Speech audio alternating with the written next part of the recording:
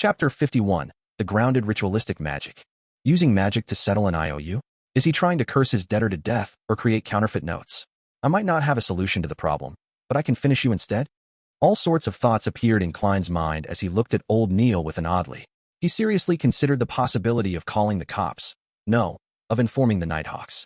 Old Neil shot a glance at him and said peeved, I can see ignorance, foolishness, and the weak and shameless disbelief in your eyes. Didn't Dunn tell you the maxim of the mystery priors? Do as you wish, but do no harm. Although this maxim originated from the secret and evil Moses Ascetic Order organization, Beyonders who choose the path of Moses' ascetic order have proven that it's right through their own experiences. As long as one strictly abides to it and shows the needed fear and reverence, the risk of losing control will be minimized. The contrary has similarly been established. Your suspicion towards me is an insult to mystery priors. Sorry. Klein did not hesitate to apologize. He had indeed forgotten that Dunn Smith had once mentioned the maxim. Old Neil was not truly angry. In a blink of an eye, he chuckled. A pity. Very few Beyonders choose to be seers. There is no corresponding maxim to help you. But I have Emperor Roselle's diaries. Yes, strictly abiding to the maxim has a hint of acting. Klein suddenly came to this thought as he nodded, as if in deep thought. Old Neil did not continue. He removed the vases and other items from the round table and placed them in a corner. Immediately following that, he took out both a crimson red and black candle from the silver chest. He explained, if ordinary people attempt ritualistic magic, they have to follow the results from astromancy or read corresponding manuals. They have to choose suitable dates and times. For example, the day representing the goddess, the period when she rules over the moon. But for us Beyonders, especially Beyonders good in this domain, there's no need for that. Our acute spiritual perception and potent astral projections are key. Of course, if you are not confident about the ritualistic magic you are attempting, it's best to choose a suitable date and time. It can increase the probability of success. All right, this is based on a premise. Remember carefully to abide strictly by the rules. Old Neil placed 2 candles and turned to the side and looked at Klein, saying very solemnly, low-sequence Beyonders are not strong enough. Almost all the ritualistic magic they can perform are the seeking of external powers and help. Therefore, you can only consider orthodox divinities like the goddess or the Lord of Storms. Absolutely, absolutely do not attempt to communicate with the unknown or unpredictable existences, even if people believe in them or the promises recorded are filled with enticements. Believe me, don't take any chances. As long as you attempt once, you will go down a slippery slope into the abyss with no return. Any work or resistance will only slow it down with no way to change the trajectory. I'll remember, Klein said in a deep voice. However, he felt a little afraid. My luck enhancement ritual has apparently sought power from an unknown and unpredictable existence. Furthermore, I have gained powers capable of pulling people into the fog that even a senior Beyonder like the Hanged Man finds unbelievable. Well, at least I think he is a senior Beyonder. Thankfully, I haven't gone mad or have any signs of losing control. While worrying over this, he proactively changed the subject. So, Nighthawk should seek the help of the goddess? No one will stop you if you pray to the Lord of Storms. However, we are unable to tell from our ritualistic magic whether he replies with malicious intent or not. The outcome will be distorted in unpredictable ways. Old Neil successfully made Klein give up the idea in a joking manner. There was no so-called best, only necessary. After his exhortations, Old Neil picked up a crimson red candle and said, by using candles made of moon flowers and dark red sandalwood, it will represent the goddess's identity as Lady of Crimson in the ritualistic magic. He pointed to the black candles and said, candles made of night vanilla and slumber flowers represent the night. As he spoke, he placed the black candle on the top left end of the round table, while the red candle was placed on the top right end. Why do we symbolize the goddess with only 2 candles? She is also the mistress of calm and silence, empress of disaster and horror, and mistress of calm and silence. Old Neil chuckled. That's right. This is something I wished you asked. Before their fall, the Moses Ascetic Order had a very good relationship with the Church. Their beliefs and results on ritualistic magic have heavily influenced us. They believe that all objects are numeric. Every number has a spirituality, and in ritualistic magic, 0 represents the unknown or chaos. It symbolizes the state of the universe before it was born. 1 represents a beginning, the first creator. 2 represents the world and various divinities that were produced from his body. 3 represents contact between divinities and material objects to create all things. Here, using 2 candles represents the goddess while the 3rd candle is for you. Which 2 candles and which 2 symbols to have depend on the intended effects of ritualistic magic. 3 begets all things 1. All things stem from 3. Klein could not help but recall certain things from his previous life. Seeing Klein listen attentively, old Neil took a third candle and said, "This is the candle representing me. It's a very ordinary candle which only has a little bit of mint added. Take note that plants like roses, lemons, mint, moonflower, night vanilla, and slumber flower are beloved and cherished by the goddess." Viewing it from another angle, the three candles represent the bodies, spiritualities, and godhood of every person.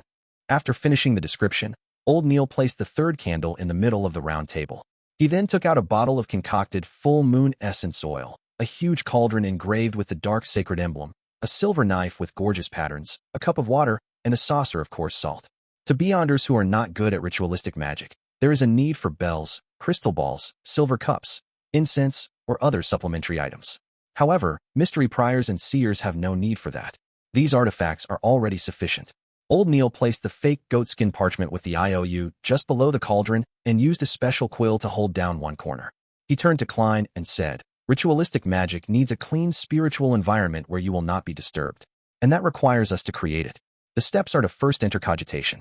Focus your mind, and with the supplementary items, draw out our strength and construct it around us." For example, Ray Bieber's house had used holy night powder while I'll be using a ritual silver dagger.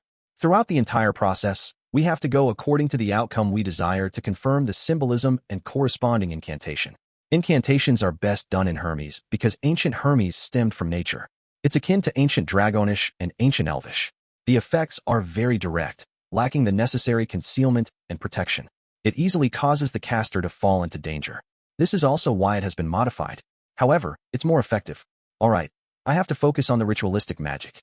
I won't explain things to you any further. Pay attention by watching and listening. Remember any problems and ask me when everything is done. Alright. Klein took 2 steps back and trained his eyes on old Neil. Old Neil's eyes rapidly darkened as invisible wind around him spun. He was silent for a moment, going from left to right, then up to down, using his psyche to cause friction and consecutively light up the 3 candles.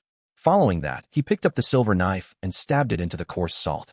Then, he chanted in Hermes, "I sanctify you, blade of pure silver. I cleanse and purify you, allowing you to serve me in this ritual. In the name of the Evernight Goddess, the Lady of Crimson, you have been sanctified."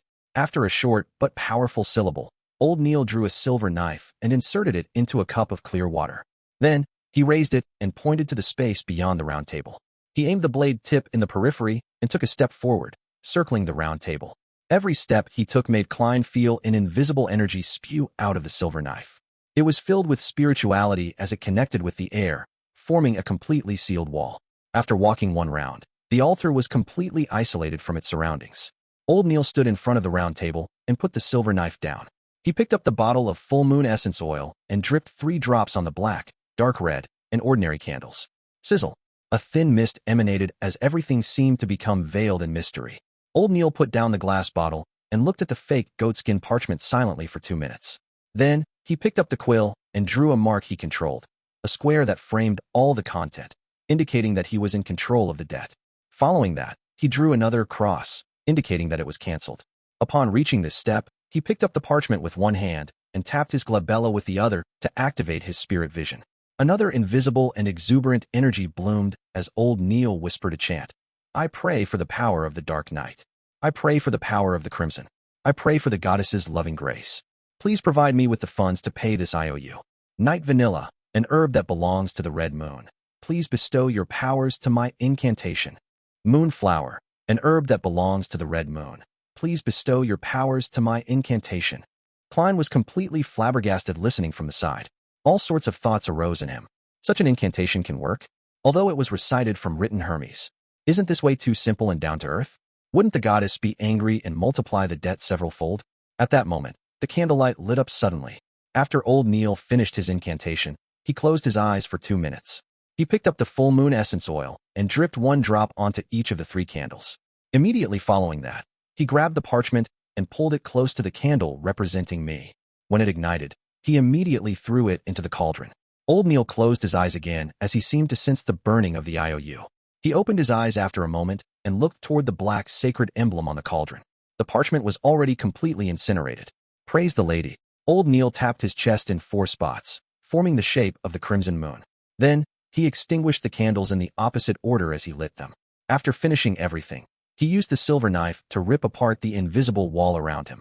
A huge wind stirred immediately as old Neil heaved a sigh of relief. It's done. That's it. Klein asked in a daze.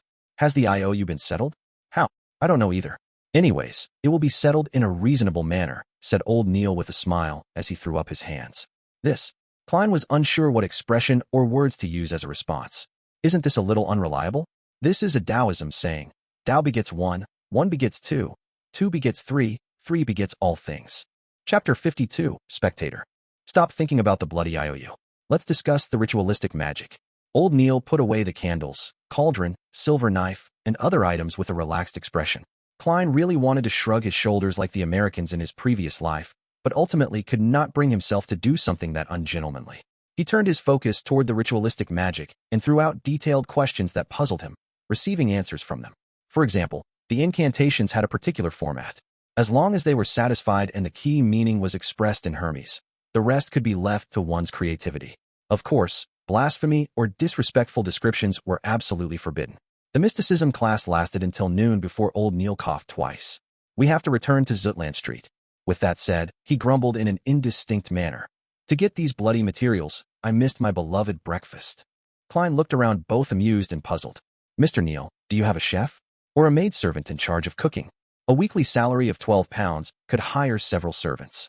According to the newspapers, with board and lodging provided, hiring an ordinary chef cost anywhere between 12 to 15 soldi a week. It did not even need £1. A maidservant to do miscellaneous chores was even cheaper. Their weekly salaries ranged between 3 soldi 6 pence to 6 soldi. Of course, one could not bear any hope of them having any culinary skills. That's not right.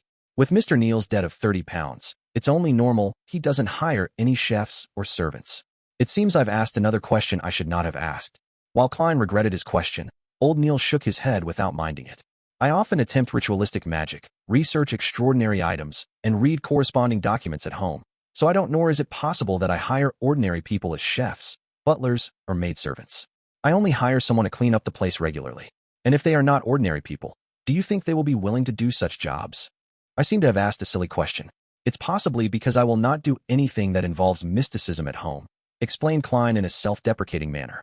Old Neil had long stood up, wore his round felt hat, and while walking out the door, rambled on. I seem to smell pan-fried foie gras. Once the IOU is completely settled, I'll definitely have one set. For lunch, I'll definitely eat roasted pork glazed with apple juices. No, that's not enough. I must have a sausage infused with mashed potatoes. You are making me hungry. Klein swallowed his saliva as he caught up to old Neil and headed for the nearby public carriage stop. After returning to Zutland Street, old Neil suddenly grunted after stepping down the carriage. What do I see? Goddess, what am I seeing? He was suddenly as nimble as a 17 or 18-year-old lad. He quickly came to the roadside and picked up an item. Klein leaned close out of curiosity and looked carefully. He realized it was a wallet with fine workmanship. With his lack of experience, he could barely tell if the dark brown wallet was made of buffalo skin or sheepskin, but he noticed a small light blue logo embroidered on the side of the wallet, a white dove spreading its wings as if ready to take off. That was Klein's first impression. The second thing he noticed was the stack of paper notes in the bulging wallet. There were more than 20 gray notes imprinted with black ink, gold pounds. Old Neil opened up the wallet and pulled out the notes. When he looked at it carefully, he immediately chuckled. 10-pound notes. The Honorable Founder and Protector, William I. Wow, goddess, there's a total of 30 notes. There's also a few 5-pound notes, 1 pound and 5 soldi notes. More than 300 pounds? That's a huge amount of money in every meaning of the word. I might not even earn that much in 10 years. Klein's breathing turned heavy involuntarily. As the amount of gold pounds was immense, picking up such a wallet was equivalent to picking up a briefcase of banknotes in his previous life. I wonder which gentleman dropped it. He can't be someone ordinary, analyzed Klein calmly. Such a wallet was clearly not a woman's. There's no need to care who he is, said old Neil with a chuckle. It's not like we attempted to divine and take money that doesn't belong to us. We should wait here for a moment. I believe the gentleman will soon be back searching for it. It's not something that can be given up no matter who it is. Klein heaved a sigh of relief. He had a brand new understanding of old Neil's morals. He was rather worried that he would have used the goddess's bestowment as an excuse and paid off his debt. He was still wondering how to prevent it and persuade him otherwise. Is this, do as you wish, but do no harm? Klein suddenly learned something new. The duo did not wait more than a minute by the streets when a luxurious four-wheeled carriage zoomed over. Its side had a light blue logo with a dove spreading its wings. The carriage stopped, and a middle-aged man dressed in a black formal suit with a bow tie of the same color alighted. He looked at the wallet, took off his hat, and said politely, "Sirs, that should be my master's wallet. Your logo is proof of everything, but I need to make additional verifications. This is to be responsible for all parties. Might I ask how much money is there in the wallet?" replied old Neil politely. The middle-aged man was taken aback as he said in a self-deprecating manner almost immediately, "As a butler, I do not know how much money master had in his wallet. Sorry, please permit me to ask." "As you wish." Old Neil gestured for him to do as he pleased. The middle-aged man walked to the carriage's side and through the window, conversed with the person within. He approached Klein and old Neil again and smiled. "More than 300 pounds, but less than 350 pounds. My master does not remember the exact number." "Does not remember? That's really some filthy rich guy. If I had that much money on me, I would definitely be counting it again and again." Klein was filled with envy. Old Neil nodded and handed the wallet back. "With the goddess as proof, this belongs to you." The middle-aged man took the wallet over and did an estimate before pulling out 3 10-pound notes. "My master is Sir Deweyville. He wishes to commend your morals. This is what an honest person should receive. Please do not reject it." "Sir Deweyville? The one who established the Deweyville Trust? The Sir Deweyville who provided cheap rental apartments to the working class?" Klein immediately remembered the name. He was a knight that his brother respected but did not believe was grounded in reality. "Thank you, Sir Deweyville. He is a kind and generous gentleman." Old Neil did not stand on ceremony as he received the 3 notes. After watching Sir Deweyville's carriage depart, he turned to look at Klein when he saw that there was no one around. He flicked the notes and chuckled. 30 pounds. The IOU is settled. I said it will be settled in a reasonable manner. This is the power of magic. Holy F*** king power of magic. That actually works? Klein was once again flabbergasted. A few minutes later, he entered the building's stairwell and while heading to the security company, he asked puzzledly, "Mr. Neil, why didn't you ask for more money?" "Do not be greedy. One must take care not to be greedy when doing ritualistic magic. Temperance is a critical trait needed by every mystery prior if they wish to live long," explained old Neil happily. In a huge ballroom, candles were burning on a few chandeliers, emitting a fragrance that soothed the minds of people. By the sheer number of candles, they produced a light in no way inferior to that of gas lamps. There were long tables with pan-fried foie gras, grilled steak, roasted chicken, fried tonguefish, desi oysters, mutton stew, cream soup, and other delicacies. In addition, there were bottles of mist champagne, Ormer grape wine, and Southville red wine. They were all glistening with a tempting glow under the light. Servants in red vests carried trays with crystal cups and shuttled between the gentlemen and ladies dressed both elegantly or gorgeously. Audrey Hall was wearing a collared, high-waisted, pale white dress with engagiantes. Her corset was tightly fitted, while her voluminous layers were puffed up perfectly with a cage crinoline. Her long blonde hair was coiled up in an elegant bun and the earrings, necklace, and rings she wore sparkled brightly. At her feet were a pair of white dancing shoes that were stitched with roses and diamonds. "How many petticoats am I even wearing?" 5. 6. Wearing white silk gloves, Audrey caressed her crinoline gently with her right hand. Her left hand was holding a glass of clear champagne. Audrey was nothing like her usual self, usually placing herself center stage of banquets and making her the focus of attention. Instead, she avoided the bustle and quietly stood in the shadows of hanging curtains by the French windows. She took a sip of champagne as she watched the crowd as though she did not belong. Count Wolf's youngest son is chatting with Viscount Conrad's daughter. He likes to move his forearm to reinforce what he says. The bigger the movement of his forearm, the more unbelievable his words. That is something gleaned from experience. He can't stop trying to elevate himself by putting other people down. However, he can't help but feel guilty. It can be seen by the way he talks and his body language. Duchess Della has repeatedly covered her mouth while laughing with her left hand today. I see. She is showing off her pure ocean blue sapphire. Her husband, Duke Negan, is discussing the current situation with a few conservative nobles. Since the banquet began, he has searched for Duchess Della once. They almost never make eye contact. Maybe they aren't as in love as they pretend to be. Baron Larry has made Madame Parnes laugh 7 times. That's very normal, nothing strange about it. But why does she look at her husband with guilty eyes? Oh, they have gone their separate ways. That's not right. The directions they are headed leads to the garden. In the extravagant banquet, Audrey saw many details she never noticed in the past. There was an instant where she nearly believed that she was watching an opera. Everyone is a good opera actor. She sighed silently as her eyes remained limpid. At that moment, she suddenly sensed something and turned her head. She cast her gaze onto a dark corner in the large balcony outside. In the shadows was a huge golden retriever sitting there silently. She was looking inside at Audrey while half her body was hidden in the darkness. "Susie." The The corners of Audrey's mouth twitched as her expression instantly changed. She could no longer maintain her state as a spectator. Chapter 53, Listener. An ancient three-masted sailboat was navigating through a tumultuous storm in the sea. It was not fast, and its displacement was lacking. With the weather and the sea looking like a cataclysmic scene, the sailboat was like a withered leaf separated from its tree. However, regardless of how the typhoons rampaged or how terrifying the waves were, it continued sailing peacefully without any signs of tilting. Alger Wilson stood on the empty deck as he looked at the massive waves that resembled mountains. His thoughts were a mystery. It's going to be Monday again, he muttered silently to himself. It was the day belonging to Mother Earth, the beginning of a series of waxing and waning. However, it meant something different to Alger. It belonged to a mysterious existence forever enveloped in grayish-white fog. At least I haven't been reduced to a madman. He stopped looking around as he gave a self-deprecating chuckle. At this moment, one of the only few sailors he had leaned over and asked reverently, "Your Grace, where are we setting course for this time?" Alger surveyed his surroundings and said in calm voice, "Pursue the listener from the Aurora order." The storm subsided as mist emanated. On a strange sailboat with cannons on board, an 8- or 9-year-old boy with soft yellow hair was looking at pirates around him in fear. They were disorderly. Some enjoyed barrels of beer, some swung around with ropes, others mocked each other, and some even fought with their fists. He turned to look at a black-robed man standing in the shadows. He suppressed his voice and asked, "Father, where are we going?"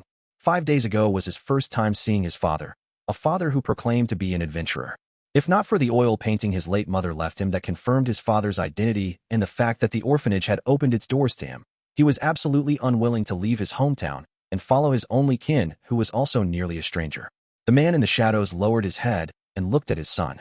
With an amiable expression, he answered, "Jack, I'm bringing you to a holy place, a holy residence where the Creator once lived." "Is that the kingdom of God?" "We mortals can only enter by winning His grace." Jack had been well educated by his mother and knew this much. He was both surprised and fearful about the matter. Standing in the shadows, the man had an unforgettable jawline as though he was a sculpture chiseled by the best artisan. He placed his hand to his ear and made a listening pose. He replied in a tone that sounded like sleep-talking. "Jack, mortals are a wrong concept. The Creator created this world, and He is everywhere. He exists in every living being. Therefore, all beings have godhood. Once the godhood attains a particular level, they can become an angel. The 7 fake gods at present are only powerful angels. Look, I can now hear the teachings of the Creator. Ah, how extraordinary is this revelation. Life is only a tour of the spirit. When the spirit is sufficiently potent and resilient, we can find our godhood and fuse with even more godhoods." Jack could not understand the complicated description. He shook his head and asked another question he previously did not have the chance to. "Father, I heard from Mother that after the Creator created this world, He split into all beings and does not exist in actuality. Then, why does His holy residence exist?" As a 7- to 8-year-old child, he was logical. The man with the chiseled face was taken aback. He turned his head away as though he was listening to more murmurings. Suddenly, he slumped down, knees on the deck. His exposed skin protruded black shards. He clenched his head with both hands as his expression warped, and he shouted in extreme pain, "They are lying." After lunch, having had old Neil promise him that he would bring him to the underground market the next time he went, Klein slowly returned to the Blackthorn Security Company. He chose the 2 options of reading the documents in the staff office and practicing his abilities, or take the opportunity to go out and act as a seer in the Divination Club before Captain Dunn stopped him. However, before he could make the decision, he saw Dunsmith walk in. He was dressed in the usual black windbreaker and half-top hat. "Captain, any updates?" Klein thought of the whereabouts of the Antigonus family's notebook as he asked with concern.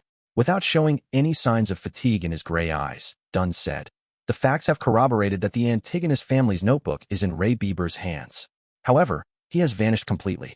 I have already informed the various Nighthawk teams of this matter through a telegram. They were requested to pay attention to the various piers and steam locomotive stations. The first batch of printed portraits was mailed out yesterday afternoon and will be printed in various major newspapers. How nice it would be if there were phones, fax machines, surveillance cameras, and big data. What a pity. I know how to use all of them and even understand a little of the logic behind it." Klein exhaled silently. "But regardless, we can consider ourselves as having found the notebook. And this is all thanks to you. Of course, it still needs another round of confirmations. I have already sent a telegram to the Backlund Diocese, requesting them to escort sealed artifact 2-049 here. It was once a dangerous item of the Antigonus family. It can help us know if Ray Bieber is a descendant of the Antigonus family. A grade 2 sealed artifact. Dangerous. They can be used with care and moderation. Klein had originally wanted to ask about the sealed artifact, its special abilities, and the danger it posed out of curiosity, but he instantly recalled that he lacked the necessary clearance. He had no choice but to give up. May Goddess bless us. Klein tapped 4 spots on his chest, forming the sign of the full moon. Dunn pushed open the door to his office and said with a slight nod, "The goddess has always been protecting us. Klein, if you had not chosen Seer, you would be a formal member after this matter is verified. You could have chosen Sleepless, but pity. To be frank, I'm still puzzled over your choice. Although Corpse Collector is quite off-putting, you have seen Daily as well. You should know that spirit mediums vary in strength. As for Mystery Priors, they're a good choice too.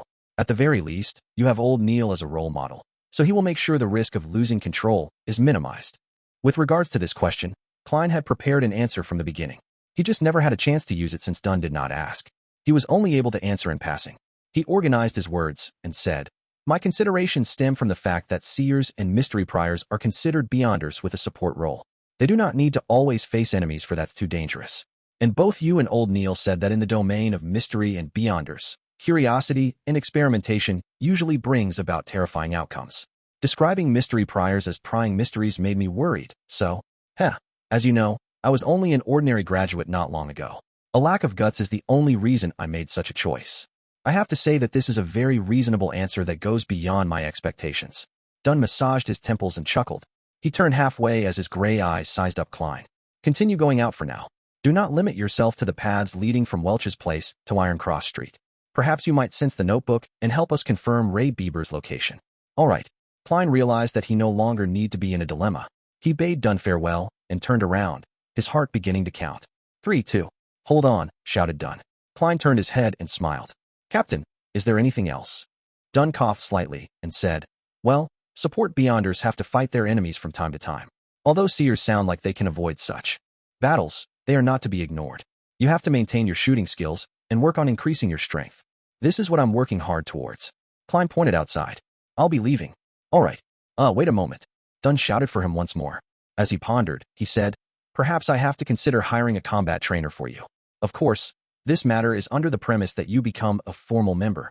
Klein responded tersely before asking carefully, "Captain, is there anything else?" No. Seeing Klein's unbelieving eyes, Dunn shook his head and smiled. He emphasized again, "Really, nothing." Only then did Klein walk past the partition divider. He bade farewell to Roseanne and Mrs. Oriana and headed to the shooting club for practice. With all of this done, he went to the Divination Club and saw the beautiful Angelica standing there reading newspapers leisurely. "Home," Klein silently read. With the cane in hand, he walked over and greeted with a smile. "Good afternoon, Madame Angelica." "Good afternoon, Mr. Moretti." In no rush, Angelica put down her magazine. She stood up and said, "Not long after you left yesterday, Mr. Glassy came. He just recovered from a major illness." Klein heaved a sigh of relief as he smiled. "That sure is something worth celebrating." Upon hearing this, Angelica, who was secretly observing him, lowered her voice and asked out of curiosity, "Mr. Glassy said that you are a very, very, very magical doctor. Are you?" "What?" Klein looked at the lady in front of him, suspecting if he was hearing things. "What made him think I'm a doctor? Even I do not know." Chapter 54, The First Divination Requester. Upon seeing Klein's odd expression, Angelica immediately felt her beliefs waver. "Is that so? Mr. Glassy mentioned that you were able to tell of an ailment in his lungs simply from observation." Her voice softened until she finally shut up. "Observation? A dark glabella?" Klein was instantly enlightened as he shook his head with a chortle. "I believe Mr. Glassy was mistaken. He was planning on being perfunctory, but after recalling that no one sought his divination services the entire afternoon yesterday, his mind whirled. It affected his goal of acting as a seer, so he explained, "It's actually a form of divination." "Divination? But Mr. Glassy only mentioned that you observed his face." "That's also considered divination?" asked Angelica in shock and doubt. Klein smiled, composed. "As a member of the Divination Club, you should know about palm reading, right? Palm reading was not patented by the Futaholic Empire. Even on Earth, India and Old Europe had developed similar principles, much less in a world with beyonder powers." "I know about it, but it seems you did not read his palm. Were you observing him in secret?" asked Angelica curiously. "I was using face reading." Klein cooked up a lie. "Its principles aren't very different from palm reading at a fundamental level." "Really?" Angelica's eyes were filled with disbelief. In order to develop his career as a seer, Klein chuckled. He pretended to be in thought as he tapped his glabella twice. He focused his eyes and Angelica's aura presented itself. Her head was purple, her limbs were red, her throat was blue. There was no problems with her health except for some colors being duller. However, that was a manifestation of ordinary fatigue. Klein then looked at her emotions. She saw orange mixed in with some red and blue. It also meant warmth coupled with some excitement and thought. Thankfully, after realizing that there was nothing abnormal about her, Klein planned on deactivating his spirit vision. But it was at that moment when he suddenly saw a rich darkness hidden in the depths of her emotional colors.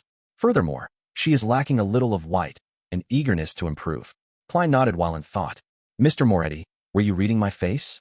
Seeing the young gentleman in black in front of her turn silent abruptly, while seriously sizing her up, Angelica keenly noticed something. She asked in a half-curious and half-worried manner. Klein did not immediately reply. Instead, he tapped his glabella lightly as he wore a look of scrutiny. Just as Angelica was feeling unease, he said warmly, Madam Angelica, there are some sorrows and pains which you should not seal in your heart. Angelica's eyes widened as her mouth turned agape. However, she did not say a word.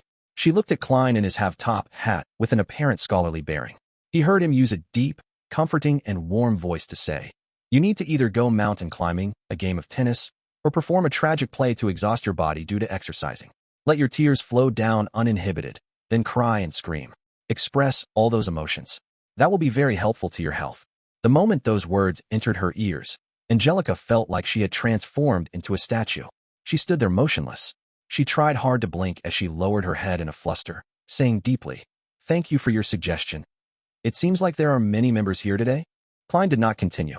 As though he had not done any divinations prior, he turned to his side and looked to the meeting room at the end of the corridor.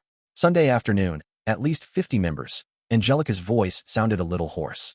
She only mentioned the key terms. She paused as her vocal pace gradually returned to normal. Do you want tea or coffee? Sighed black tea. Klein nodded slightly. He politely took off his hat and slowly walked to the meeting room. Only when he vanished behind the door did Angelica exhale slowly. The Divination Club's meeting room was very large. It was nearly twice the size of Klein's high school classroom. In the past, only 5 or 6 members would be present, making it look extremely empty. Now, there were dozens of fortune tellers sitting in different spots. They filled up most of the room. Sunlight shone into the room through the few oriel windows. The members were either discussing softly among themselves or asking Hannas Vincent questions. Otherwise, they were practicing and attempting divination or drinking coffee and reading newspapers by themselves. Such a scene made Klein feel like he was back to his schooling days on Earth. The difference was that it was noisier and more rowdy back then, without the tranquility of the meeting room. He looked around, but he didn't see familiar faces like Glassy or Edward Steve. So he casually picked up a divination textbook, found a corner, and started flipping through it leisurely. Very soon, Angelica came in with a cup of tea and left it on the table before Klein. As she was leaving quietly, she suddenly saw Mr. Moretti take out an exquisite-looking silver chain from his left sleeve. There was a chunk of pure topaz hanging on the silver chain. What is he doing? Angelica slowed down subconsciously and focused her gaze at Klein. Klein held the silver chain with his left hand and allowed the topaz to hang above the side black tea, just short of touching the surface of the liquid. With a serene expression, he half closed his eyes, and the atmosphere around him suddenly turned quiet. The topaz started moving slightly, along with the special-looking silver chain, in a clockwise direction. Upon seeing this, Angelica found Mr. Moretti extremely mysterious. The black tea you provide is great, Klein said softly after he opened his eyes with a smile. His actions were intentionally done for Angelica to see. If he wanted people to select him for his divination services, Angelica's recommendation was a very crucial factor. Since he wanted to act as a seer, Klein no longer had any reservations. He completely personified the identity. Yes, Mr. Vaughness is very picky about the quality of tea, Angelica said, stunned. Klein put away his spirit pendulum by winding it properly. Then, he raised the white porcelain cup with floral design. With a smile, he gestured politely at her with his cup. Angelica returned to the reception hall, but she no longer had the mood to read magazines. She sat there, gazing into the distance. It was a wonder what she was thinking about. This continued until there were knocks on the door. She jolted awake and hurriedly looked at the entrance, only to see a lady dressed in a light blue dress. The lady took off her veiled hat with a powder blue ribbon. She looked calm and melancholic. Good afternoon, esteemed lady. Would you like to join the divination club, or are you looking for a divination? Angelica asked like clockwork. I want a divination. The lady had a beautiful pair of eyes hidden with sorrow, and she bit her lower lip as she spoke. Angelica guided her to the sofa and explained to her how the divination club worked in detail. She picked up an album and handed it over. You can pick anyone. In her low spirits, the lady flipped through the album seriously. As there were too many club members there that day, there were too many choices. It left her quite upset. Can you recommend one? From these few pages. She pointed at the middle section of the album, omitting the fortune tellers priced above 2 soldi and those below 4 pence. Angelica took the album and looked at it for a few minutes. She deliberated her words before saying, "I suggest this gentleman." The lady who looked uneasy took a glance and realized that it was a fortune teller named Klein Moretti. "Mr. Moretti just joined the club. Is his divination reliable?" she asked worriedly. Angelica nodded with great affirmation. "Another member of the club and I are certain that Mr. Moretti is an outstanding fortune teller. If it wasn't for his just joining the club, he wouldn't take such low fees." "I understand." The depressed girl nodded. "I'll pick Mr. Moretti for a divination then." "All right, please hold on for a second." Angelica took the album and walked towards the meeting room. She came next to Klein and said with a suppressed voice, "Mr. Moretti, someone wants you to divine for them. Which room would you like to use?" That was effective. "My first business is here." Klein put down his teacup and nodded calmly as he said, "Topaz room." "All right." Angelica walked slowly ahead of him and led him to Topaz room before opening its wooden door. Klein sat behind the table that had various divination tools on it. He waited less than a minute before he saw a woman in a light blue dress walk in. She looked down and melancholic. Seizing the opportunity when she was closing the door, he tapped his glabella twice. "The yellow color in her stomach seems a little dull. The dark color of her emotions is very heavy, mainly worry and anxiety." Klein looked her over carefully and leaned backwards. He then lifted his hand to cut off his spiritual vision. "Good day, Mr. Moretti." The woman in the light blue dress sat down. "Good afternoon. How may I address you?" Klein asked politely, not carrying much hope of getting an answer. As a keyboard warrior, he knew that many people were not willing to use their real names during divination. "You can call me Anna." The girl put her veiled cap aside. She looked at Klein with mixed anticipation and doubt, and said, "I would like to divine about my fiancé's situation. He traveled to the southern continent in March for a business deal. He sent me and his family a telegram last month on the 3rd, saying that he was going to set sail and return. But he did not return after 20 days. At first, I believed that his delay was due to the berserk ocean's weather, but as of today, it has been more than a month. The ship he took, the Alfalfa, still hasn't arrived at Mad Harbor. The ocean that separated the northern and southern continent was called the Berserk Ocean. It was well known for natural calamities and its countless dangerous currents. If it was not for Emperor Roselle, who sent men to discover a few safer sailing routes, countries in the northern continent would still have yet to enter the age of colonization, let alone lay an underwater cable to complete a transoceanic telegraph. Klein looked at his very first client of his career as a seer and asked carefully, "Which divination method do you wish to use?" Chapter 55, Revelation. Anna, with her beautiful eyes, hesitated for more than 10 seconds. "You can choose any type that you believe will be accurate. You are the fortune teller, while I'm not. Of course, apart from cards, including tarot, I have also attempted studying them at home. I always felt they were more like toys or a game." Klein thought for a moment, his wrists leaning on the edge of the table. He steepled his hands before his face, his gaze peaceful. He said softly, "Then we shall use the astrolabe." He pointed to a fountain pen and stack of white paper on the table and said, "Write down the name of your fiancé, as well as his facial features, address, and date of birth. It would be even better if you can remember the specific time he was born." From her clothes, makeup, and demeanor, Klein did not believe that she was illiterate. Anna did not reply. She extended her hand and took a piece of paper. She lifted the pen and dipped it in some ink. She started writing, pausing occasionally to think. 2 minutes later, she pushed the paper toward Klein. Klein received it and turned it around. The information on the paper read, "Joyce Meyer, September 15th, 1323, 2 p.m., Tingen City, East Borough, 8, Stevens Street. Short blonde hair, aquiline nose." With just a short glance, Klein quickly calculated the person's spiritual number. 1 plus 5 is equal to 6 in the study of spirit numerology and mysticism. Adding the numbers of the day the person was born was called their birthday path number, affecting the person's life before 27. Birth month path number, calculated by adding the numbers in their birth month, affected their life from 27 to 54 years old, while the birth year path number, calculating the numbers in their birth year, affected their life from 54 years old onward. It was July 1349, so Joyce was not yet 27. Thus, Klein immediately calculated the birthday path number. The number 6 represented a balanced and harmonious life, with a heart for giving and a decent marriage or engagement. Following this, he quickly calculated Joyce's year path number. The so-called year path number was calculated by replacing the birth year with the current year. The digits were then added with his birthday path number and birth month path number to get a general understanding of the person's luck for the year. 1 plus 3 plus 4 plus 9 is equal to 17. 1 plus 7 is equal to 8. 8 plus 9, birth month path number, plus 6, birthday path number, equals 23. 2 plus 3 is equal to 5. His year path number is 5, signifying that he would meet with change and accident. He would be required to take certain risks. Klein made a silent judgment after consolidating the facts. He confirmed that the information Anna gave was correct. He retracted his gaze from the paper and turned it toward Anna. Mr. Myers set off on his journey on the 3rd of June? If he did not lie, that is indeed the case. Anna bit her lips. All right. Klein took the fountain pen and made a note of that.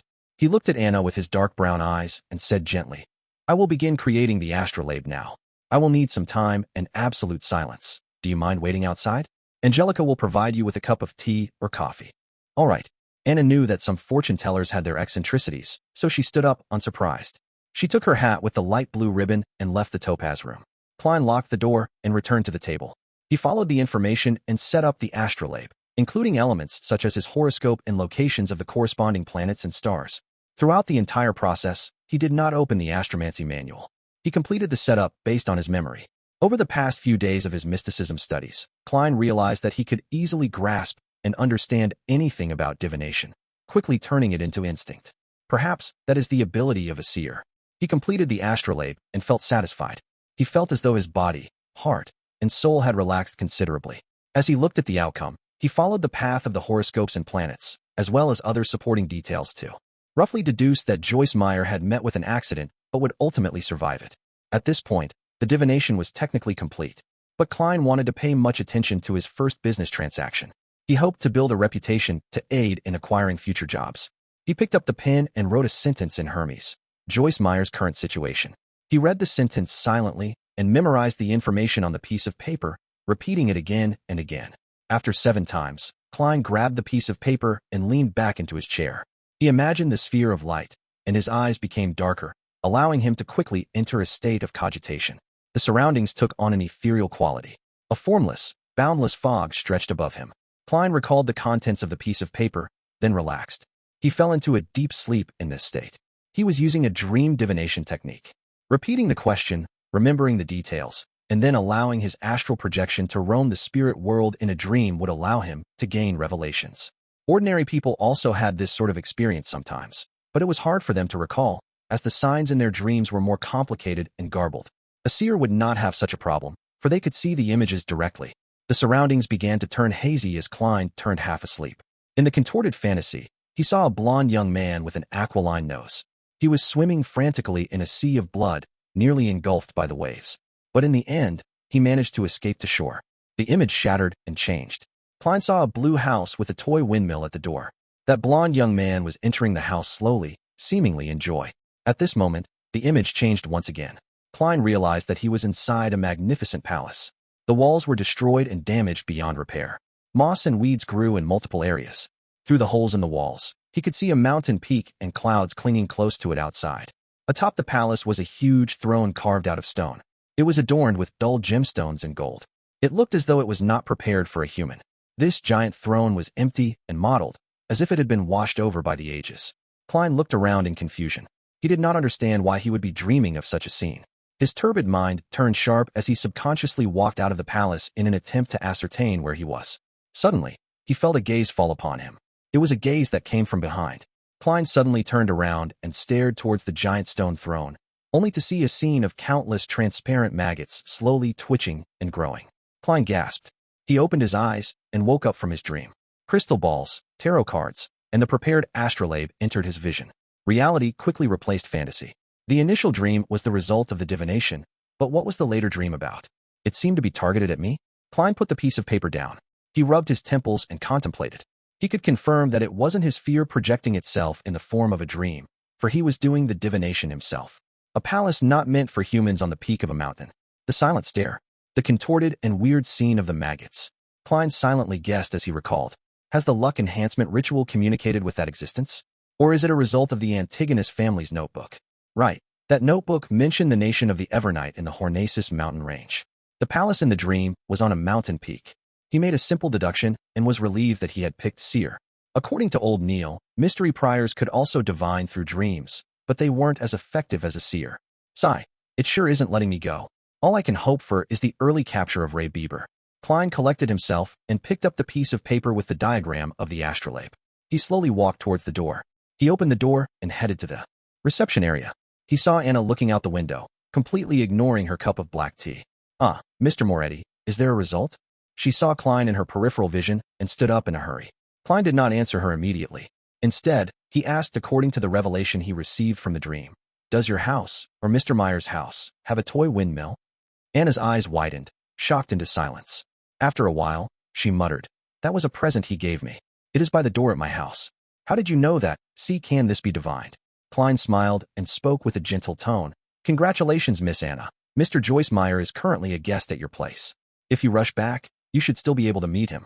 He just experienced a calamity, an unimaginably painful journey. What he needs now are not questions, but consolation and a warm hug. Really? Anna asked in disbelief. The fortune tellers she knew would never speak with such certainty or give such firm conclusions. You will know if you go back immediately. Klein replied with a gentle tone and smile. Oh, Lord of Steam, is that true? Has my poor Joyce returned? Are you certain? No, I cannot believe it. Anna froze for a moment and said a few delirious words. She took out a one-solely note from her purse and did not wait for Klein to give her the change. She broke into a small jog as she left the Divination Club, taking a carriage back home. Does this include my tip? Klein looked at the note and shook his head with a laugh. A two-wheeled carriage steered quickly across the streets and entered Eastborough. Anna watched the streets sweeping past her, feeling a mixture of unease, anticipation, and fear. It did not take long before the toy windmill entered her field of vision. She got off the carriage, showing no care for her bearing. She staggered quickly towards the door and rang the doorbell. The door creaked open, revealing a blond young man dressed in a black formal suit. He was haggard, but his eyes carried a glint of joy. He had an aquiline nose. I thought that I would miss you today, Joyce said with a smile. Oh, exalted Steam, you really are back. Anna rubbed her eyes, exclaiming in pleasant surprise. What the fortune teller said was true. No, that was a real seer. It was simply fascinating. Thoughts welled in her mind as Anna pounced forward with tears in her eyes and gave her fiancé a warm hug. The two of them hugged silently outside the grayish-blue house. The toy windmill turned slowly, seemingly tossing all their difficulties far away. Chapter 56, Escape from the Sea. In a rather spacious living room, Anna and Joyce were seated on different sofas, separated by Anna's parents. Joyce sighed with a satisfied expression and said, Exalted Steam, I am so lucky to come back alive, to be able to see Anna again. My poor Joyce, what happened?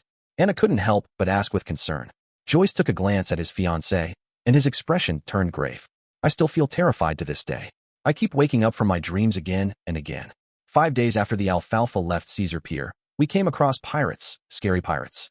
The only fortunate thing was that their leader's name was Nast, the pirate that calls himself the King of the Five Seas. Anna's father, Mr. Wayne, asked in shock. Although Joyce had already been there for half an hour, he did not volunteer details about his ordeal. He appeared to be fearful, perturbed, and uneasy. It was only after Anna returned and hugged him that he finally appeared to put it behind him. Yes, due to his declaration of being a descendant of the Solomon Empire, the King of the Five Seas, Nast didn't believe in killing captives. Hence, we were only robbed and didn't lose our lives. His subordinates even left us sufficient food, Joyce said as he recalled the ordeal. His body started to quiver, but he continued to describe his deepest and scariest nightmare. I didn't lose much of my wealth. I believed that my misfortune was over, but as we continued towards our destination, a heated conflict erupted among the Alfalfa's passengers and crew. From disagreement, to fighting, to drawing revolvers, and raising swords to kill each other. I saw nothing but blood during that period. One after another, people beside me fell with eyes opened, never to be closed. Their limbs, hearts, and intestines were scattered across the floors. Those of us who were unwilling to turn into savage beasts, the rational group, had nowhere to hide and nowhere to escape. We were surrounded by deep blue waves and the boundless ocean. Some wailed, some begged for mercy, some sold their bodies, but their heads were hung from the mast either way. Anna, I reeled in despair back then. I thought I would never see you again. Fortunately, in such a nightmare, there was still a hero. The captain took us to hide in the sturdy keel of the ship, and we relied on the stored water and food there until the maniacs reached their limits. Mr. Triss encouraged us, courageously leading us in an assault against those murderers. After an unforgettable bloody battle, we survived, but the Alfalfa strayed off course, and only a third of the original sailors remained. When he depicted the most horrible and darkest side of the human psyche, Joyce couldn't help but recall the hero, the man that called himself Triss. He had a round and amiable face. He was shy like a girl and enjoyed staying in a corner. Only people whom he was familiar with knew that he was a very good conversationalist. But it was such an unremarkable boy who stood in front of everyone with determination in the worst of days. Oh, exalted steam, my poor Joyce, you went through such a heartbreaking ordeal. Thank God, praise be to God, he prevented us from eternal separation. Tears welled up in Anna's eyes as she constantly dotted 3 points to form a triangle, the sacred emblem for steam and machinery. Joyce revealed a faint pale smile. This is the reward for our faith. The Alfalfa then went through storms, lost its course, and after surmounting one challenge after another, arrived at Enigmatic Harbor. Due to the bloodbath that had taken place on the boat, those of us that survived were held captive by the police and questioned separately. We didn't have a chance to send telegrams home to update our loved ones. When they released us this morning, I immediately borrowed some money from my friend and took the steam locomotive back. Thank God for letting me set foot on the land of Tingen again, allowing me to see all of you again. Then, he looked towards his fiancée in confusion. Anna, when you saw me, I could feel your happiness and surprise, but I couldn't understand why you rushed towards the door so excitedly right after you got off the carriage. I had planned on giving you a huge surprise. Anna thought about what had happened earlier and continued in disbelief. There's nothing to hide, Joyce. As I was worried about you, I went to the only divination club in Tingen City today for a divination. That fortune teller. No, the seer told me, he said. Your fiancé has returned. He's in the house with a windmill. What? The Wayne couple and Joyce exclaimed simultaneously. Anna covered her face and shook her head. I can barely believe it either, but it happened. Exalted steam, perhaps there really are miracles in this world. Joyce, that seer asked me for your name, characteristics, address, and birth date. He told me he was going to do an astrolabe divination. Then, he asked me if the house with the toy windmill was yours or mine. When I confirmed it was mine, he said, Congratulations, Miss Anna. Mr. Joyce Meyer is currently a guest at your place. What he needs now are not questions, but consolation and a warm hug. God. Joyce found it unbelievable and incomprehensible. Does he know me? Did someone send him a telegram?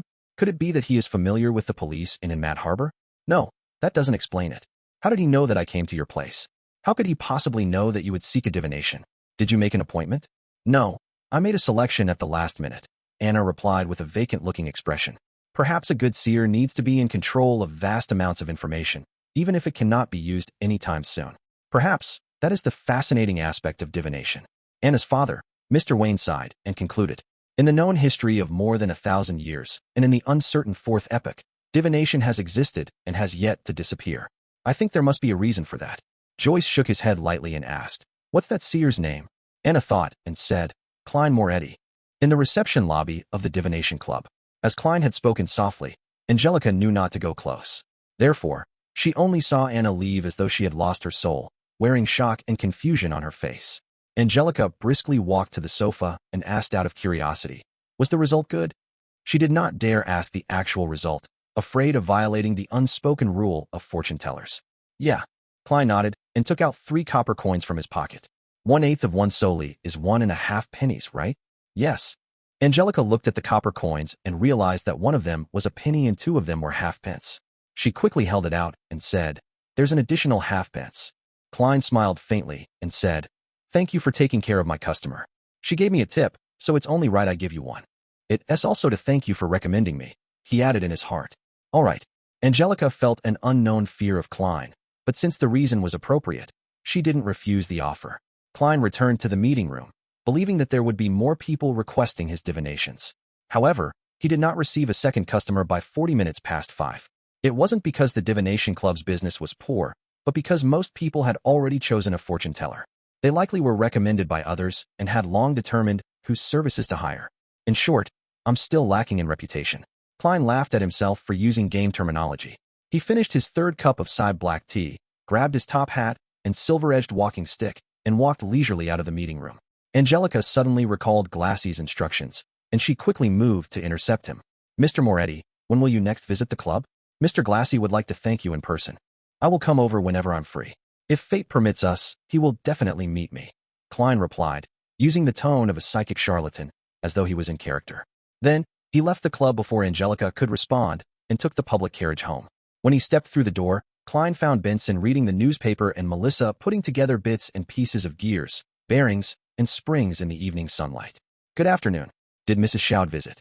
Klein asked casually. Benson didn't put down his newspaper. Instead, he lifted his head. Mrs. Shoud's visit lasted 15 minutes. She brought some gifts, and she was very happy with the muffins and lemon cake that we prepared. She also invited us over whenever we have the chance to. She is a friendly, well-mannered lady. She knows how to carry a conversation very well, too. The only problem is their belief in the Lord of Storms. They believe that girls shouldn't go to school, but should be homeschooled instead, Melissa complained. It was obvious that she was very upset about it. Don't mind that. As long as she doesn't disturb us, she will still be a good neighbor, Klein comforted his sister, smiling. The Lone Kingdom was a multi-religious nation, unlike the Frosak Empire in the north, which only believed in the god of combat, or the Fanapotter Kingdom in the south, which only worshipped Mother Earth.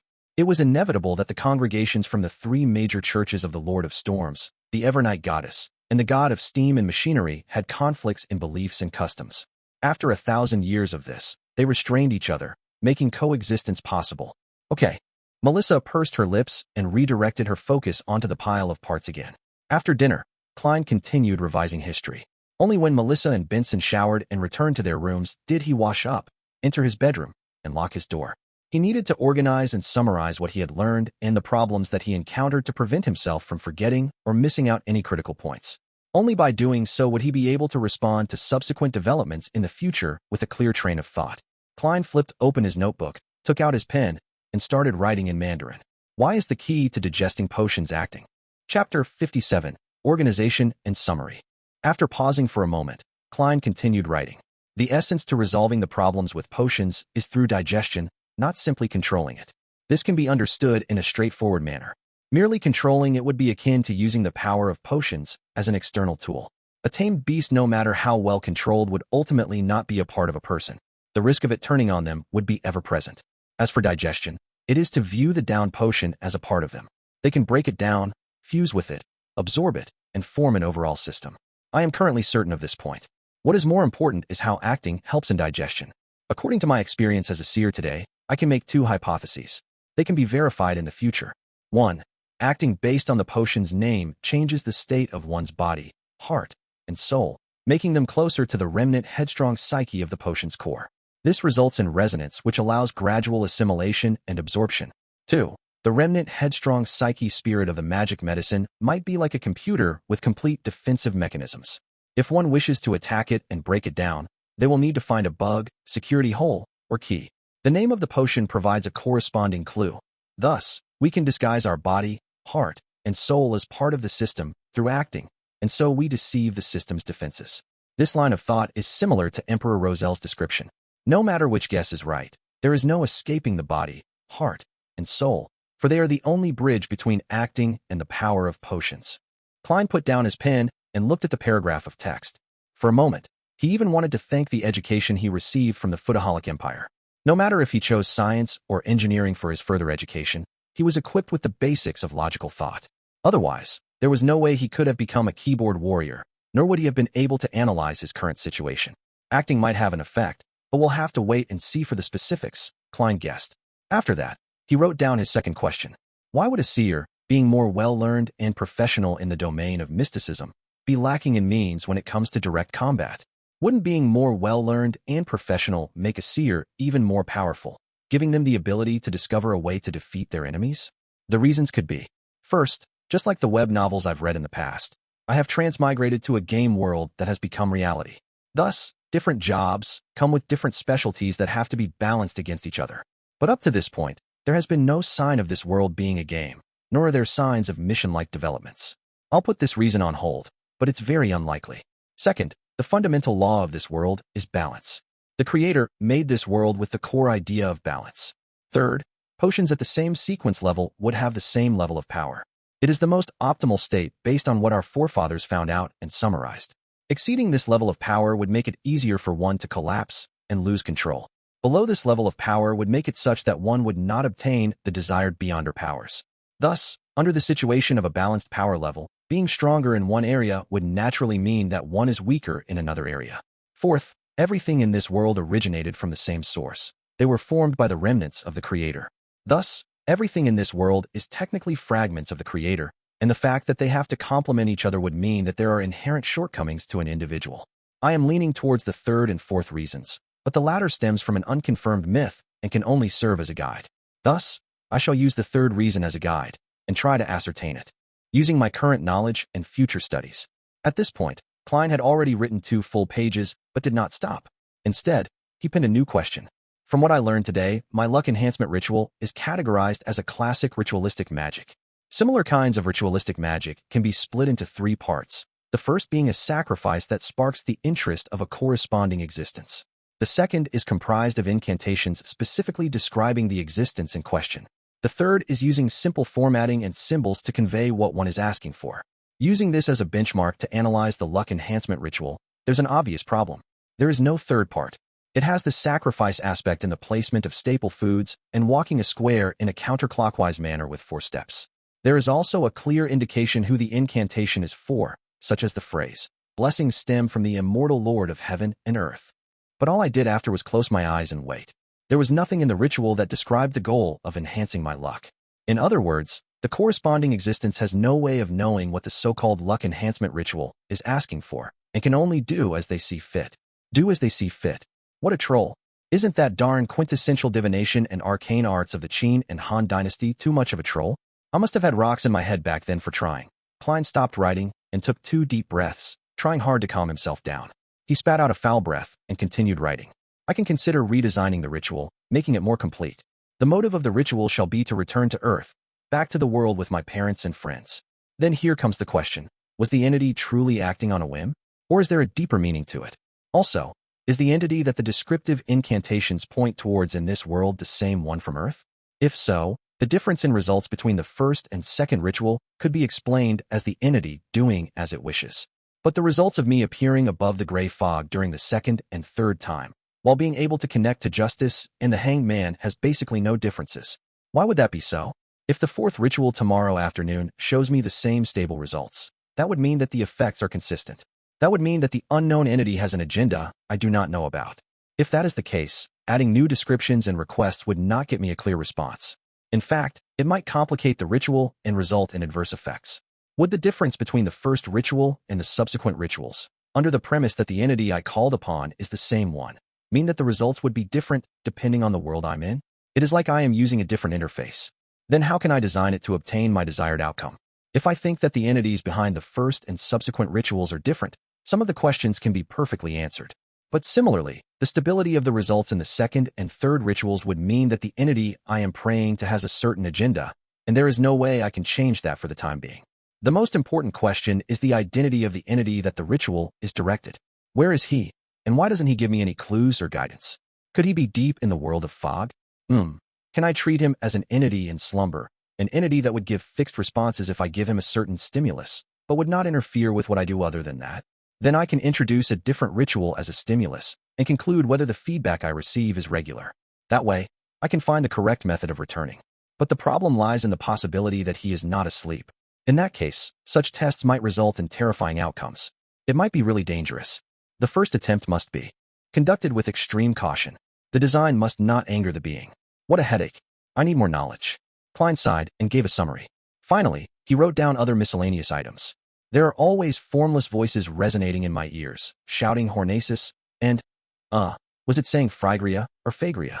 Hornacis is the mountain range dividing the Lone Kingdom and the Intis Republic. Its main peak is 6,000 meters above sea level. According to the records in the Antigonus family's diary, there existed a nation of the Evernight in the 4th epoch. Is the nation of the Evernight related to the Evernight goddess? Is there any connection between the two? Are they allies or enemies? Was the Antigonus family obliterated by the Church of the Evernight goddess due to nation of the Evernight? Did I hear murmurings coming from the diary, from the howls of the Antigonus family over 1 or 2,000 years? What then does Phrygia mean? An interesting question. To be able to leave behind such a diary, to leave behind sealed artifact 2-049 implies that the Antigonus family had possession of a relatively powerful beyonder power. If that is so, which sequence did they possess? Was it complete or not complete? My realization that the diary is in the hands of Ray Bieber was a bit of a coincidence, but without any indication of it being arranged, could my fate really be tied up with that diary's? His ideas were pinned on the pieces of paper. Klein tried his best to write down the events he had experienced and his guesses about their meaning. He wrote a total of 4 pages on both sides of each page. Rip. Klein suddenly tore off the 4 pages and read them from top to bottom, sometimes marking certain sections with his pen, adding a few sentences at other times. Time flew quickly. The crimson moon was temporarily covered by dark clouds. Klein picked up the pocket watch on the table, snapped it open, and looked at the time. He put down the watch and took out a box of matches from his drawer. He lit one and brought it close to the 4 pages of notes. The orange flame ignited the edges of the paper and quickly spread. Klein placed the notes on top of the wooden dustbin and watched the ashes drop. He then released his fingers, allowing the papers to fall. In just 10 seconds, everything had disappeared. All that was left was the still swirling ash and the charred bottom of the dustbin. As there was Emperor Roselle's secret diary in this world, Klein did not dare leave behind any evidence that he knew how to write Chinese. If old Neil and the rest discovered the 4 pieces of paper he wrote, he would have no idea how to explain the matter. And while writing the confidential questions, Klein was worried that the one paying attention to his dreams would be able to see and decipher the contents no matter which language he used, be it Loan, Ancient Faceac, or Hermes. Therefore, he could only write notes in Chinese to organize and summarize. After he was done with the task, he burned the notes to leave no traces. And precisely because there was no way of saving, he set up a plan for himself. He would do this summary once a week just in case he forgot anything. As he watched the ashes fall, Klein pulled out a white piece of paper. He wrote the title, "To my respected mentor." He wanted to write to Senior Associate Professor Quentin Cohen, asking if he had any relevant historical information about the main peak of the Hornaces mountain range. Chapter 58, A Train of Thought. The next day, a Monday morning, Klein, who had the day off, didn't leave home. Instead, he gave Melissa his letter directed to Mentor Cohen Quentin and more than enough money to buy stamps. He entrusted her with the job of mailing the letter at the post office near the Tianjin Technical School where she studied. After breakfast, he slept in to make up for the lack of sleep caused by the previous night's work.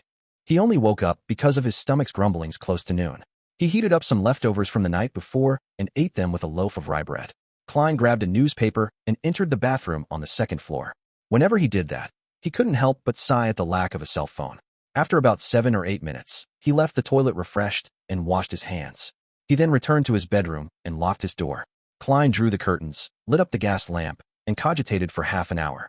After practicing his spiritual vision, spirit dowsing, and dowsing rod for half an hour, he spent another hour mentally reviewing the mysticism knowledge he had gained recently.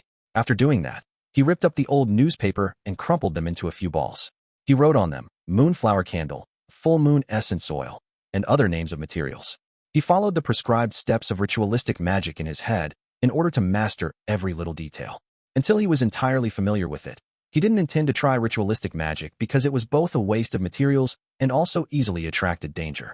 He repeated again and again until he picked up his silver pocket watch patterned with vine leaves and took a glance. He realized that it was 2:45. He considered for a few seconds and brought the scraps of old newspapers to the kitchen on the 1st floor to burn them. While doing so, he made sure he was in an optimal state of mind as he prepared for the tarot gathering. Locking his bedroom door once again, Klein didn't wait for the clock to strike 3. He planned to enter the area above the gray fog ahead of time. He wanted to seize the chance to explore the place thoroughly. As Klein stood in an empty spot in his room and started walking counterclockwise, he suddenly worried that Justice and the Hanged Man had yet to enter a suitable environment. He thought of a particular matter. Would they be disturbed or discovered? He had previously mentioned to allow Justice and the Hanged Man to apply for leave ahead of time if they needed to be absent from the gathering for some reason, such as being unable to find time alone or unexpected circumstances. It would have been an almost unsolvable problem for Klein in the past. There was no way he could build an entire server-based internet by hand in a different world, right? Any technology beyond the telegram could expose him. But now, he had suddenly found inspiration from ritualistic magic. Ritualistic magic borrows the powers of others by seeking the help of different existences. Similar incantations would make it clear who it is directed to in the beginning, such as the Evernight Goddess or the Lady of Crimson. It would be a description of the unknown and clandestine existences. Then, can I amend the chant and redirect the beginning of the chant towards myself? Directed at me. This way, even if Justice and the Hanged Man conduct the ritual in different locations, I would receive their messages. Klein suddenly felt fresh insight as he began analyzing the likelihood of the method working. There are 2 difficulties. First, I am not an incredibly strong high-level sequencer. Even if the description of the incantation was directed to me, I couldn't possibly receive the request. Second, how can I ensure that the description of the chant is directed at me accurately and doesn't stray away and hit some other unknown existence that fits the description? That would be incredibly dangerous. Klein paced back and forth, deep in thought for a possible workable solution. He went in circles with silent footsteps. Then, he naturally linked the matter with the mysterious world of the gray fog. Even if I can't receive the message, that doesn't mean the gray fog can't. Its connection with the crimson stars can drag a person into the space directly, regardless of where they are in the physical world. I could consider tying myself to the mysterious space together during the directed description. In accordance with this train of thought, even though I might not immediately receive the request when the other party is holding the ritual, I will still be able to see the corresponding messages whenever I enter the gray fog. To put it simply, it is the difference between being online and offline on an instant messaging system. Klein became more excited the more he thought. He felt that his idea was worth a try. What kind of description could be used to precisely direct a message to me and to the gray fog world? He started thinking about the actual details. In fact, he had an incantation that would definitely work. It was none other than the lone translation of blessings stem from the celestial worthy of heaven and earth. But herein lies the problem. He would lose control of the gray fog and lose his leading role. He could only exclude it. Fool from an alternate world? No way. It is quite accurate, and there is almost no other existence that fits the criteria, but it would expose my biggest secret. Klein thought of one incantation after another, but he crossed off each one. After about 7 to 8 minutes, he finally decided on the description of the first paragraph that directed to him. The fool that doesn't belong to this era. It was obviously not accurate enough. Therefore, Klein quickly added, the mysterious ruler above the gray fog. The combination of the two lines practically limited it to him. Furthermore, he had tied the gray fog to him. It's still a little short. I cannot eliminate the possibility that there are multiple spaces and rulers above the gray fog. I cannot eliminate the fact that the description might be directed to the spirit world. Klein creased his eyebrows and planned on making it more certain. He thought for a full minute and finally decided on the last part of the description. The king of yellow and black, who wields good luck. It shared a similar meaning to blessings stem from the exalted arch of heaven and earth one. If the incantation purely depended on that part of the description, it might end up being directed away and provoking unknown dangerous existences. But with the first two lines as a limitation, and his experience of arriving above the fog through a similar incantation, he believed that the target's description could result in a perfect lock-on. Klein wasn't sure if casting the ritualistic magic with those three descriptions would be effective, but he was definite that it would not attract the attention of another existence. It wouldn't throw Justice and the Hanged Man into danger. Klein heaved out a long sigh and recited the incantation that he had decided upon. The fool that doesn't belong to this era. You are the mysterious ruler above the gray fog. You are the king of yellow and black who wields good luck. He nodded his head slightly and took out his pocket watch to confirm the time. It's already 2:58. Without further thought, Klein put away his pocket and entered cogitation. Soon he chanted and took 4 steps counterclockwise to form a square. The most ferocious noises and heart-stirring roars were heard once again. He felt the headache that was even harder to deal with than the pain of consuming the Seer potion. The pain was not a sharp pain that tore through his head. It was a throbbing pain that made him manic and irrational. It was a pain that left him in chaotic confusion.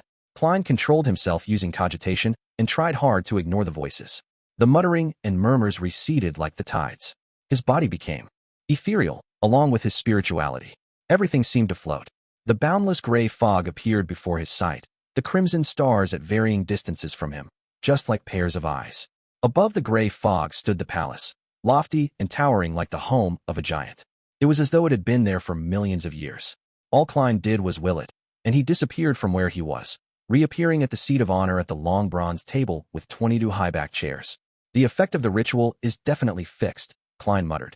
He tapped his glabella gently and allowed the fog to engulf him, once thicker than before. According to the description of the Hanged Man, if Justice had become a spectator, it would be best not to reveal any of his tics before her. Without any time for exploring, Klein extended his right hand and formed an invisible connection, connecting him to the 2 familiar crimson stars.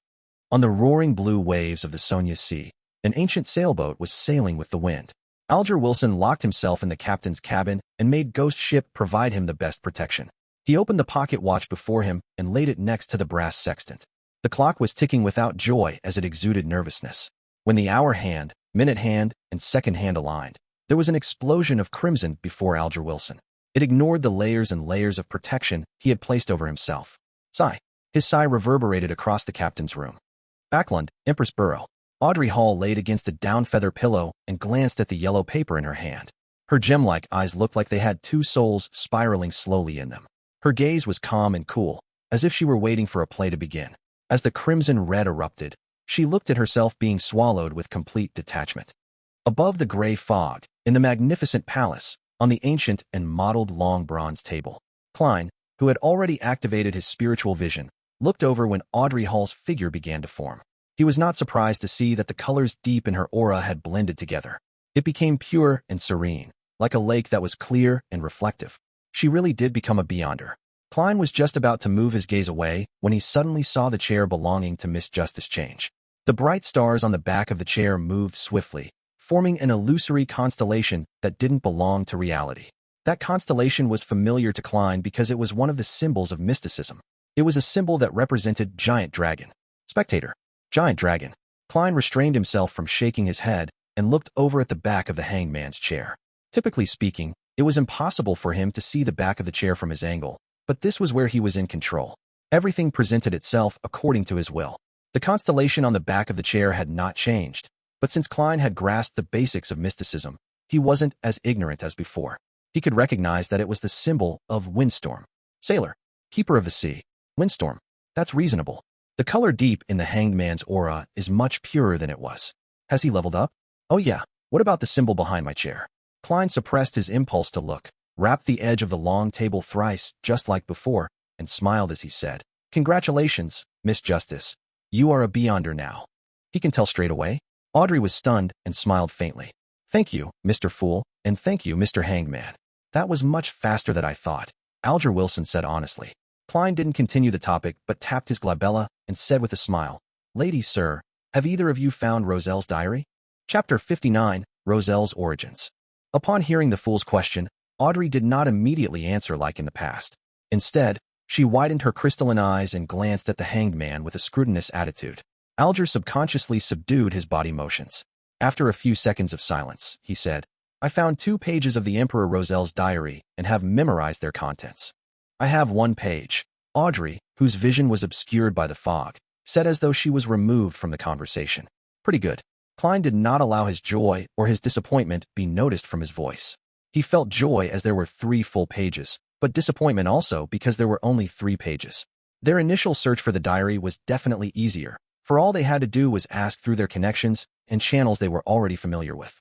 Collecting the pages would become more and more difficult as time went on, as it would involve more and more elements. "Should we express them now?" Audrey inquired with a calm tone. "Yes."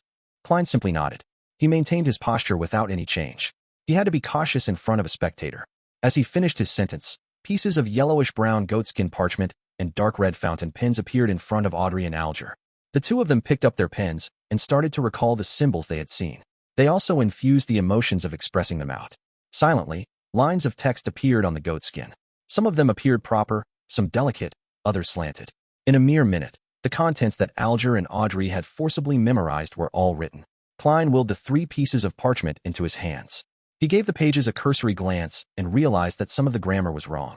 There were also missing and wrong words in the content. But experimentation had proved that incorrect sequencing of words to some extent did not affect the overall comprehension of Chinese. Klein was also not afraid of missing words since he often read web novels filled with censored asterisks. April 8th. I stood at the bow of Black King and stretched my arms, saying to Grimm and Edwards, "My fortune is yours for the taking, but you'll have to find it first." I left everything I own at the ends of the fog sea. They did not understand my humor at all, and even asked if I really had other treasures. How boring. You can't be my 4 horsemen of the apocalypse if you keep it that. April 11th. I discovered a nameless island that was not on a safe sea route. There are a good number of extraordinary animals there. No, I prefer calling them extraordinary beings. It feels more impressive that way. Other than that, there are several weird creatures on the island.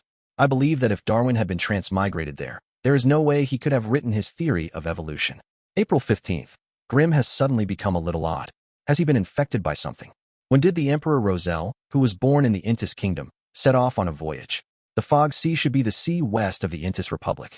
Yeah, I need to use historical information from the library to cross-reference this. Klein quickly finished reading a page, casting his gaze to the back of the piece of paper.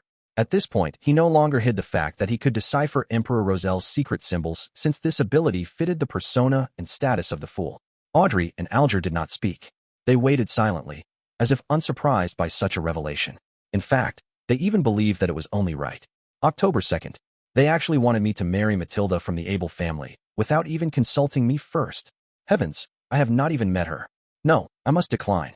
Even if I were to run away from home and survive on my own and suffer the vicissitudes of life, I must fight against this marriage. October 5th. Miss Matilda is really pretty. October 6th. Her personality and her demeanor is just my type. I am starting to look forward to the marriage. Hey, Emperor, where is your integrity? Klein leaned back into his seat, not allowing his emotions to pass through the fog. He realized that Gustav did not write in his diary every day early on. Most of the time, he would only write in the diary when there were certain events that he needed to lampoon, record, or to vent his emotions. He shifted his gaze downward. Klein looked at the last sentence of this page. October 9th. They actually called me the son of the steam. I like that very much. Klein was a little disappointed that the information in the first 2 pages was of little value. But he did not turn sullen. He moved the 3rd page to the top. This page had content written on both sides of the paper. May 21st. The Church of the God of Craftsmanship gave me 2 choices, 2 beginning sequence pathways. One of them is the Savant. It is a complete sequence pathway they possess. The other is Mystery Prior, which they obtained from the Moses ascetic order, but it lacks the higher sequences. May 22nd. My choice was easy, Savant. The Savant has a complete sequence pathway. Although wielding more information on mysticism can aid my return home, the problem is that if I am not strong enough, there is a need to acquire external help for transmigration. And I do not know if this external entity would be good or bad, benevolent or malicious. I cannot control it, and thus it could be very dangerous. In that case, why not strengthen myself and return by relying on my own powers? Thus, the complete sequence was the most important factor in my considerations. May 23rd. I have become a savant. With the power of the potion, I actually recalled all the knowledge I had learned in the past, such as physics, chemistry, etc. I have not only recalled the knowledge, but I understand it more deeply, as well as its possible applications and implications. Haha, this is a job specially tailored for a transmigrator like me from an alternate realm. I will be able to express my advantage to the greatest extent. I have to say that if I were to return in my present state to the 3rd year of high school, I would definitely become top scholar. If I could further specialize in an area, it wouldn't even be too hard for me to become a scientist. May 26th. I am enjoying my status as a savant. Something odd worth mentioning. When I address myself as a savant, doing things that are in line with this role, the murmurings that drive me crazy become considerably softer. I have also been able to control my occasional temper outbursts. I have also recalled the matter regarding the diary. Is this the acting that the mysterious Mr. Zeratul mentioned? This could be key in resolving the side effects posed by potions. As Klein read the diary page, he had a deep realization that there was a fundamental difference between how he and the Emperor Roselle did things. For example, regarding the matter of returning home, Klein considered grasping in-depth knowledge of mysticism to avoid risks and accomplish his goal, while Emperor Roselle preferred to rely on himself and face the risk. I have to say, I envy people like that sometimes. Perhaps everyone yearns for something they do not possess. Of course, I also have to consider strengthening myself. Both of these are important, Klein thought, sighing a little. The description provided by Emperor Roselle about acting instilled Klein with confidence that the conclusion he made about acting yesterday was more or less correct. He put the 3 diary pages down, looked up at Justice and the hangman. He smiled and said, "My apologies, I was too absorbed in reading them." Audrey calmed the envy in her heart and smiled faintly. "I can understand. I hope to one day be able to exchange information about the diary's contents. That will require a price." Klein smiled and glanced at Justice, then swept his gaze towards the silent hangman. Audrey put her palms together and placed them in front of her. "Mr. Fool, Mr. Hangman, I have 3 questions to ask. If you think that the answers warrant a high price, tell me what you want. I will try my best to seek it." "No problem," Alger answered succinctly. Klein nodded and leaned back further, making himself comfortable. Audrey thought for a few seconds and said, "The first question is, what does acting really mean? I realize that the remnant psyche in the potion has minute effects on me. Is that because I've been acting as a spectator all this while?" Alger did not speak. Instead, he looked at the fool, as though waiting for him to give an answer. Klein rubbed his finger on the edge of the table and said in a relaxed tone, "Let me explain this with an analogy. Imagine the core powers of your potion as a tightly guarded castle. The remnants of the psyche that can cause a lashback resides within that castle. Our goal is to get rid of it and become the true master of the castle. There are 2 ways we can do that. The first is to forcefully invade the castle. There is no guarantee that this will work, and you will most definitely injure yourself unless you can suppress it with absolute power. But of course, we are not equipped to do that. The second way is to get the owner of the castle to extend an invitation. This invitation can allow us to slide through the scrutiny of the guards and infiltrate the castle. We can then easily finish off the enemies. But the problem lies in the fact that this invitation specifies the facial features and characteristics of the guest. Thus, we have to disguise ourselves and act as the guest. Do you understand?" Alger immediately asked, as if he had anticipated this reply. Then the aforementioned invitation is the name of the potion's sequence. That's right, Klein answered with great affirmation. Audrey froze for a moment, having the sudden feeling that she completely understood what acting meant. She immediately exited her spectator state due to her excitement. She praised in joy, "What an exceptional method, I think. I think it fits your title.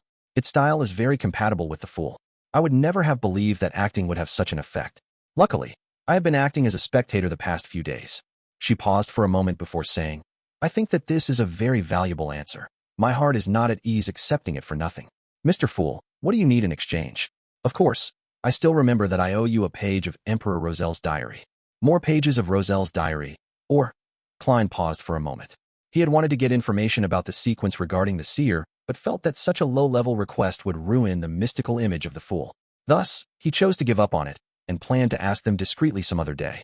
"I just advanced recently, and have yet to completely digest the Seer potion." He consoled himself and added on without expression, "Anything regarding the Antigonus family, even if I'm already aware of them myself." Alger remained silent for a few seconds. He looked at the top of the long bronze table for a moment before slowly opening his mouth. "Mr. Fool, I believe I can pay you back immediately with the information you requested just now." Chapter 60, Second Blasphemy Slate. "No problem." Klein tried to maintain his unchanging, deep tone. He rested his left elbow on the armrest of his chair and supported his forehead slightly with his fingers, posing as though he was listening calmly. Alger deliberated over his words and said, "The Antigonus is an ancient family. Their history can be traced back to the Cataclysm epoch before the Fourth Epoch and is related to the Second Blasphemy Slate." "The Second Blasphemy Slate? There's a Second Blasphemy Slate? How many are there?" Klein's pupil shrank, and he nearly changed his posture. According to what the Hanged Man and Justice have said previously, the Blasphemy Slate contained the profound mysteries of the 22 paths of the divine. There are 2 of such important items, or even more. 22 paths of the divine. Sequences and pathways. Could these 2 nouns mean the same thing? Every complete sequence pathway leads straight to the throne of the divine. At that instant, the description of the Second Blasphemy Slate gave Klein numerous thoughts. He believed that if not for the thick, grayish-white fog concealing him, his emotional reaction would probably have been discovered by Miss Spectator. As for the words Cataclysm epoch, he was no stranger to that term as a historian. It was the name of the Third Epoch. After his recent revision, Klein even knew that the Third Epoch was separated into 2 eras, the Glorious Era and the Cataclysm Era. A Second Blasphemy Slate? Audrey plainly revealed her ignorance on the matter. Before she calmed her emotions, she returned to her spectator state. "Nice question." Klein secretly cheered for Miss Justice. It was a question inconvenient for him to ask as the Fool. Alger stole a glance at the Fool and noticed that his posture remained the same, nor did he make a sound. Hence, he thought and answered, "The first Blasphemy Slate appeared in the Dark Epoch, which is the second epoch where we humans struggled to survive under the protection of gods. The Second Blasphemy Slate appeared at the end of the Third Epoch. It could even be said that its appearance symbolized the end of the Cataclysm epoch. The content of the 2 blasphemy slates is kept secret by the 7 major churches. I only know bits and pieces of it. I only know that they involve the pathways to godhood, but I am not sure of the differences between them." "Was the blasphemy slate that Emperor Roselle saw the first or the second?" Audrey asked curiously. Upon hearing that, Klein recalled what Alger said about the potion names during the first gathering. He said that the names of the sequence potions were derived from the blasphemy slate.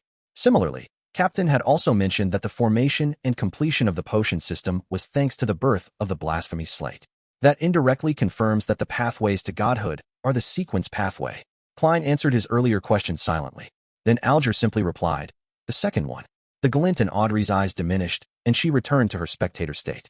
She did not continue asking questions. Instead, all she did was focus her gaze on the Hanged Man. It was obvious that her scrutiny made Alger uncomfortable, but he suppressed the emotions within him. He lowered his voice and continued. "During the Solomon dynasty in the Fourth Epoch, although the Antigonus family was considered an illustrious part of the aristocracy, they didn't do anything very memorable until they supported the establishment of the Tudor Empire. They then stood right in the middle of the stage of northern continent. In that period, Antigonus, Ammon, Abraham, Jacob, and others were illustrious names of the human kingdom. However, after the War of the Four Sovereigns, the Blood Emperor from the Tudor Empire perished. They fell from the top of their pedestal and are now hunted by the 7 gods. I am not sure about the actual process, but I do know that the Antigonus family was destroyed at the hands of the Church of the Evernight Goddess. Mr. Fool, if you'd like to know more, I am afraid that you can only obtain the information from the Church of the Evernight Goddess or from the few ancient secret organizations. You know which few I am referring to. I don't." Klein nodded while feeling bitter inside. "Okay. The secret order is 1. Captain and old Neil mentioned the Moses ascetic order. I wonder if the psychology alchemists count. While he mentally checked off the candidates, Alger provided him with the last bits of information. I similarly have no idea which sequence pathways the Antigonus family held. There are only 2 adjectives that appear repetitively in the descriptions of the Antigonus family, and those are strange and terrifying. Strange and terrifying. Thinking back to the notebook, the original Klein and his classmates, and what happened to Ray Bieber's mother, it really is aptly worded. Klein continuously rapped the edge of the long table with the tip of his finger a couple of times. Then, he slowly began to speak. Very well, I am satisfied with the payment. The reason he continuously rapped the long table lightly with his fingers was to emphasize the action, to make Justice and the hanged man believe that he had a habit of rapping in order to conceal the fact that the same motion was used to activate and deactivate his spirit vision. It's my pleasure. Alger did not say anything else.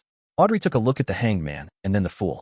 She smiled faintly and said, Then, I shall ask the second question. What is the name of the subsequent potion for Spectator? Where can I find the clues? I'd also like to ask so straightforwardly, but different choices lead to different difficulties. Klein did not speak, but cast his gaze towards the hanged man. Alger remained silent for a few seconds before saying, I'll answer the question for free because I led you on this pathway. The subsequent sequence for Spectator is Sequence 8 telepathic. The ancient name of Sequence 7 is psychianalyst, but is called psychiatrist now. This is what I found out from a member of the psychology alchemists. I think they should have quite a number of potion formulas for this pathway. Psychology alchemists. Spirit Medium Daily was rather approving of their theory, but Captain thought of them as evil and crazy. Klein listened while in deep thought. Do you know the whereabouts of that particular psychology alchemist member? Asked Audrey as her eyes beamed with joy. Be it telepathic or psychiatrist, both names appealed to her aesthetics. Alger gave a rare laugh. I do. He's immersed in the seas around Sonio Island. I sank him with my own hands. If you would like to look for the psychology alchemists, I have to apologize since I severed the clues. He was not worried that Justice would find his identity through his description because he did that on his own, out of the public eye. Sank. Audrey was at a loss how to reply or what expression to wear. She drew a deep breath and suddenly failed to maintain her spectator state. She asked bashfully, the third question. If, and I'm saying if, a normal animal were to drink a Sequence 9 potion, what would happen? What kind of a question is that? Klein tapped his glabella unnoticeably with his finger that was supporting his forehead. Very quickly, he saw the changes in color and noticed that Audrey's emotions had turned frantic, nervous, and a little ashamed. Could she have done something that stupid? Klein was astounded, but didn't find it strange. After the past 2 gatherings, he was certain that Miss Justice was quite an airhead. The hanged man, Alger, was obviously dumbfounded as well. He took a while to reply. Normal animals do not have the brains of humans. They wouldn't be able to learn cogitation in a timely manner. Therefore, it would most likely lead to immediate death or a breakdown into a monster. However, if they survive the initial ingestion of the potion, they should become an extraordinary creature. If the potion has the ability to enhance their intelligence, they can even become smarter. All right. Audrey breathed out a silent sigh and nodded while saying with a relaxed tone, I have no other questions. Alger considered for a moment and did not mention matters regarding the Aurora Order or the listener. Similarly, he shook his head and said, Nor do I. I have something. Klein didn't change his posture but said with a smile, It will require your cooperation. He had yet to turn off his spirit vision, and he immediately saw that the hanged man was showing signs of nervousness, while Miss Justice was too simple-minded to show fear or carefulness. Before they could reply, Klein comforted them, Don't worry. It's trivial. If it succeeds, it will be beneficial to you, so I wouldn't be paying extra remuneration. Go ahead. Audrey instinctively entered the spectator state, but she couldn't see through the thick, gray fog engulfing the fool. As you will, Alger replied, steadying himself. Klein moved his fingers and smiled when he said, Previously, I said that we would do some experiments to enable you to ask for a leave of absence. That way, you do not have to worry if you have to be somewhere inappropriate on a Monday afternoon. That's our wish.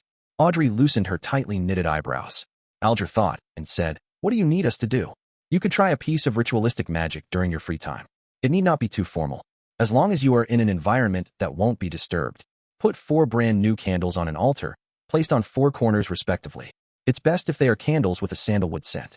Put a loaf of white bread near the candle on the top left corner, a bowl of Potter noodles near the candle on the top right corner, paella by the candle on the bottom left corner, and a desi pie by the candle on the bottom right corner. Use a silver knife to make a sealed spiritual environment. Klein described his modified version of the luck enhancement ritual and taught Miss Justice how to create a spiritual environment for free. To be frank, as the ritual was targeted at himself, Klein believed that the former part, which was intended to attract the interest of an entity, could be omitted completely. However, he still worked hard to make the procedure seem important. Of course, it didn't comply with what old Neil taught about gods being second and oneself being third. Mix moon flowers, gold mint, slumber flowers, fingered citron, and rock rose together, then distill it. Extract it for its essential oil, then pour a drop onto each candle. Audrey listened with piqued interest as she recorded all that he said. When he was done, she asked, "What about the incantation? Mr. Fool, what's the corresponding incantation?" Alger stopped writing with the fountain pen in his hand as well. He turned his head to look at the fool. Klein, who was immersed in the gray fog, tapped the edge of the long table with his finger lightly and said calmly and monotonously in Hermes, "The fool that doesn't belong to this era. You are the mysterious ruler above the gray fog. You are the king of yellow and black who wields good luck." Chapter 61, Strange Symbol. The fool that doesn't belong to this era, the mysterious ruler above the gray fog, king of yellow and black who wields good luck.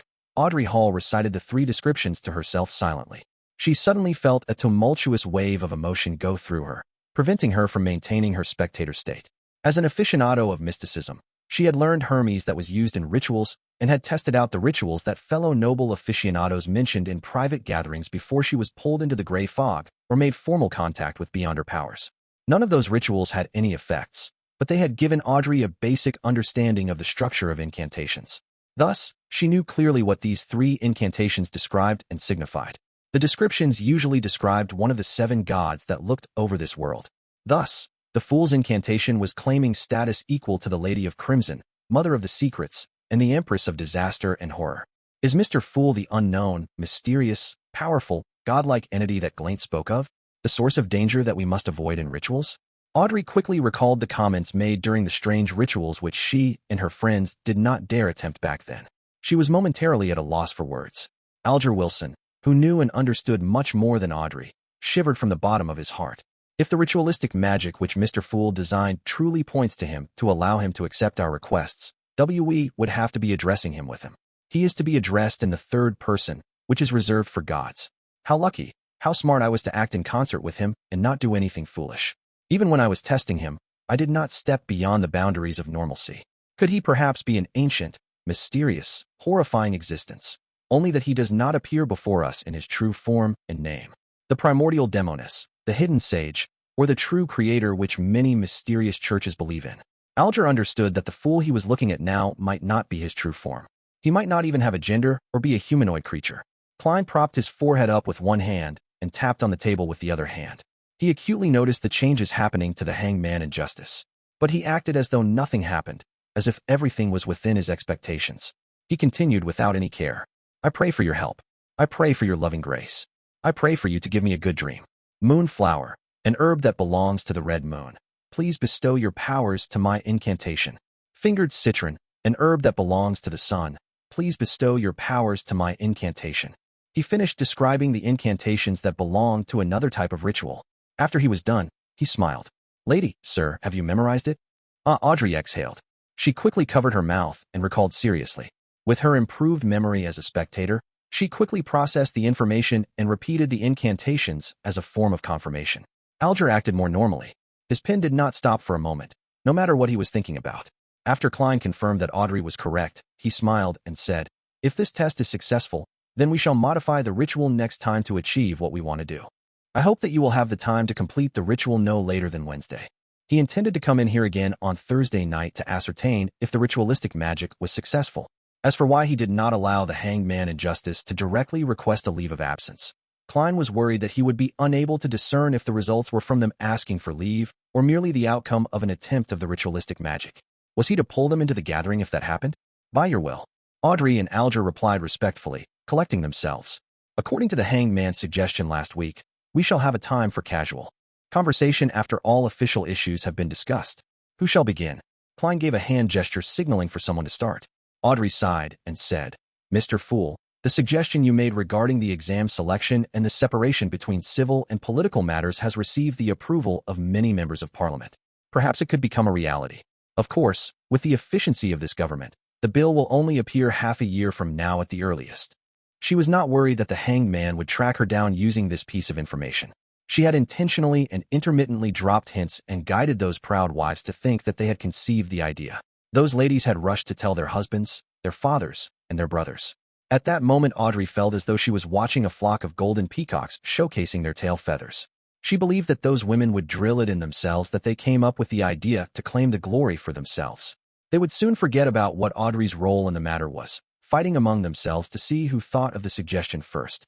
Using this remarkable way to change the system of a kingdom gave Audrey a weird sense of satisfaction, as if she had found a way for a spectator to influence the plot of a play. "Let's hope so," Alger replied sarcastically.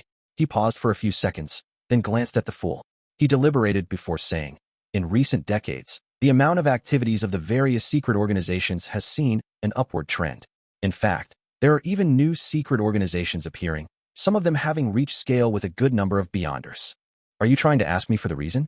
I have not even gained access to information about illegal organizations." Klein merely smiled without commenting on the hanged man's news. He changed the subject and said vaguely, "An ancient power is about to wake from its slumber. For example, the power represented by the Antigonus family diary. Is that so?" Alger muttered softly to himself, as though he recalled something. Klein swept his gaze toward the hanged man, then past Justice and said with a smile, "If there is nothing else to share, then let's end today's gathering here. By your will." Audrey and Alger stood up together. Klein moved his finger and severed his connection with the dark red stars. He watched as the two figures vanished from the magnificent palace. He stood up and turned toward his own chair, which was also the back of the seat of honor at the bronze table. He looked at its symbol. Radiant stars formed a strange symbol. It was not a symbol that fit anything in Klein's present understanding of mysticism. He observed it closely before identifying the pupilless eye, a symbol representing secrecy. He also saw contorted lines that represented change. Each of the symbols were missing a portion and were overlapped with each other, creating a new symbol. An incomplete secret and an incomplete change. What do we get when we add them together? Klein creased his brows and muttered to himself, unable to come up with an answer. He retracted his gaze and walked along the ancient, magnificent palace. His eyes scanned every corner of the palace. Back when I casually imagined this place, it was merely a rough concept. I did not describe the shape of the palace, table, or chairs. Where does this design come from? The best choice? The first prototype? Or are they a reflection of reality? Klein suddenly had a question he neglected previously as he looked at the palace. Sigh.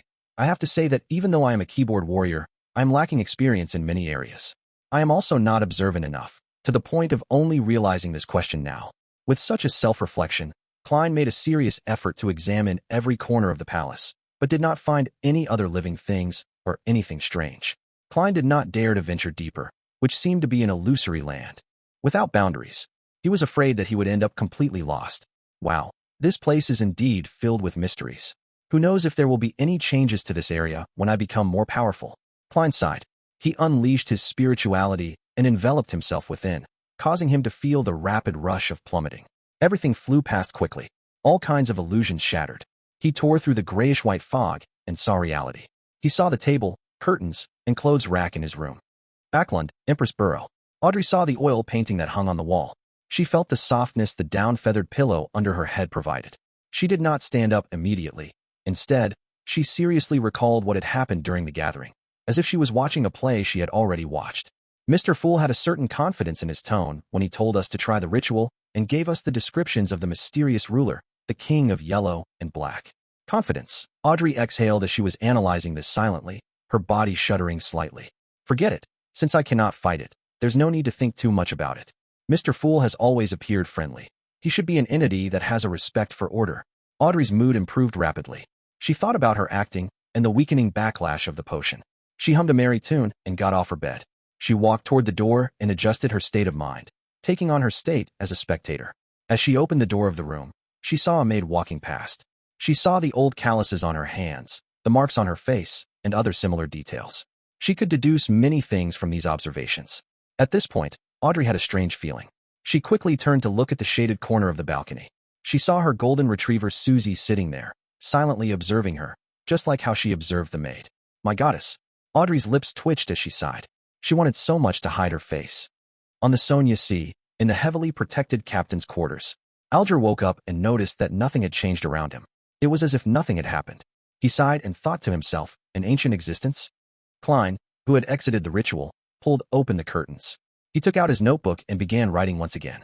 He recalled the contents of Emperor Roselle's diary, hoping to reinforce the memory through writing and prevent himself from forgetting it in the future. Klein reread the notes several times after he finished writing. Finally, he tore the notes up and incinerated them. I shouldn't forget the most salient points if I do this once a week. But with time and the increasing complexity of my missions, how unfortunate. I do not have better ideas for the time being. I have not learned any cryptography. Klein collected himself and stretched his neck. He planned on heading to the Divination Club. A seer was defined differently by different people. No one could say that another person's methods were wrong. So, Klein, who did not know which kind of seer fit the requirements of the potion, could only correct it as he experimented to ascertain which one was the best fit. Chapter 62, The Seer's Suggestion. Before Klein left home, he took the time to meticulously clean up his suit and top hat with a small brush and a handkerchief. Then, he washed his white shirt, changing into a similar linen shirt along with the only decent cheap coat he had. He then briskly walked out onto the street. First, Melissa's dress. Then, Vincent's suit. Only then can I consider a second suit for myself. Money is never enough. Besides, we need to save money to buy porcelain tableware to receive our guests. Plus, I have to save money to buy a variety of materials related to mysticism. Klein sat on the public carriage and took note of the financial status at home. The more he did the math, the more he shook his head. He reckoned he needed at least a year to let himself, his brother, and his sister live as a middle-class family. Of course, that was without taking promotions and pay rises into consideration. The public carriage drove past the streets and stopped opposite to the Divination Club on House Street. Klein pressed down on his black top hat and hopped off the carriage. He walked along the familiar street and entered the club located on the second floor. He then saw the beautiful brunette, Angelica. There was a hint of swelled redness to her eyes, but she looked extremely relaxed. Klein raised his hand to tap his glabella lightly and carefully examined her. He found out that the grayness deep in Angelica's emotional colors had greatly dispersed. It had been replaced with sunlight-like whiteness. After taking it in, Klein walked over, took off his hat, and smiled. "Madam Angelica, it's a lovely day today, isn't it?" Angelica lifted her head and was briefly shocked. She then beamed and said, "You are just like Mr. Vincent's cat. You don't make any sounds while walking, do you? You managed to tell? Hee hee. I forgot that you are a fortune teller skilled in face reading." She paused. Then she gently bit her lip before bowing. "Thank you. Thank you for your suggestion yesterday. I feel much better.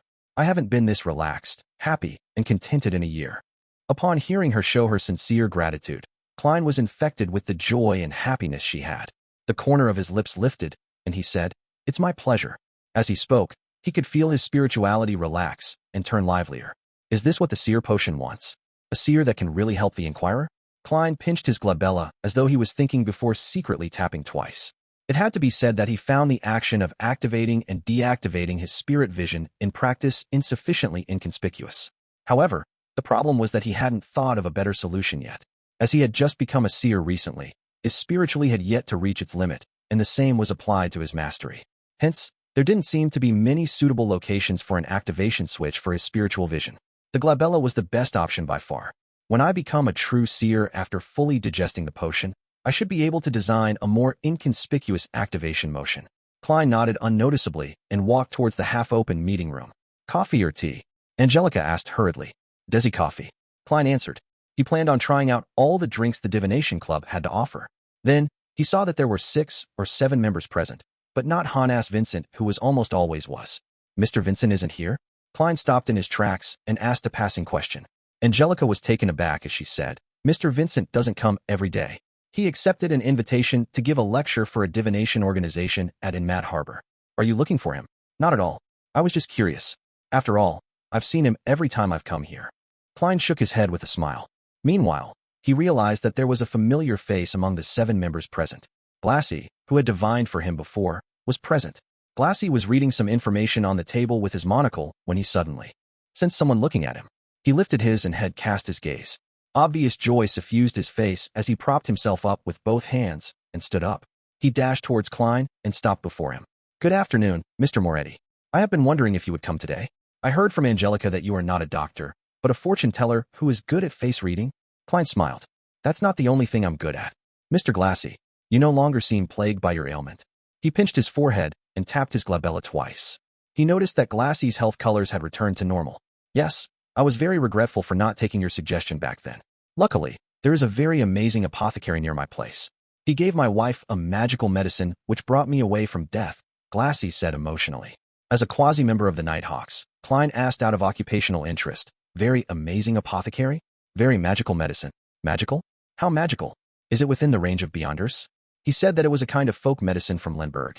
In short, it helped with treating my illness a lot, Glassy answered, without noticing anything abnormal about the question. Folk medicine apothecary? Klein tapped his glabella as though he was thinking. What's his name? Where does he stay? As you know, even a fortune teller can't guarantee that they would remain in the pink of health all the time. Perhaps, I will need to go to purchase some medication from him in the future. Klein learned from his teacher and classmates that the current health system in the world was in a nascent state. There was almost no cure to many diseases, so the magical medications and miraculous apothecaries still controlled the market. There was no harm in knowing more, since it could one day serve useful. Glassy answered honestly. His name is Lawson Darkwaite. He has a tiny store at 18 Vlad Street in East Borough, named Lawson's Folk Herb Store. Thank you. Klein remembered it and spoke sincerely.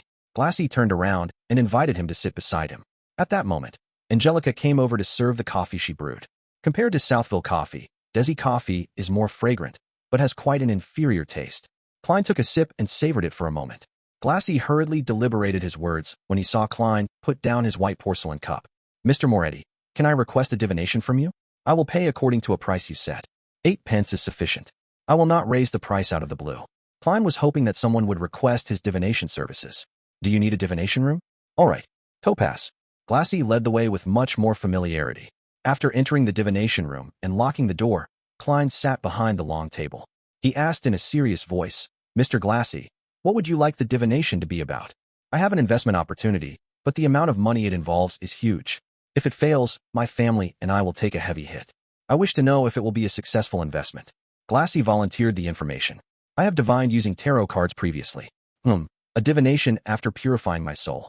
The result was pretty good. Yes, I did the interpretation myself, but I did not violate the principles of those symbols. Klein thought and asked curiously, It'd be great if you could describe the entire situation once more and give me your information again. It'd be best if you have the other party's information, too. We will do an astrolabe divination. All right.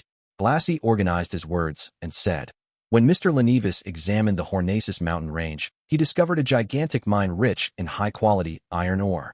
He poured in all his savings to buy that land and hired a professional company to survey it. The result was a heartening one. He lacks funds needed for subsequent developments, so he formed a steelworks company and intends to apply for a loan from the bank using the project. At the same time, he will also issue a corresponding number of shares to raise its initial capital. The plan is still in its preparatory stage and promises fat returns. Klein, who had been reading the newspaper recently and also happened to be a history expert, knew that there were shares in this world. He also knew that the concept of shares was derived from Emperor Roselle. Yeah, him again. During the colonization of the southern continent, he had set up the Siberin Company and solved the nation's fiduciary matters successfully by raising funds from the public through the issue of shares. As such, he had the first mover's advantage from colonization. Because the returns were great, this development continued on. For example, there were railway shares, mining shares, steam development shares, and so on and so forth. There were some that succeeded, and there were some that failed. Hence, it catalyzed the formation of organizations like the Backlund Stock Exchange. Besides that, the Emperor Roselle had created national bonds, unit trusts, and other financial products. The former had become the most stable form investment, with a return of 4 to 6% interest. Klein remembered that Benson had once said that if he could inherit £3,000, there was no need to work hard any further. The stable annual interest of about 5% would result in an annual fixed income return of £150, roughly equivalent to Klein's annual income at present. This is known as rentier capitalism. Klein sighed and asked carefully, Are you sure there's nothing wrong about this? Is Lenevis trustworthy? I've seen his property papers and the inspection report. There is the Civilhouse County government stamp and an endorsement of a professional company. Plus, inside Mr. Lenevis's office is a group photo of him with Sir Deweyville and the mayor. Glassy nodded in reply. Group photo? That doesn't mean anything. Klein, who was born in an era of information explosion, had seen too many similar incidents. He didn't buy the story because of that. However, it didn't matter if he believed it or not. He could only pick up a pen and draw a corresponding astrolabe according to the crucial time and information that Glassy had provided him with. After a long while, Klein pointed to the astrolabe and said, You should be able to tell that this will be a very unsuccessful endeavor. Below the flourishing surface is a cliff, a chasm. My divination suggestions going around it, to avoid it. Glassy fell into silence, his mouth turning agape a few times before he closed it. A few minutes later, he said with a rueful smile, I'll consider it carefully when I'm back. Upon hearing this answer, Klein could only shake his head with a silent sigh. He realized the helplessness of a seer. A seer could only give suggestions and not make the decision for others. Just as the two left the topaz room, Angelica walked over and said, "Mr. Moretti, someone wishes for your divination." When she said that, she added with a whisper, "He did not ask for my recommendations, nor did he view the album. Has my reputation spread?" Klein turned towards the reception hall in puzzlement. Chapter 63, Dream Interpretation. Klein proceeded a few steps forward and saw the client. He was dressed in a formal black suit and a half-top hat. He held a gold-inlaid wooden cane, and his short blonde hair flared from the sides. His nose was aquiline like a hawk's beak. Anna's fiancé, the Joyce Meyer that went through a terrifying ordeal. Klein, who had seen him in his dream divination, immediately greeted with a smile. "Good afternoon, Mr. Meyer." "Good afternoon, Mr. Moretti." Joyce took off his hat and bowed in greeting. "Thank you for the advice you gave Anna. She cannot stop praising how miraculous you are." Klein chortled and said, "I did not change a thing. You should be thanking yourself. Without your determination and your hope for a better tomorrow, you wouldn't have been able to overcome such an ordeal." After the exchange of pleasantries, Klein could not help but lampoon inwardly. Does this count as mutual professional bootlicking? In all honesty, I still find my coming back alive a dream. I still cannot believe that I survived wave after wave of terrifying ordeals. Joyce shook his head wistfully. Without waiting for Klein's reply, he asked curiously, "You knew who I was the moment you saw me. Was that because of my unique nose? Or because you divined that I would visit you?" "I had your detailed information." "That is enough for a seer," Klein answered vaguely, behaving like how a charlatan would. Joyce was indeed stunned. More than 10 seconds later, he squeezed a smile. "Mr. Moretti, I wish to request a divination from you." The moment he finished his sentence, he suddenly realized something. Mr. Klein Moretti had addressed himself as a seer, not a fortune teller. A seer. All right, let us head to Topaz. Klein gestured. At that moment, he felt as though he should have worn a long black robe. He tried to keep his words to a minimum to accentuate the mystique of a seer. Joyce Meyer locked the door behind him after entering the divination room. While he observed his surroundings, Klein seized the opportunity to tap his glabella twice and activated his spirit vision. Joyce sat down and set his cane down beside him. He pulled on his black bow tie and said hoarsely, "Mr. Moretti, I wish for you to interpret my dream." Dream interpretation? Klein acted as though it was within his expectations, but was merely asking for confirmation. He saw that the colors representing Joyce's health were dull, but none of them signified an impending illness. The colors symbolizing his emotions were predominantly blue, and its darkness showed that he was obviously high-strung. Joyce nodded seriously. "I have had the same horrific dream every night ever since the Alfalfa arrived at Inmat Harbor. I know that this could be associated with the trauma of the ordeal and that I should go see a psychiatrist, but I suspect that this is no ordinary dream. A normal dream would definitely have some details that are different even if they recur every night. But this dream is, at the very least, constant in the parts which I can recall. To a seer, these kinds of dreams are seen as revelations given by the divine," Klein said, half consoling and half explaining. "Can you describe the dream to me?" Joyce clenched his fists and up to his. He thought deep for a moment before saying, "I dreamed that I was falling from the Alfalfa into the ocean. The ocean was dark red, as if it was filled with rotting blood. As I fell, I was grabbed by a person on the boat. I could not identify him, but I know that he was very strong. And I was also holding onto a person in an attempt to save him from falling into the sea. I know that person. He was a passenger of the Alfalfa, Eunice Kim. Because of his weight and his struggling, I could not bear the weight and could only release my hands and watch him get devoured by the sea of blood. At that moment, the person above me also released his hand. I flailed my arms, hoping to grab onto something, but there was nothing. I could only plummet rapidly. Then I wake up in horror, sweat covering my back and forehead." Klein held his forehead and gently rapped it as though he was thinking. He then organized his words and said, "Mr. Meyer, nightmares, similar nightmares, and repeated nightmares. These are all psychological problems and have a corresponding source. The same nightmare recurring time and time again is a reminder from your spirituality. It is also a revelation given to you by the divine." Upon seeing Joyce appearing confused, he elaborated, "Do not have any doubt. An ordinary person's spirituality is also capable of giving reminders. I do not know what exactly happened on the Alfalfa, but I can see that it was a tragedy of blood and steel. It has left a deep trauma in you." Seeing Joyce nod slightly, Klein continued, "You must have been very horrified, very fearful on the ship. It is easy for a person to lose their observational skills when overwhelmed by such intense emotions, thus missing signs that they should not have been missed. This does not mean that you have not seen those signs, but you have disregarded them, you understand? Disregarded. In your subconscious, in your spirituality, the details that you have missed are present all the same. If the thing that the detail is pointing toward is important enough, then your spirituality will remind you in the form of a dream. Previously, I had similar case of disregarding a feeling, only to later realize that the diary was with Bieber. But I was more sensitive and had stronger spirituality. I was also more knowledgeable about mysticism and thus could make a deduction more quickly. Klein paused for a few seconds and looked into Joyce Meyer's eyes. Did Mr. Eunice Kim, who you let fall into the sea of blood, requested you of something on the boat, but was ultimately unable to escape his fate? Joyce fidgeted his body unnaturally. He opened his mouth several times before answering. Yes, but I do not pity him. Perhaps a few days or a week from now, you will see in the newspapers how cruel and evil he was. He raped and murdered at least 3 ladies and tossed a baby into the raging sea. He also led a bunch of savages who had lost their rationality and brutally massacred the passengers and crew of the boat. He was scheming, strong, and evil. I did not dare, nor could I stop him. I would only have forfeited my life. I am not doubting what you did, Klein said, making clear his stand. Then he explained, but your dream is telling me that you are feeling regret and sorry.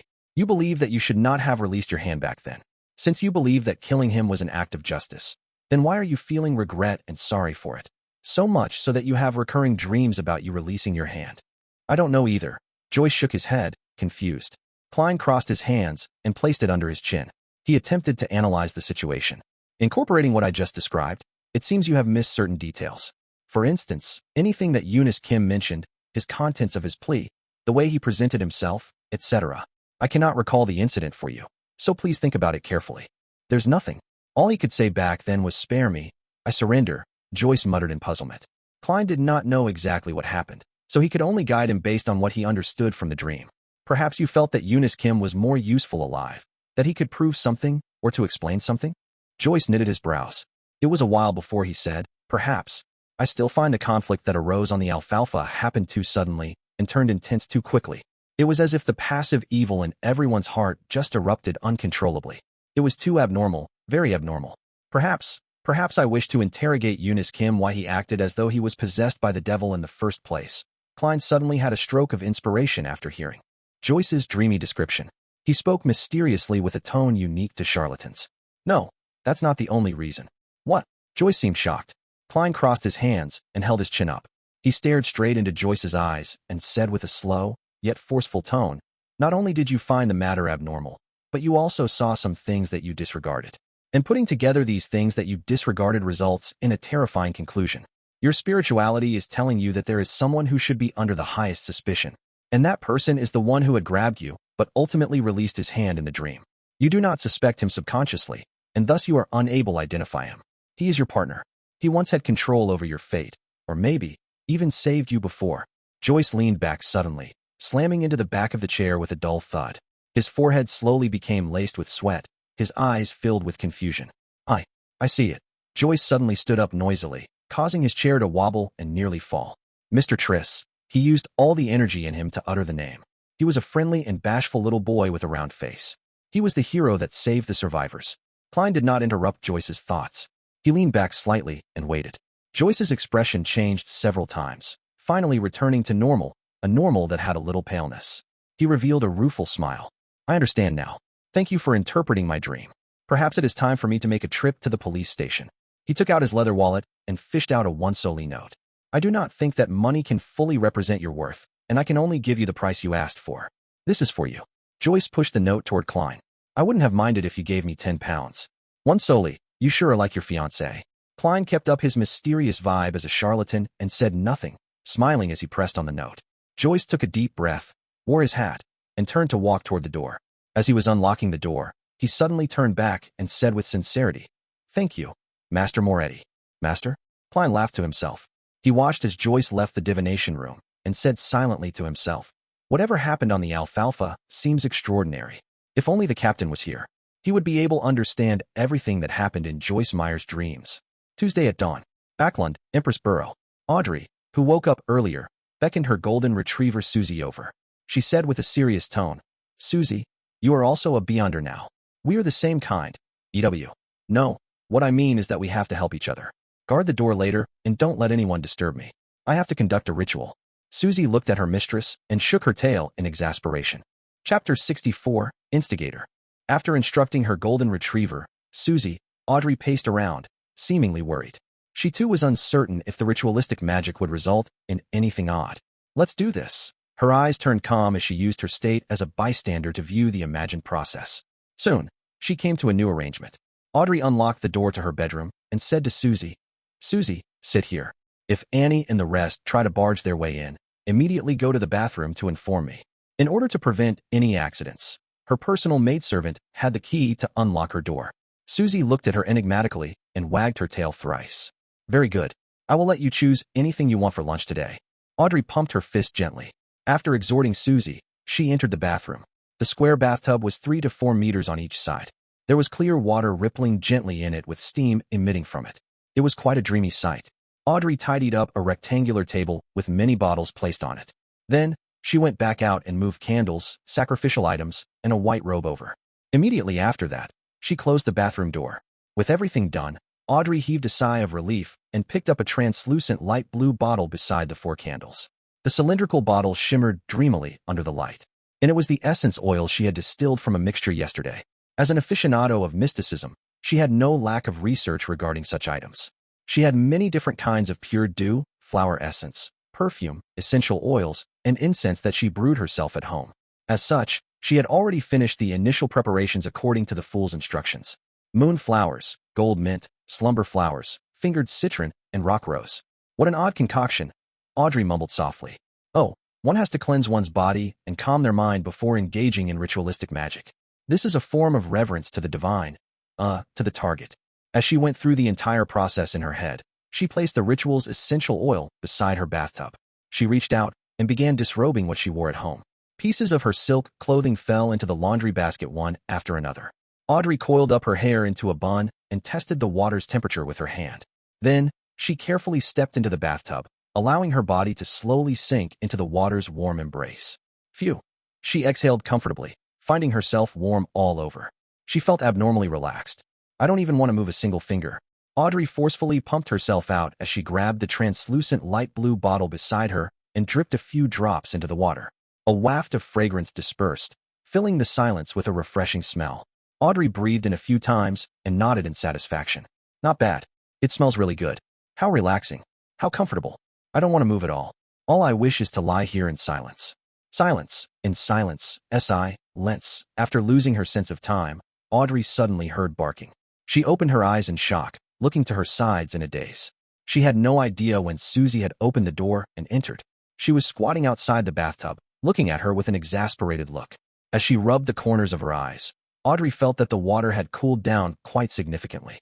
I fell asleep? She subconsciously asked herself. Susie looked at her without barking or wagging her tail. Haha, the effects of that bottle of ritual essential oil sure is great. Yeah, really great. Audrey chuckled dryly as she explained with a cheerful tone. She stood up, retrieved a towel, and as she wrapped and wiped her body, said to the golden retriever beside her, Susie, continue keeping watch. Do not let Annie and the rest enter. Only when the golden retriever left did she secretly stick out her tongue. She threw her towel aside and wore a clean white robe. After closing the door to the bathroom, Audrey recalled the ritual she had memorized. She picked up 4 candles and placed them on the 4 corners of the table. A loaf of white bread at the top left corner, a bowl of Fanapotter noodles at the top right corner. Smells great, but it's a little cold. No, it's not time to think of this. Paella at the bottom left corner and desi pie at the bottom right. Audrey set up the altar according to the fool's description seriously, shaking her head twice during the process. After she was done with the preparation, she left her 4 candles lit. She picked up a silver knife and stabbed it into a pile of coarse salt. After narrating the sacred incantation in Hermes, Audrey raised the knife with beautiful patterns and placed it into a cup filled with clear water. After focusing her mind, she pulled out the silver sacred blade, cogitating her spirituality to spew out and spread from her blade. Invisible energy spewed out as Audrey held the knife and circled the altar once. When she felt that a spirituality wall was fully erected around her, she expelled all the uncleanliness and distractions outside. Maintaining her spectator state, she prevented her excitement and joy from affecting the ritual. She put down the silver knife and picked up the tiny light blue crystalline bottle and dripped a drop on each candle. Sizzle! A faint fragrance emanated as Audrey's body, heart, and soul seemed to attain tranquility. She drew a breath as she lowered her head in reverence and began chanting the incantation in Hermes. The fool that doesn't belong to this era. You are the mysterious ruler above the gray fog. You are the king of yellow and black who wields good luck. I pray for your help. I pray for your loving grace. I pray for you to give me a good dream. Moonflower, an herb that belongs to the red moon. Please bestow your powers to my incantation. Fingered citron, an herb that belongs to the sun. Please bestow your powers to my incantation. Right after Audrey chanted the incantation and hoped to cogitate the contents of her plea, she felt there was a stir within the spirituality wall. She saw a dark red star swirling on the back of her hand. Her heart leaped as she hurriedly closed her eyes and calmed her heart to plead sincerely. When everything was over, she surveyed her surroundings wondrously, but did not find anything odd. Is that all? Audrey knitted her eyebrows slightly as she whispered. The king of yellow and black who wields good luck. The fool that doesn't belong to this era. In the Blue Avenger's captain cabin, Alger Wilson in his windstorm robe was silently reciting the 3 lines of description he had heard in the afternoon. He seemed to be attempting to find clues of the person's identity through it. He shook his head and stood up in a clearly vexed manner, but ultimately did not do anything. Alger was not at ease inside the Blue Avenger, an ancient ship that was a relic from the Tudor dynasty. Although he was already in control of the ship, he had a gut feeling that there were still many hidden secrets, just like the Blood Emperor. Therefore, he planned on using the ship to test the fool's powers, but did not wish to attempt the unknown ritualistic magic on the ship. Alger ruminated for a few minutes before leaving the captain's cabin and went on deck. He said to the few sailors, "We will be reaching the Rosted archipelago soon. We will be anchoring there for a day." The sailors immediately cheered as they shouted in unison, "Thank you, Your Grace." As the ghost ship did not need sailors, there were very few sailors on board. There was no need to worry about their supplies, being able to enjoy fresh food and clean water. However, day after day of voyaging at sea and the nearly unending vistas exhausted them both physically and mentally. It felt like they were always repressed and tolerating something until they lost control. As for the Rosted archipelago, it was a famous colony on the Sonia Sea. Their business was booming, and they had all kinds of industries. I simply can't wait. A crew member gyrated his hips and sniggered a meaningful laugh that all men would understand. On the public carriage toward Zutland Street, Klein, who was reading the newspapers leisurely, suddenly jolted. He seemed to hear an ethereal voice calling out to him. Shapeless murmurs resounded in his mind as his forehead throbbed uncontrollably. The contents of the calling that could not be heard left as fast as it came. In just 10 seconds, it was gone. Klein pinched his forehead and resisted the throbbing pain deep in his brain. Is this the murmurings of unknown existences that old Neil mentioned? A result of having enhanced spiritual perception? Thoughts flashed through Klein's mind as he suddenly saw 4 black dots appear on the back of his right hand. They were like tiny, inconspicuous moles. The 4 black dots that stemmed from the luck enhancement ritual quickly sank, dimmed, and vanished. Klein looked at it in surprise and had an additional guess about what had just happened. Justice or the hanged man has attempted the ritualistic magic I gave them. Was my train of thought right? Those 3 descriptions have precisely pointed towards me through the mysterious space above the gray fog, but I'm far from powerful enough. I can't hear the contents of their requests. I wonder if the information is stored above the gray fog. Yes, I should confirm it by entering tonight. Klein felt a little perturbed and agitated. He quickly raised his newspaper and hid his face, preventing anyone from seeing the changes to his expression. Soon, he arrived at Zutland Street and entered the Blackthorn Security Company. Before he could greet Roseanne, Klein saw Captain Dunsmith walk out. He held a piece of paper with a portrait on it. Take a look at this internal warrant of arrest. A very cruel and vicious beyonder has entered Tingen. Dressed in his black windbreaker, the hatless Dun swept his gaze over and handed the piece of paper in passing. Klein received it, and the first thing that entered his vision was a portrait sketch. The sketch was a boy with a round face. He looked amiable with a tiny hint of bashfulness and was fairly young, probably about 18 or 19 years old. Triss, a suspected beyonder. The initial estimate is that he's a Sequence 8 instigator, and we are not eliminating the possibility that the Theosophy Order is behind it. The culprit behind the massacre of the Alfalfa. According to a witness testimony, he came to Tingen after leaving in Mad Harbor.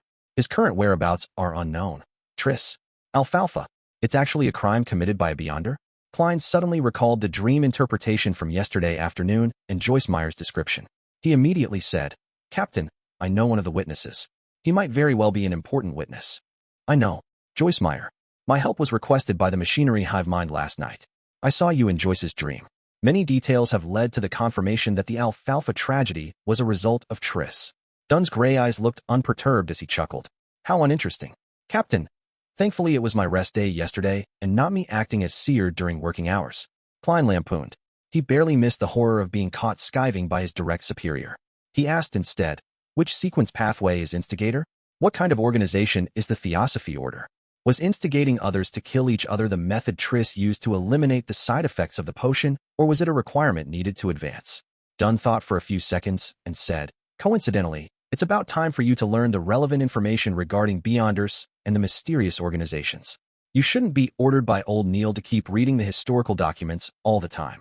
Captain, wasn't the reason for recruiting me to be your history expert?" Klein did not dare point out the problem as he nodded seriously. All right. Chapter 65, Beyonder Information. With a document signed by Dunn, Klein went underground and turned into the armory. Dunn is right. It's time you understand the different Beyonders and the various secret organizations. Dressed in a black classic robe, old Neil read the note without finding it surprising. Instead, he supported the captain's decision. He then added immediately with a smile, "After all, you will be heading to the underground market with me tomorrow night." Tomorrow night? Klein did not conceal his pleasant surprise as he asked to confirm. Old Neil nodded and said with a sigh, "I'm a person who can't sleep when in debt. I always wish to settle them as soon as I can. You did not seem to act so previously. You left it to the last moment before using ritualistic magic to resolve the problem. So, I'm not the only one suffering from procrastination. Wait, is there a need to euphemize afraid to spend away the money to repay a loan?" Klein did not expose old Neil and instead urged, "Mr. Neil, I'll be troubling you to retrieve the corresponding information from Cheney's Gate." There were mostly archaeological and historical documents in the armory. There were documents involving Beyonders and mysterious organizations, but few in number. Furthermore, they were mostly basic knowledge. Old Neil slowly took a sip from his hand-ground coffee and smacked his lips. He then walked out the armory with the signed and stamped document. Klein watched the place on his behalf. About 10 minutes later, old Neil returned with a huge stack of documents. "They can only be read in here. They are not to be taken out," he warned as he placed the information on the desk. "All right." Klein gave a firm nod. He extended his hands and quickly flipped through the pages and did a general read-through. Very detailed, as expected of the Nighthawks' internal documents. As expected of a church with 4,000 years history, or even more. Klein sighed inwardly as he glanced through the documents. Not only did the documents introduce the various secret organizations, it also listed down many of the sequence pathways. It was very complete. Some of them only wrote the potion name of the corresponding sequence, while others only described the Beyonder abilities of the corresponding sequence. Some were completely missing and left blank. While holding back his excitement, Klein found the sequence pathway that led from Seer. He ruffled through the pages and soon found a familiar word. Then, his delighted expression quickly froze because there was no corresponding potion name. Sequences 7 and 8. After Seer. Thankfully, the abilities of the two following sequences are present. Klein silently exhaled as he calmed his mind and read the description seriously. Sequence 8. Potion name unknown. The corresponding Beyonder is good at fighting with artifice and very crafty. Good at fighting with artifice? This is the next advancement of Seer? Why does it feel odd? I'm not a hunter. Am I going to become a melee mage? What does crafty mean? My intelligence is enhanced, making me good at fooling the enemy? Klein was stunned. He even suspected that the Nighthawks' information was wrong. There were corresponding case studies appended, but he could not find a reasonable explanation despite reading it repeatedly. He cast his gaze lower as the description of Sequence 7 entered his eyes. Potion name unknown. The corresponding Beyonder is good at many spells that can be quickly cast. Fuses one's body's skill and supernatural powers as one. That's more like it.